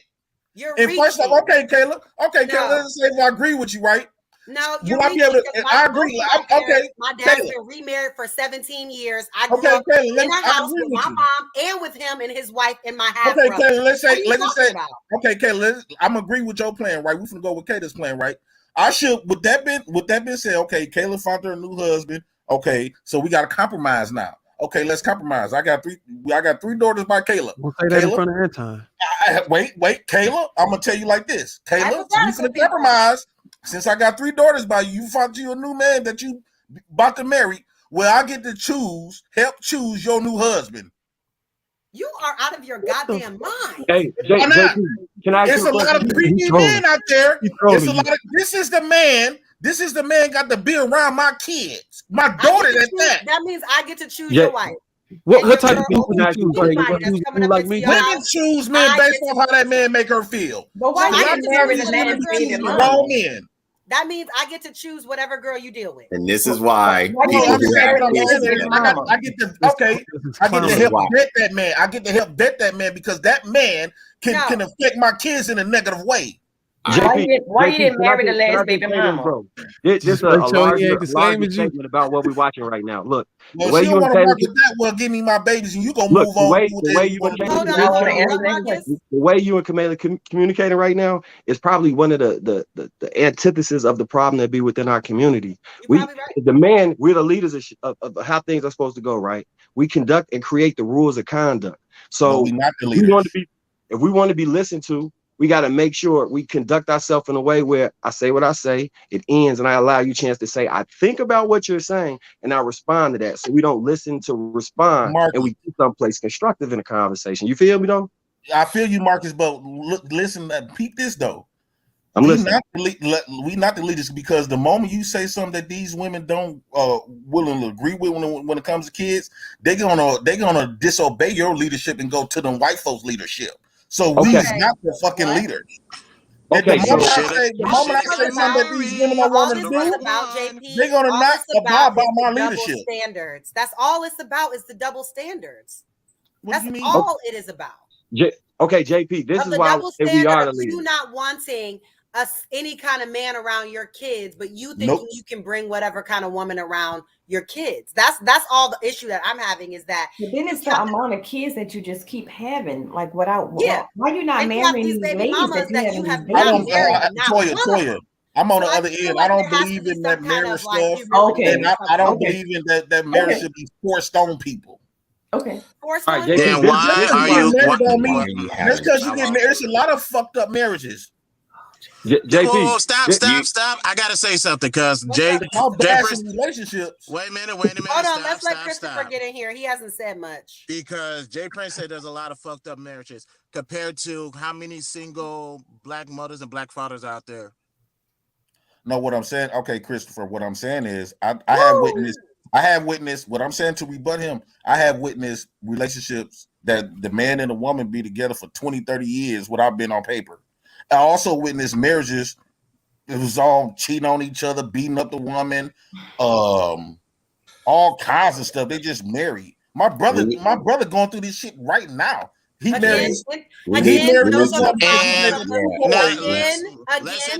problems of the people, not of the institution of marriage. But you can't say just because you get married that all of a sudden that you can't say you get married all of a sudden you should have a good marriage. You don't know who you can. You can make a choice. Jay Prince, I'm to trying do to be shit respectful. correctly and to be a mature adult. You can. Well, my brother doesn't feel like he did it incorrectly. What? Jay Prince, if you was to go back through your brother's timeline, I could probably tell you where he screwed up and where his ex-wife screwed up in getting together. If I really wanted to do that. Oh, really? Yeah, absolutely. Because it really starts in the vetting. It really starts in the vetting stage. Good night, you guys. It starts in the dating stage or the okay, marriage doctor. You're welcome. No, JP, this is my thing. When it comes to relationships and interpersonal, call Christopher for relationship advice. Well, I've been with my wife 13 years, bro. We got 2 kids. I'm every year get better. You feel me? And we've never had a fight. You know why? When we first got together, the relationship and this isn't just because this is how she was, right? The relationship that's bad out there too. And that falls back on the man. It's bad marriages outside too. But you can't. But you look. There's more bad. I'll tell you. There's more bad marriages than it is good ones. Relationships than there are bad You a liar. Yeah, that's not true. You a liar. So you saying it's more because good look at your because Jay Prince, bad. there's a lot more of your situations, which is bad situations compared to marriage. And you living in a box, bro. Exactly. Yeah, Jay Prince, you really have to step outside. Yeah, you can't say that the institution of marriage, the choice of trying to structure a family, because that's really what marriage is about, is trying to structure the setup to where a family is going to be best fruitful. Foundation, bro, that's really what it is. So for you to say, well, I'm going to have these kids and spread them, amongst any which way with no tutelage, no structure, that's improper. That's not even proper planning.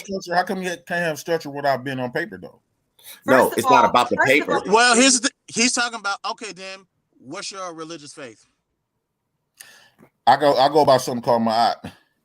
Okay, hold on. Before we get into whatever that is, spirituality. I also Exactly what it you is. want to Just speak spirituality. socioeconomically, Jay. You being in a relationship for someone with 20 years, doing everything married people do, but not taking advantage of like the 256 benefits, or what is it, 200 and something benefits that you have economically from being married, but acting married, living in the same house, filing separately. I mean, you're really ridiculous by doing that dumb shit anyway. And also, people who are in these situations, people in the situations like you, where they don't marry any of the women of their kids, they're actually their resources are actually being wasted versus going towards the kid, because you're paying overhead and across the street she's paying overhead. If y'all are paying overhead one place, that would be resources that you could give to your daughter to do better in life than you did. But now y'all splitting up paying somebody else's mortgage in a place you don't own. Let's not get into how all this shit don't work. Okay, in a religious system, so better this way. He's allowed to have a polygamous relationship. So it feels so great. If he has Yeah, one, that will remove a lot of those things. But I do wouldn't you mind have having a a polygamous relationship.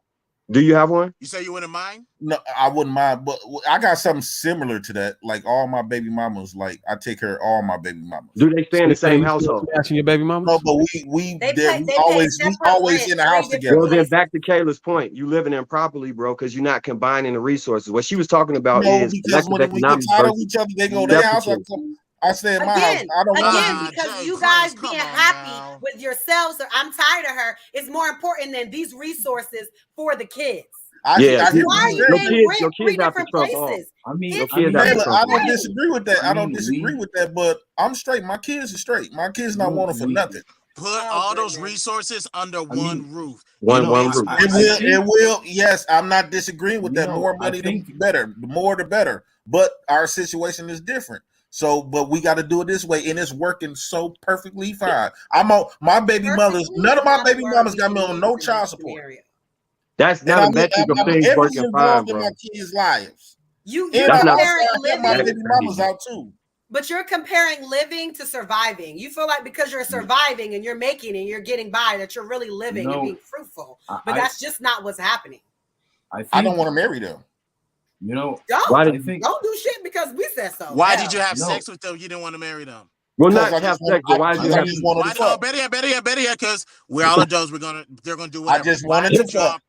Why did y'all have a baby? Y'all not gonna do it in marriage. She had the baby, and I just had to take care of it. Oh God! Are you the leader of your relationship? You okay with being a baby daddy? Yes, I'm perfectly fine with that. Come on, I can't knock it if you cool. And I'm taking care of him. Where he comes I'm taking care of him. It's not like I'm the baby daddy that they don't ever see. My daughters see me every single day, all day. So you're a product of your environment. Not get carried away. You have to go work and make money. So I said except when I'm at work. Every day, all day bullshit, because that's not true. But I FaceTime him all day long. But that's different, Marcus. I'm talking about him. There's no way for him to work. I said except work. All three of his kids that live in three separate households every single day. I said except work. For real. Kayla, I just said except work. That's the only time they don't see their daddy. If I was married to him, they still won't see me for 8 to 16 hours because I still have to work. I think you're missing a very vital right now. point. They in the house with you right now. You're doing the kids a disservice. Yeah. I think we need to be more nuanced with how we think about this topic. You want to show your guy because there's been I can reach out and touch my damn kids. Your hair is getting long, baby. Both Jay Prince and the rest of you guys have said some true stuff. I think y'all are thinking, hey, Jay Prince is, I guess that's your daughter. Yeah, my daughter. Her name Kendra. Your daddy was just telling us how important you are to him and how much he loves you. Okay, do you see your sister Joel in Legacy all the time? Don't make that man put his daughter on. Yeah, let's not. We don't have to maybe. do that. I was just saying that Hold he on, you guys. speaking highly of her. No, but what I'm saying, what I ain't no captain in my gang. I take care of my responsibility. All right, yeah, but what I wanted to say is I got kids by different mamas, but my kids is very close. Yeah. You know how it is, like Them when being daddies be close having kids by multiple women, and the the most kids is not important that thing in close their because Do you have all of your kids? Do you I have got all my your kids? babies. Is there a baby that you lost or something? Maybe that you don't know if you could find a lady. Say that. Say that one more time. Maybe I'm wrong, bro. I think I heard an episode you were saying that you was trying to get in touch with a lady from a different state or something to find the Yeah, child. you talking about the baby in Mississippi? Yeah, bro. So I admire that you got the ones you got, but that one, you got to get that one too, right? We gonna get that baby over there too. If that lady reach out to me, I wouldn't mind being in my No, baby. you got reaches out to you. You got to get on top of her. I don't got another. Last time I spoke to her, she told me she's pregnant and all this other stuff. That's why I say impossible. Okay. She told me I wasn't clear told on me it. she I was just thought I pregnant, remembered something about but that. she told me she was pregnant, but she moved back to her home. So you got 3 books and you got a possible. No follow up on the paternity test. No follow up on She the haven't called back. see the child. No follow up on That was on her. She got my number. I did my part. You know what? I am done with this. Right? Did you gentlemen have any other All right. questions All about right. the No. topics? I have. Hold on one second. Bro, I'm We're with the gonna go over bookies. the You other can't make us topics look from bad, tonight man. to see if You anybody can't make has us look any bad on more, that 'cause one. this It's never on them. You know how it is. I met this woman. I met this woman. I just want to say in the healthcare field. I met this woman at my job. We decided to have sex. Okay, She told Jay, me she's hold on very 1 second. fertile and all this other Jay, stuff. Jay, I love you. I really do. No, but I don't want you to make me look Just give me horrible. 1 second. I want to see if we have any wanna comments bite about the yourself, other bro? topics that we discussed tonight, which is this one right here. Is love more the most important thing when seeking a partner? And which image is more favorable in the media, the good guy or the bad guy? Do we have any comments about the other topics? I have comments tonight? on the love thing. Yeah, I have a comment on the love thing. So I do think that in terms of marriage and relationships, right? Like a long-term committed relationship, love is the most important thing. Because if there's no love, what the hell is the point, right? Because if it's a relationship while y'all are not having kids, I really don't understand the point, right? There's this idea floating around that marriage is a business. With all due respect to people who say that, I mean this with all due respect. That is one of the dumbest ideas I've ever heard. Are you married? No, I'm single, but I'm just saying the idea that marriage is unambiguously a monetary benefit is ridiculous. All right. So it's not about making money. That is just a corruption of some flawed Western values, right? And some other things I'm going to talk about in a second, right? Then, I mean, I am trying to move back to Nigeria. No, the United States is a like, garbage. There's nothing in this country that's not a business. I You mean, can't even drop that's your part car of why every the year United without going States is so and waiting horrible. in a line to That take is care of part your of why the business. United States Everything is is so a business. horrible. That is part of why the United States is so horrible. We have tried to. Then why do people keep trying to come here? If we're so horrible, why are people dying? Okay, Kayla, let's don't not ask that derail. question. Let's You stay know upon about U.S. the concept that we've imperialism. You know discussed. about white supremacy. Well, you know they've sucked the life out of other countries. Let me Yeah, come can on, the next guy? Kayla, Let's go to the next. No. But I'm. That's political. No, go ahead, land your plane, and then we'll get to Christopher. Go ahead. Yeah, so there's that. If you're not having kids, I really don't understand what you're doing. Even if you want to have kids, it's not the best idea because at the end of the day, the health of your child is a reflection of the health of your relationship. And if there's no love in your romantic relationship, the child is at best going to come out like on a physical and spiritual level. And if y'all like hate each other, but y'all are just doing it to have a kid, that kid is going to be fucked up, right? On a spiritual, psychological level. What are you going to teach your kids? You're going to teach them not to get married? No, I'm going to tell them to form long-term committed relationships, and that I'll tell them in most cases it'll make sense for them to get married, but I'll tell them to marry someone you love, right? And I think the reason we've devalued that concept is because we have so many people in this society who believe it's not possible because they haven't seen it. But what they don't realize is they haven't seen it because they've been living their lives in the wrong way on so many different levels, right? But what they don't realize, if they get in alignment with their true purpose, with their true spiritual purpose, live how they want to live, revolutionize their values, they can find that relatively easily. I You're think it's giving hard people for too us, much a credit. lot of us. Sorry? Yeah, you can People choose need to love. structure, You bro. can choose to love whoever People you need want. structure. What was it, Love Christopher? is not a choice, it's a It is feeling. a choice. It's It is definitely a a choice. choice. Let's get to I'm bro. so Christopher. glad that you said that. That's Christopher, why go ahead. I'm so glad you said love is a feeling. That's why it cannot be the most important thing about a marriage because it's not stable. You can Please do not sustain interrupt Hold on, me let him because I did talk. not He let you interrupt you. talk. Let him talk. That's why love cannot be the most important thing of a marriage. It can be a cherry on top, but it's not the most important thing to be married. What my job description is as a husband is more important than love.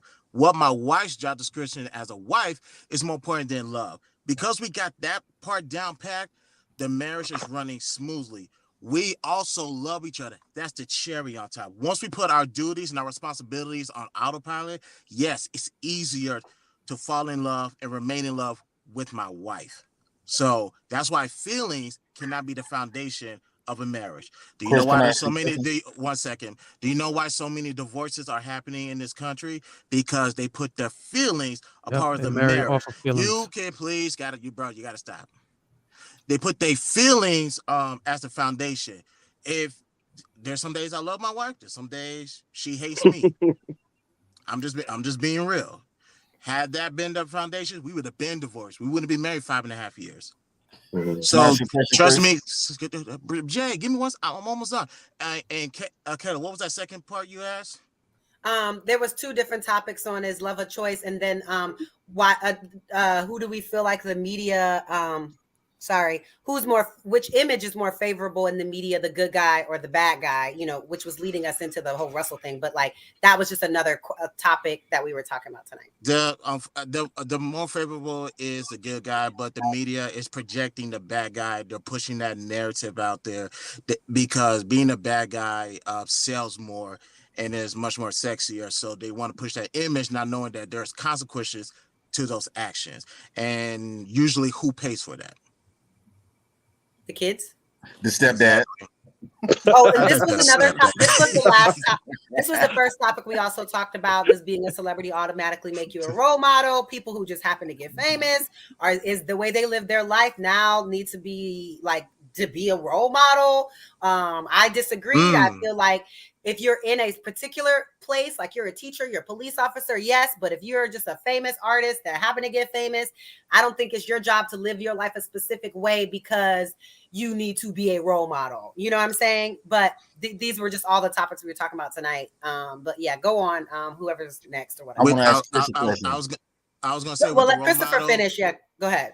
Then I'm gonna go to Jay Prince. I was gonna say, yeah, you're a role model. It's just that are you a good one or a bad one? The problem is there's going to be a spotlight on you. That's the only issue. But Jay Prince, what's up? Okay, like you make it sound like your marriage, right? Was a arranged marriage. So when you met her, y'all got together based off. Did y'all get together based off how you can provide for her? Because if that's the case, any man can be her husband then.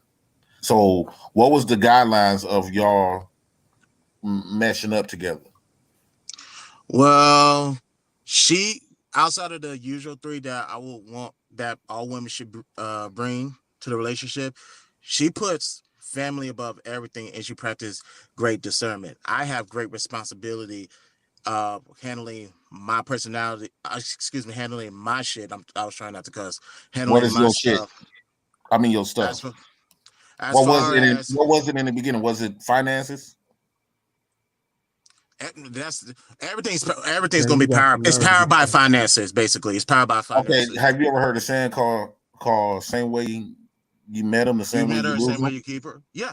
Right. So based on your marriage, how y'all got together was not because of no love or attraction or all this other good stuff that you trying to diminish and put it as a little cherry. It was based off your marriage was based off how much money you had and your marriage. Can y'all hear me? Yeah, go ahead. We can hear you. Your marriage was based off how much money you had and what you could do for her. Any man could have did that. And no, a lot of men actually. No, JP. A Mm. lot of men actually don't have no money or no leadership. Well, qualities. this panel giving her options. Why did it How you freeze? figure? What? Jay, you got that same wife beater on from last week. I see the I'm mark. gonna say this. I'm gonna say this real quick. This panel giving her options. 6 months, Is this not the 6 same months beater? into, well, hold on. 6 months into the relationship, I knew I was gonna marry her. So I had to make sure. All right, before I even get down one knee and ask her to marry, I gotta make sure that all these boxes checks off of not only what she can do, but what I can do for her, do for my son, do for the family, etc., etc. I had to make sure that was down pat. Granted, I overthought shit, but eventually I said, you know what, fuck it, I got this. I'm gonna do it. So and 5.5 years later, we're still rocking. So 6 months, you would did you know that you love her, or it was just that she did? No, 6 months. I knew. Now that I knew I loved her, I knew I was gonna marry her. So love did play a play. No, you're missing that. Love is a cherry on top, man. We're talking about simply. No, so I'm trying to see what did you say when you proposed to her? I'm saying when you proposed to her, did you ever tell her that you love her when you gave her a ring? Did you ever say did you love her? Or but JP, you're off topic because we never said JP, we never said that wasn't even the question. We never said that love wasn't important. We said, is that the number one thing when choosing a partner? Not does that need to be there? Obviously, that needs to be there. We were asking, is that the number one thing in choosing a partner? And everybody basically said no, except for you. Because I don't believe that, because you think love should be the number one thing. I can't rock with that. You can choose to love anybody. That can't be the number one thing. A genuine love for a person is more different than, okay, I got a 7-figure bank account, you should marry me. I can provide. We got a lot to discuss, because I promise you I can help you out with this a little bit, because I think you're going to the thought of marriage wrong, and that's where a lot of people screw up at. And when they do actually get married with that same mindset, the marriage is going to fail. Because it can't be all about how you feeling in love. There's times you're not going to be feeling in love, but you're in a commitment. You have a duty as a wife or as a husband or whoever you are in the marriage. And you're not always going to feel so in love with that person. If it's all about how you feel, you should never get married if it's always about how you feel. Because there are times where you should never get married if it's based off money. Well, if you don't have money, if you don't have money, you shouldn't be considering. But if you don't have money, you shouldn't be considering marrying or impregnating anybody. I understand that. Kayla, what you just said essentially is that most black people on the planet shouldn't reproduce, because most of us is broke. Because most black people don't got no money. That's what you said essentially. So we should end the population of black. That's a misconception. A lot of black people do have money. They spend it. No, they spend it frivolously. They don't invest. They spend money on pointless depreciating assets. They got a broke mentality. That means they broke. They got a broke mentality. No, they have a broke mentality. They get money, they hit a lick, and then they go spend it on some Balenciagas and not an investment for their child. So let's not get it twisted. So Kayla, if you're talking about even in just the U.S., where the richest black people are, the median black income is below the U.S. poverty line.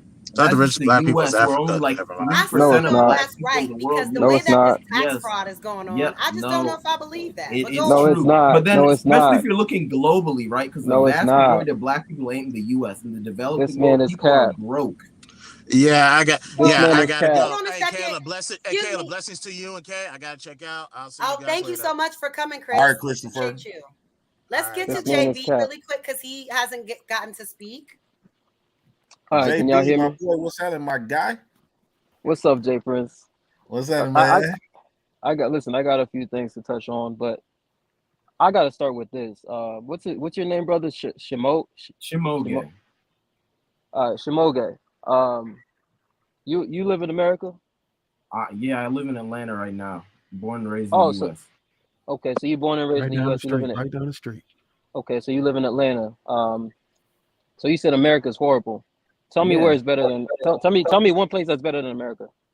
I mean, Nigeria. I like Nigeria better than America. My family's from there. America I didn't has ask. more I didn't ask you money. what you like better. I didn't ask you what you like better. I said which. Tell me one country that's better. Well, I think overall, not, for example, anywhere in the developing world, I would say is better because people there overall have better values and. Can you a clarify better- which countries are from the developing world? Because I just Okay, I'm basically not sure. everything outside of the West, so where white people live, plus a couple countries in East Asia. Anything outside of that Communist is the countries. developing Can you world. just name me one? Because I don't even know all the countries. Nigeria. That's what Can I y'all So you're qualify saying the metric in which Nigeria is better you're than asking him to America? answer this question? Yeah, the only Wait. the only way America is better than Nigeria is America has more money, and on average there is less violence within America. But America doesn't really get too many points for that because America is the cause of the violence. Yeah, in but that's not what he Nigeria. asked. He asked to name No. a country that is better. Yeah, so Nigeria, because So Nigeria. so why is Nigeria better? Give me some reasons why Nigeria is better. Well, Nigeria isn't going around inflicting hell on everyone else for one reason, right? There's no such thing as Nigerian imperialism. He's saying they're morally better, but their conditions and unemployment rate. Okay, is not if you're talking, well, JB, let me ask for clarifying. When you say better, are you talking about in terms of conditions within the country? Fam, you said, fam, listen. You sitting in Atlanta right now, and you said America is horrible. Those were the words out your mouth. Yeah. Right. And it's like, what's crazy is America's greatness is what allows you to get on this platform. It's not greatness. Nah, America. Yo, you gonna let me talk, bro? America's right. greatness is what allows you to get on this platform and say the shit that you're saying. Because in a lot of places, freedom of speech. And in a lot of places, you open your mouth and talk about the country like that, talk about the government, you disappear, fam. You realize that in most of those places, America Hold on controls one second. the government. Hold on one second. Man, I serve my country so you can be able to come over here and say this shit, bro. I mean, like you, no offense to people in the military, but the military is a horrible institution. They just go around killing people in other countries. Okay, but listen, okay, So, check this out though. I don't owe anyone in the military anything. Hey, I'm sorry. Hey, check this out though. Right. Check this out. Hey, check this out though, right? That's sad, brother. I'm actually check this out. I'm actually anti-war, right? I'm not pro-war. I'm not pro-war. I'm not pro-imperialism. But that's stupid as hell for you to just because of that one thing. No, hold up, fam. I'm not done. Listen. I'm not done, bro. I'm not pro-war. I'm not pro-imperialism. But it's stupid as hell for you to sit in Atlanta, right? You sitting in Atlanta in the United States of America, and you talk about America is horrible. While you sitting, you probably sitting in front of what you just said is a contradiction. Can you just let him finish really quick? Thanks.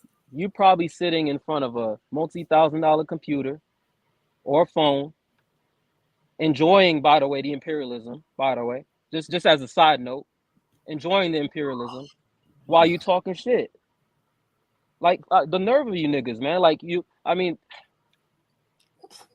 Look, hey, JB, JB, you from Haiti? Your family's from Haiti, right? Because I've heard you talk before. Yeah, and America's better than Haiti. What's your point? But you know, America is the cause of Haiti being in I know all the history. I know. Yeah, so then how could you honestly sit here and say that America is not horrible if they've done all America that? is great. If not for America, I think maybe you all should have. I think let me answer. Hold up. One at a time, please. Let me answer you. Right? I think American foreign policy is at best. I would say at best. Yeah, I could say that actually. I could say American policy is terrible, right? American foreign policy is terrible in a lot of ways. Like I said, I'm not pro-imperialism, but you can't just say America is horrible while you sit and enjoy the fruits and the benefits of it. Now, listen, fam, I'm not done. You're sitting there right now enjoying the fruits and benefits of America. You got people. Listen, you got people who are dying every day, like literally dying. By the way, not. This is not a figurative thing. Like people are literally dying every day to try to get into America while you sit your black ass in Atlanta talking shit about America's horrible. JB, can I ask you a question? JB, let me ask you. J Prince, let me ask this question. You can go. Yeah, because I want to push back on that. JB, if someone steals $1 million from you, then gives you back 1,000, should you thank them? Right. What kind of analogy? What? No, it's actually actually it's a perfect analogy.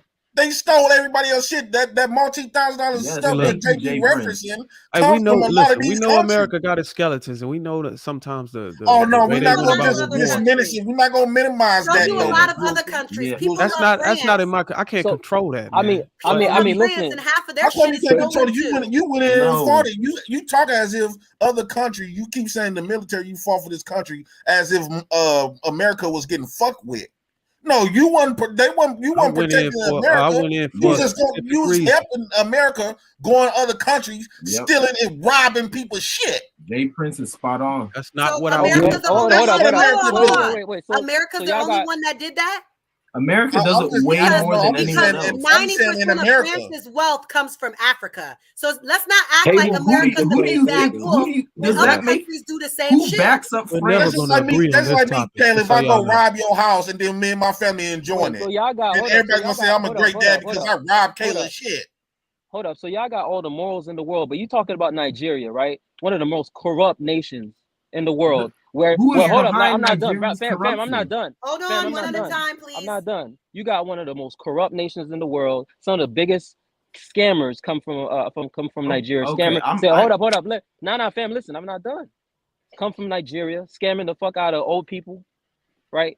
Scamming the fuck out of everybody. We do that here in America. So again, I mean, if you're just gonna talk about the things that are not good, I'm not saying America is perfect. Yeah, but if you compare it, hold up, I'm not done. Hey, Jay, I'm not done.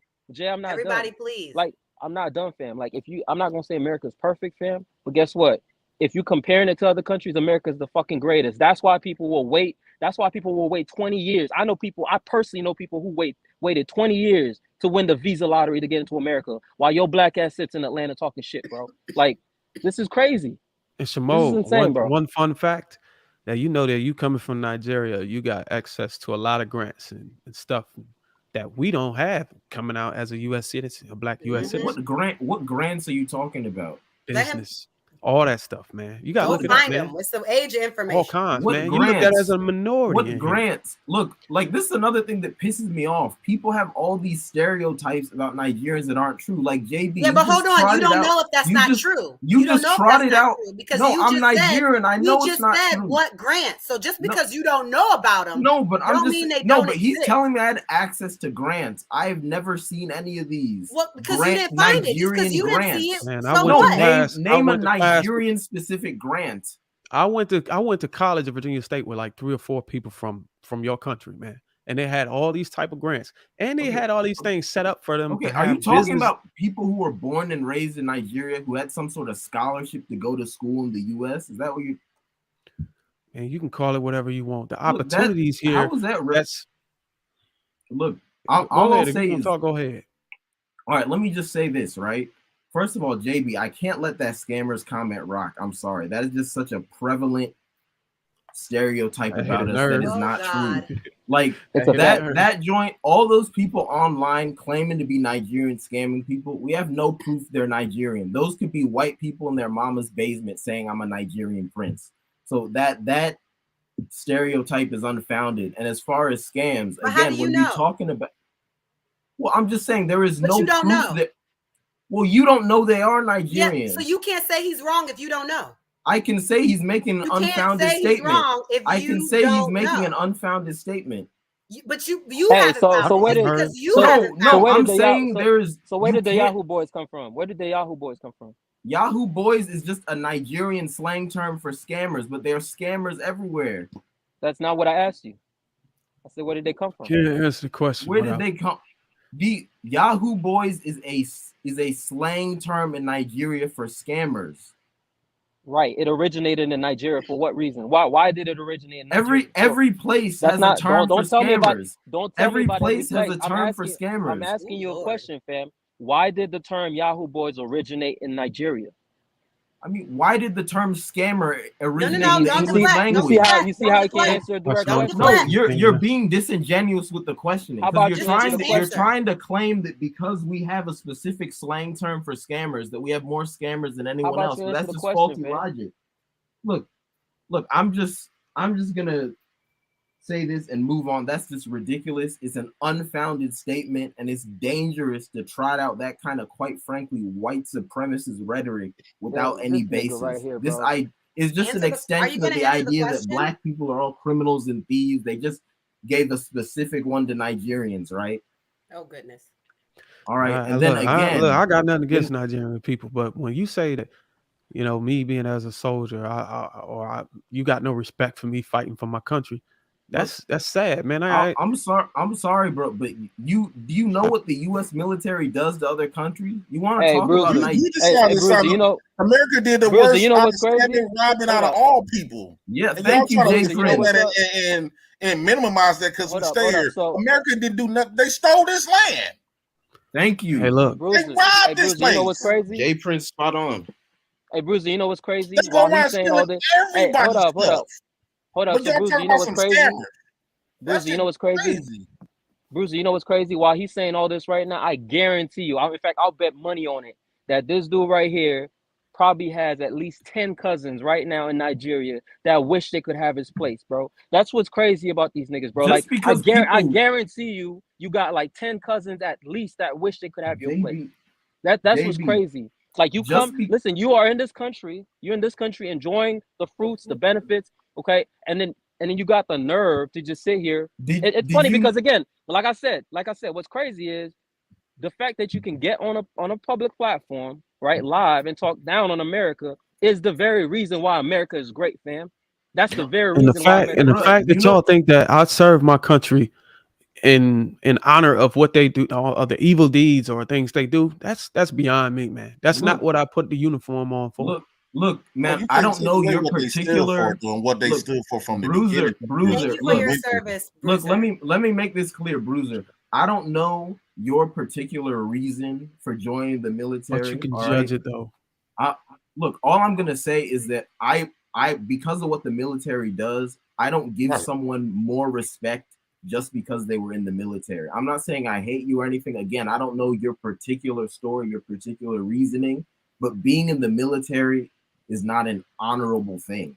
So I'm not going to give someone additional respect for that. That hurts, bro. That is wild. Bro, that's crazy. Why is it wild though? Like, that is very hurtful, bro. You literally know. He's not attacking Bruiser, but you don't know that you are safe right now because there are people that are you guarding as if people trying to fuck with America, though. There are people guarding our airspace as we speak. Besides 9/11, right? Besides 9/11, who really tried to attack America? Jay Prince, you do realize that you wait, Jay Prince, hold up. There are attempted attacks every day. Other countries, America is governed in other countries. Jay Prince, let me answer your question, right? I know you're talking about imperialism. Nobody's denying imperialism, but what you're saying is also denying the fact that like there's actual terrorists that we fight in every day. And actually, the reason why you don't even hear about them is because America does such a great job at fucking neutralizing them before you have to even deal with them, fam. Like that's you can be comfortable right now on your couch without any worries. America does such a great job at neutralizing the threats before you ever have to even hear about them. But you sitting here talking shit, you don't even realize the number of soldiers who died just because of that. I know there's soldiers who. That's why I'm not even tripping, because I don't think you realize all the death, all the people that died and sacrificed their life, so we can be here and do this. I think this is a very nuanced conversation. It's the same. Listen, it's the same people who sacrificed. Even the military people that were out there during 9/11, who gave their lives to be out there helping people who were suffering, who literally breathing in those fumes that killed them a few years later to help the people of our country. Were you out there helping anybody? No, but is that what the vast majority of military activity? What I'm saying is when we think about other countries and when America is doing the same shit. They doing worse to other countries. They doing the same shit. So how about this? Ain't no respect amongst thieves. So how about this? How about y'all take a trip to Nigeria and then renounce your citizenship? How about that? I mean, I'm not gonna renounce my citizenship. So you're not. I mean, you're not gonna renounce the citizenship for this like this horrible country. The reason why people come over here, I feel like the reason why people come over here because this is you probably lose your citizenship if the right people hear about what you just said, bro. This is the place where everybody coming here is because this is where everybody's shit is at. That was robbed and stolen from. You wouldn't even lose your citizenship. You got the freedom of speech now. That is not why people are coming, JP. That's exactly. America will never rob their shit. Here to be able to exercise the right that he's exercising right now, which is to be free. You know who I really feel bad for? I feel bad for the Natives. You can't say that JB's not right about that. I feel more bad for Native Americans than blacks because they got to sit up here and watch these people take ownership of their shit. That's just like me coming in your house, so Jay Prince, and putting you in the basement, and I'm running your house. Jay Prince, you know what, Jay Prince? Like I said, they did to the Native Americans. Hey, Jay Prince. Hey, Yeah. Jay Prince. And the Mexicans. Hey, Jay Prince. Like I said, Jay Prince. You since you love Egypt, you could go to Egypt, and Shimoge can go to Nigeria, and y'all both can renounce. I plan on moving back. Hold up. Nigeria, I'm not done. Okay, so why and not? then y'all black Hold y'all up, I'm not defend done. this shit. Hold up, I'm not done. Why don't y'all move and then renounce y'all citizenship from this horrible country? How about that? Look, because JB, how about we take a lot of this shit back home with us? A lot of this shit. It ain't pretty. America It ain't pretty how it was done. It's not pretty how it was done. Hold on. It's not pretty how it was done, but what would the police do? Won't they take the shit that I done stole and robbed and give it back to the person who I done robbed them from? Like I said, it's not pretty how it was done. Go to Egypt. It's not pretty how it was done. It was not pretty how done, but you can't ignore that though. My black brothers and sisters helped build this country. So this is my country, and I'm gonna rock with my country. They were forced. They didn't do it. So the question I ultimately have is, are you guys gonna give up the good because of the bad? Look, the stuff. Are you going to give up the good? If we can take all the stuff that I'm quite sure we could take a lot of stuff that America done stole, especially from Africa. Take all that shit back home. I would be over there with flying colors. Show me some fact that it was stolen. Where, Jay? Where you going? I'll show you a fact it was stolen. Come on, are you that damn washed? Again, are you giving up the good because of the bad? But Kayla, the good in America already belong to us. Y'all completely trying to minimize the wrong that they have done to people. I'm not trying to minimize. It's not a fight that you can win right now. The fight you can win right now today is being a success, being an example for your children. This is so amazing, bro. Like this is so amazing. This is like this is basically. They stole hold up. So Jay Prince. That's crazy. Y'all defending this shit. Jay Prince, I want you. Jay Prince. These people don't even respect you as a black man in America. So you don't fought for them.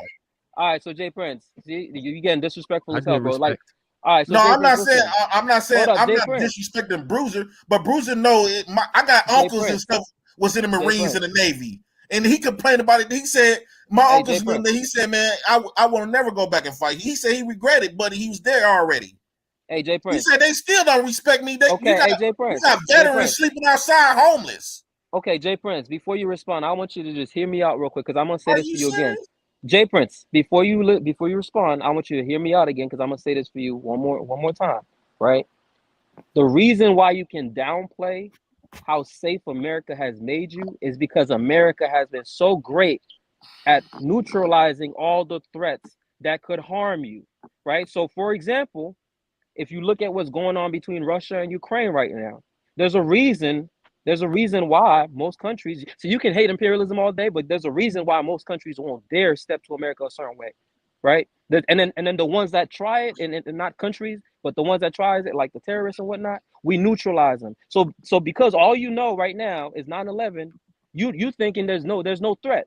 You thinking we just go steal shit. I'm not trying to deny that imperialism happens, but I'm just saying you also push into the side that America is literally defending you every day, every freaking day, and people are dying on behalf of you, fam. Like people are losing their lives. I understand what you're saying, Bruiser. I understand what you. I'm gonna put it to you like this. I look at all that what y'all talking about, where everybody protected. I look at all of like a drug war between other countries. It's nothing but gangs going at it. And America just the gang that's winning right now. Jay Prince is spot on. I was just about to say that's how it is. It's a drug war. They fighting for turf. That's all it is. Exactly. Y'all got it. Just because you win, ain't no fight. It's America's turf. Ain't nobody. There ain't no fight. So whose side do you want to be on, JB? If that's what it is, whose side do you want to be on? Whose turf you want to be on? Why do you want to be on their side in the drug war? Because I'm gonna be on ours. Why do I you want have to to be a pick? good I want to be a good person and not be involved in drug wars. And the only reason that you can do that is because there are I don't want to people. be a pookie. JP, and the only reason that you can do that is that because there are people that are protecting your freedoms as we speak. There So are don't people get so why protecting y'all your call airspace, people protecting your borders as we Bruiser. speak. Okay, Kayla, y'all just contradict yourself, but yet y'all can sit up here and talk about men like me, talk about men like me and pookies, and talk about drug dealers and gangs and violence with the black community that's doing the same shit that he went to go stir up and fought for. But we're not talking about Wait, the black community. wait, We're talking hold about on. We can't Wait, talk wait. about So Jay, we can't Jay, talk how do you about know? America, but you can downplay niggas. Jay, how do you know what he fought for though? Jay, how do Black you know what men he doing fought for though? black men that's in the ghettos ain't doing no different from America. Hey Jay, how do you know what he fought for though? Jay, how do you know what he fought for though? How do you know? Because you just said no. What I'm saying is he just admitted that imperialism is not pretty. So clearly they're over there doing some ugly shit. It's no different from what niggas do in the hood. They just on a bigger tier. So how do you justify it then? Jay Prince is spot on. How you knock what I do and say it's not honorable? But because you knocking what pookies, because you you got came niggas on in here the talking about killing you each need other. to get out the ghetto and downplaying niggas and ghettos and what niggas do in the hood. But this your country that you fought for doing the same shit. The last time I checked, I had remorse for the brothers who was caught up in the hoods. The last time did you just admit that they robbing and taking people's stuff? You just admit that, Bruiser. Bruiser, didn't you just admit that? Admit what? That Americans going on other countries robbing and taking other people's stuff. I didn't say what America was doing. You said you agree and you said it's not pretty. I'm saying the war come with a price and war come with casualties. Right. I don't make the shit rules. That's in the hood when we have drug wars. No, it's not. No, it absolutely is not. Wait. How many people have lost their lives? You said a lot of people lost their lives. There's a lot of people I know lost their lives too. Okay, one at a time. Go ahead, JB. Hold up, Jay Prince. You can't even make that's a false equivalency, fam. You can't compare drug dealers in the hood and war and diplomacy and war. Like this is insane, bro. Come on, JB. Florida is built off cocaine. Florida is built off cocaine. They allow drugs help build America. Jay, how many wars have you seen? Who brought drugs over here? How many wars have you seen? Who invented guns? Who created guns? Jay, how many wars have you seen, Jay? How many wars have you experienced or seen? You talking about in a ghetto? I'm talking about actual war, like what this brother fought. I wish y'all can put the uniform on and go over there and fight, man. Because you talk like I'm gonna fight a war that's for my. But CJ, this is my point right here, bro. Like you don't realize how wild disrespectful this is. That you ain't seen what this brother seen, but you got so much to say about it. But he didn't see what I seen either. Just living in a we're not talking about the hood. We're not talking about the hood. What I'm saying is, JB, he signed up for that, knowing about the war, already prepared. He already knew from birth, he signed up to go protect your ass. You got niggas in the hood that sign up for this shit. They was born in this, and they lost their lives. I got cousins in them is dead right now. Exactly, they didn't sign up for it, but I went to it. I embraced it. I stood up to the line. But what I'm saying is, you saying that ain't honorable. But what I'm saying is, Bruiser, you I knew that I could lose my life. You had a choice to be in that. You got niggas in the hood don't got no choices. I came from the hood that ain't had no choice. Wait, same circumstances. Death don't matter where you get. Death don't matter where you get deleted at. If you get deleted either in the army or you get deleted on 12th Street, death is death. Jay, please tell me a scenario in the hood where you don't got a choice. Please tell me. Tell me a scenario where you don't got a choice. What? Okay, for one, let's say you born in the house with your mama on drugs. She owed a drug man. Your daddy ran off on a plug. Now they kidnapping you, the kids. It's a girl right now have not been seen since. Is that what's happening to most people in the hood? That's the same neighborhood I came from. Cleveland, Ohio. Mother was on drugs. I grew up in the 80s. I was born in 86. Mother was on crack. Auntie's on crack. My mama wasn't even taking care of me. I was raised by my auntie with her kids. And you know, when they got Jordans, I got Sauconys or some shit. My daddy was a few blocks down the street. I was getting hand-me-downs. He had a whole nother family. He loved me though, but he wasn't able to be there like he wanted to. So we're not gonna compare trauma. Yeah, we don't gotta do that. But just getting back to the main I just think it's the same ideology. Getting back to the topic. I don't even know where we're at anymore. But I do think that overall, I think that we are very blessed to live in this country, regardless of the negatives or the positives. I wouldn't want to live or be raised anywhere else. I do love other places on the planet, but a lot of countries have skeletons. A lot of countries have the good with the bad. So I just think that we have to think about that overall when we're having this conversation. But even just getting back to our main point, I think the goal should be to be better for our kids and to do the best that we can in terms of what we have control over, which is your mindset. And so the mindset for a lot of people just has to change. It has to change. We can't keep making excuses for where people are from. Once you're grown from where you're from or what your daddy did and all of these, there has to be a point where people take responsibility for self, to change mentality and make different decisions. And that's going to ultimately lead us to where we need to be foundationally as a community. Okay, I like to thank America for creating I like to thank America for kidnapping slaves and building this land. God bless America. So we know that that's the history. What is that? What is talking about that going to do? Oh, we always ignore the history. No. But what is talking about that going to do? What is that talking about that going to do to get us to a place? No, I'm just saying. Y'all say we fighting for a country that stole a lot of niggas. That Again. So did a lot of countries. No, in those countries in Africa that you're this. talking about going back to, they sold out as well. So let's not get twisted. No. That's the story that the story that Americans gave us. We don't know that for a fact. Regardless, we're just not. Kayla, we only know that from what they told us. We don't know that for a fact. Into that, How do you know? I was trying to. Was you there when they were selling when Africans were selling black folks?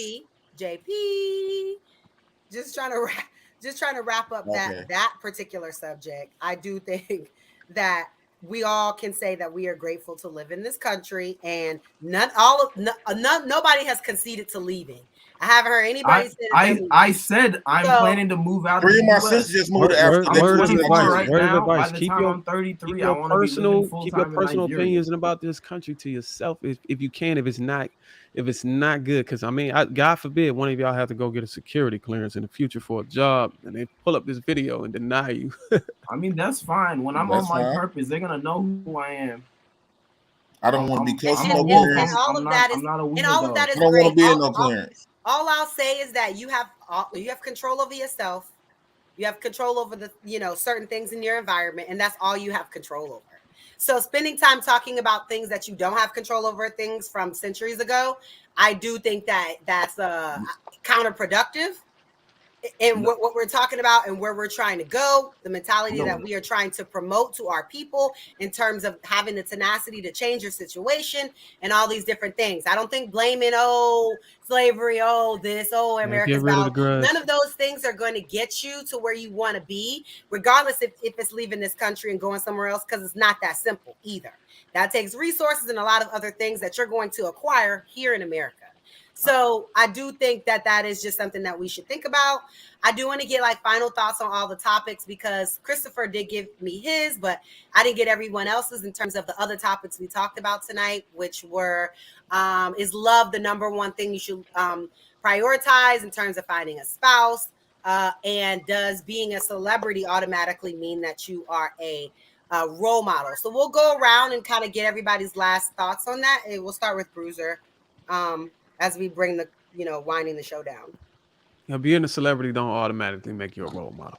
It's all about how you impact the people, the audience that is following you. If you can impact them in a positive way, then yeah, you can become a role model. But a lot of these celebrities don't even give a damn about their audience. They just want to get their job done, do their roles, their acting roles, get their music out, and hell with everybody else. Love is necessary in a marriage, but when you're searching for a partner, man, I think it's based on your social. I would teach my kids to, find the attractiveness in people's socioeconomic status, and that's their family background. Their employment status. Their ability to support you or help you in some kind of way along your journey in life, and then love. The love will come. You have a choice. I don't know I forgot what the other question was. I think it was about Future or some shit. Yeah, Future. I mean, recap on Future. And I think a lot of people say that Russell Wilson didn't do shit for the black community. I did a lot by showing an example of a marriage or a companionship between a black woman and a black man that's not really shown in entertainment or nationally today. I think that's a good service to our people. I mean, it got to be something of monetary value or some type of tangible thing, but just seeing that essence from that couple that may give somebody out there that's struggling some type of belief or faith that they can become have a relationship like that. And that's all I gotta say about that. Thank you so much, Bruiser. We'll go to JP. Final thoughts? With the Russell Wilson thing, it's like a Tyler Perry movie again. There's always another group of men come to save our black women from the black man. That's how I feel about that. With the what else the question was? The love. Yes, I'm teaching my daughters because we living in 2022, and I got to be real. I done seen when women depended on men, and they got shitted on. So I'm teaching my daughters that to go to school. It's like my back against the wall. It's like I had to choose either or. Either I gotta let my daughter follow up on a man and be out here bad, or I gotta teach my daughter to be independent. And Mike don't get no husband, so I had to choose either or. But I refuse to let her take a risk of depending on a man to be there for her, knowing how men operate and what I have seen men do. Is it men out there that's some good dudes? Yeah, it is. I'm quite sure it is, but it's a lot of them that's not. So I don't want to take a chance with that with my daughters, at least for what I believe in. What was the other question, Kayla? Does being a celebrity automatically make you a role model? Was the last one. I think the celebrities is a role model to somebody because they won't be a celebrity if nobody didn't look up to them, or then whoever gave them that status didn't think they had some sort of value to some groups of people. So I'm quite sure there's some groups of people for every celebrity out there that looks up to them as a role model. Now, if it's a bad role model or a good role model, hey, but they still a role model. It is what it is. They still a role model. So. Okay. Thanks, JP. Shamogi. Yeah. Final thoughts? Yeah. So I'm going to give a comment on the celebrity thing, because that's the one thing I didn't say, and then overall thoughts. So the celebrity thing, I don't think just because you're a celebrity, that in and of itself means you're a role model. However, in most cases, if someone has become a celebrity, that is because spiritually they are supposed to be some sort of role model, right? Because the universe gives people things that they have the ability to do good with, right? But the problem is when people come into the world, they kind of forget what their purpose, and they end up doing bad things. And unfortunately, that's what's happening with most of the celebrities in the world today. So if you are a celebrity, use it for its intended purpose to be a role model and be good.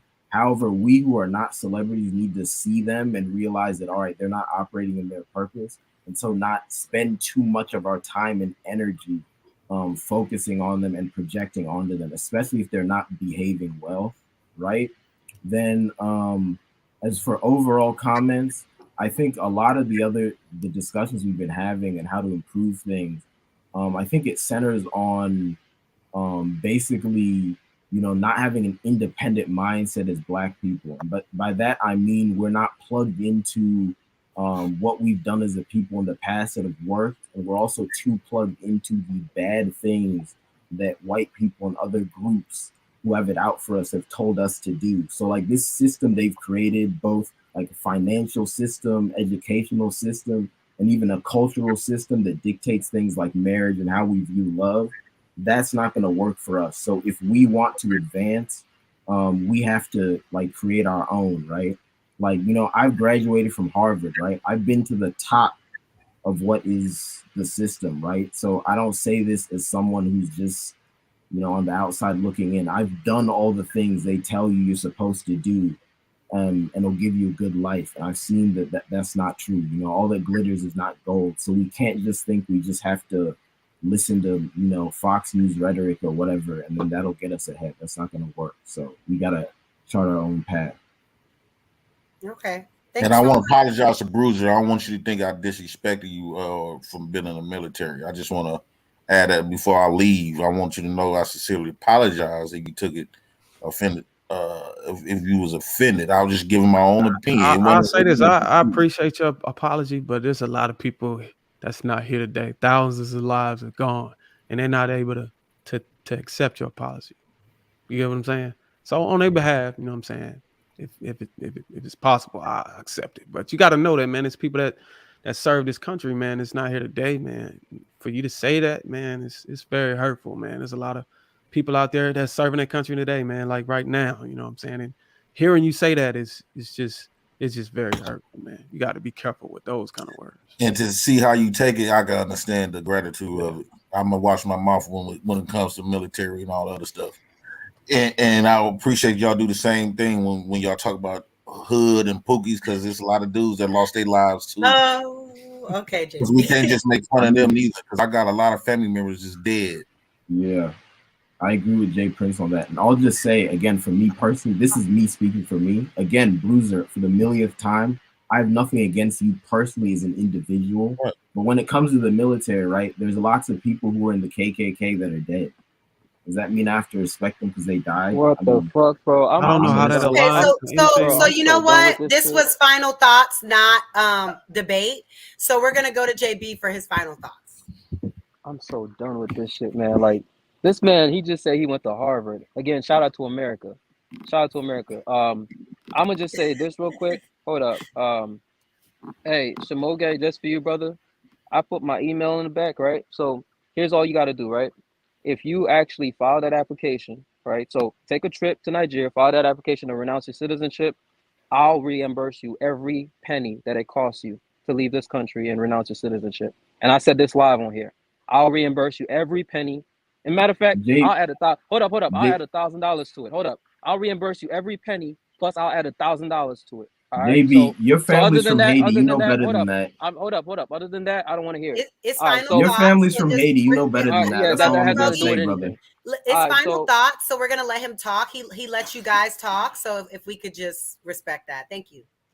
All right, so yeah, you can hold me to that. I said it live on here, so go ahead and take care of that. So basically, the funny thing is, I actually came up here and I was actually going to kind of agree with Jay Prince, because I think Jay Prince actually told us the raw truth today that a lot of guys wouldn't really say, especially given his situation, right? When Jay Prince said that, Russell is a sucker, I think that's what most men believe. They just wouldn't say it.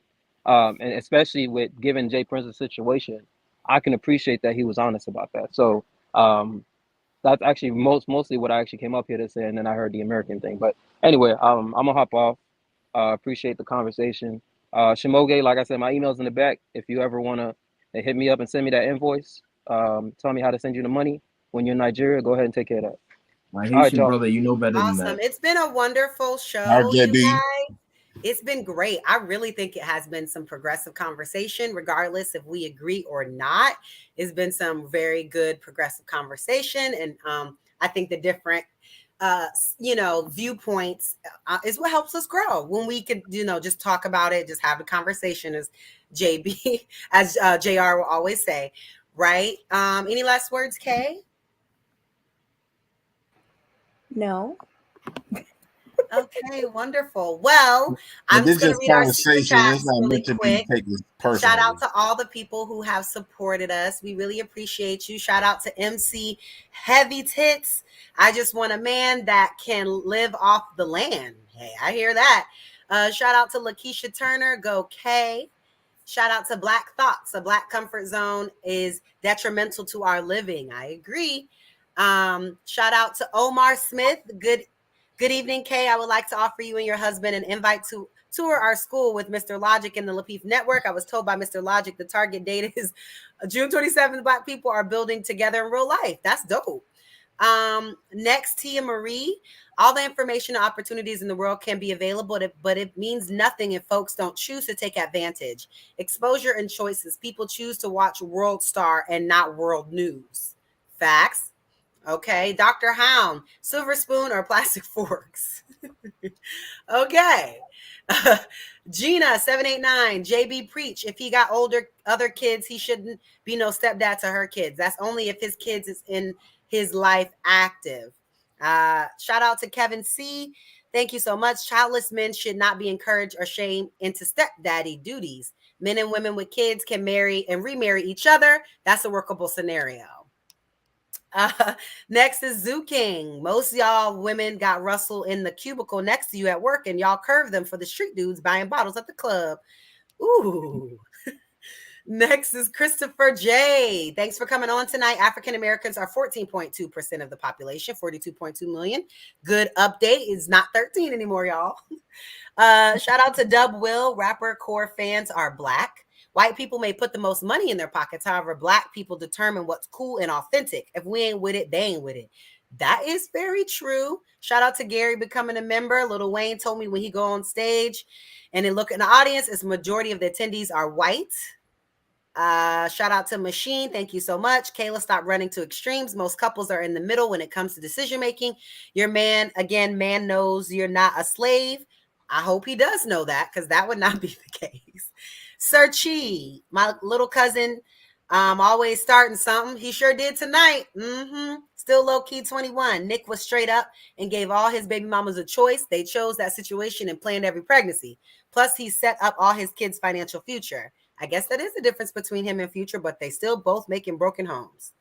Derek 807K. People can barely afford to move out the hood. How can they afford to find out where they are from for real?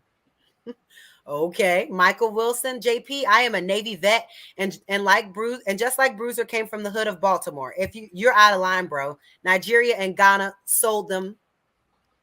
Ooh. That's Maurice, a false narrative. You know, Africans sold us, right? It was a transaction. False narrative. In Maurice, poverty mindset is similar arguments. And last but not least, Tyra, thank you so much for that super sticker, becoming a member. Thank you guys so much. It's been an awesome night. It's a good show tonight. So I really appreciate Bruiser. I appreciate, JP and you guys for being here. Chimogi, I appreciate y'all being here. And make sure you were at the live show. Y'all, the tickets are selling. So get your tickets.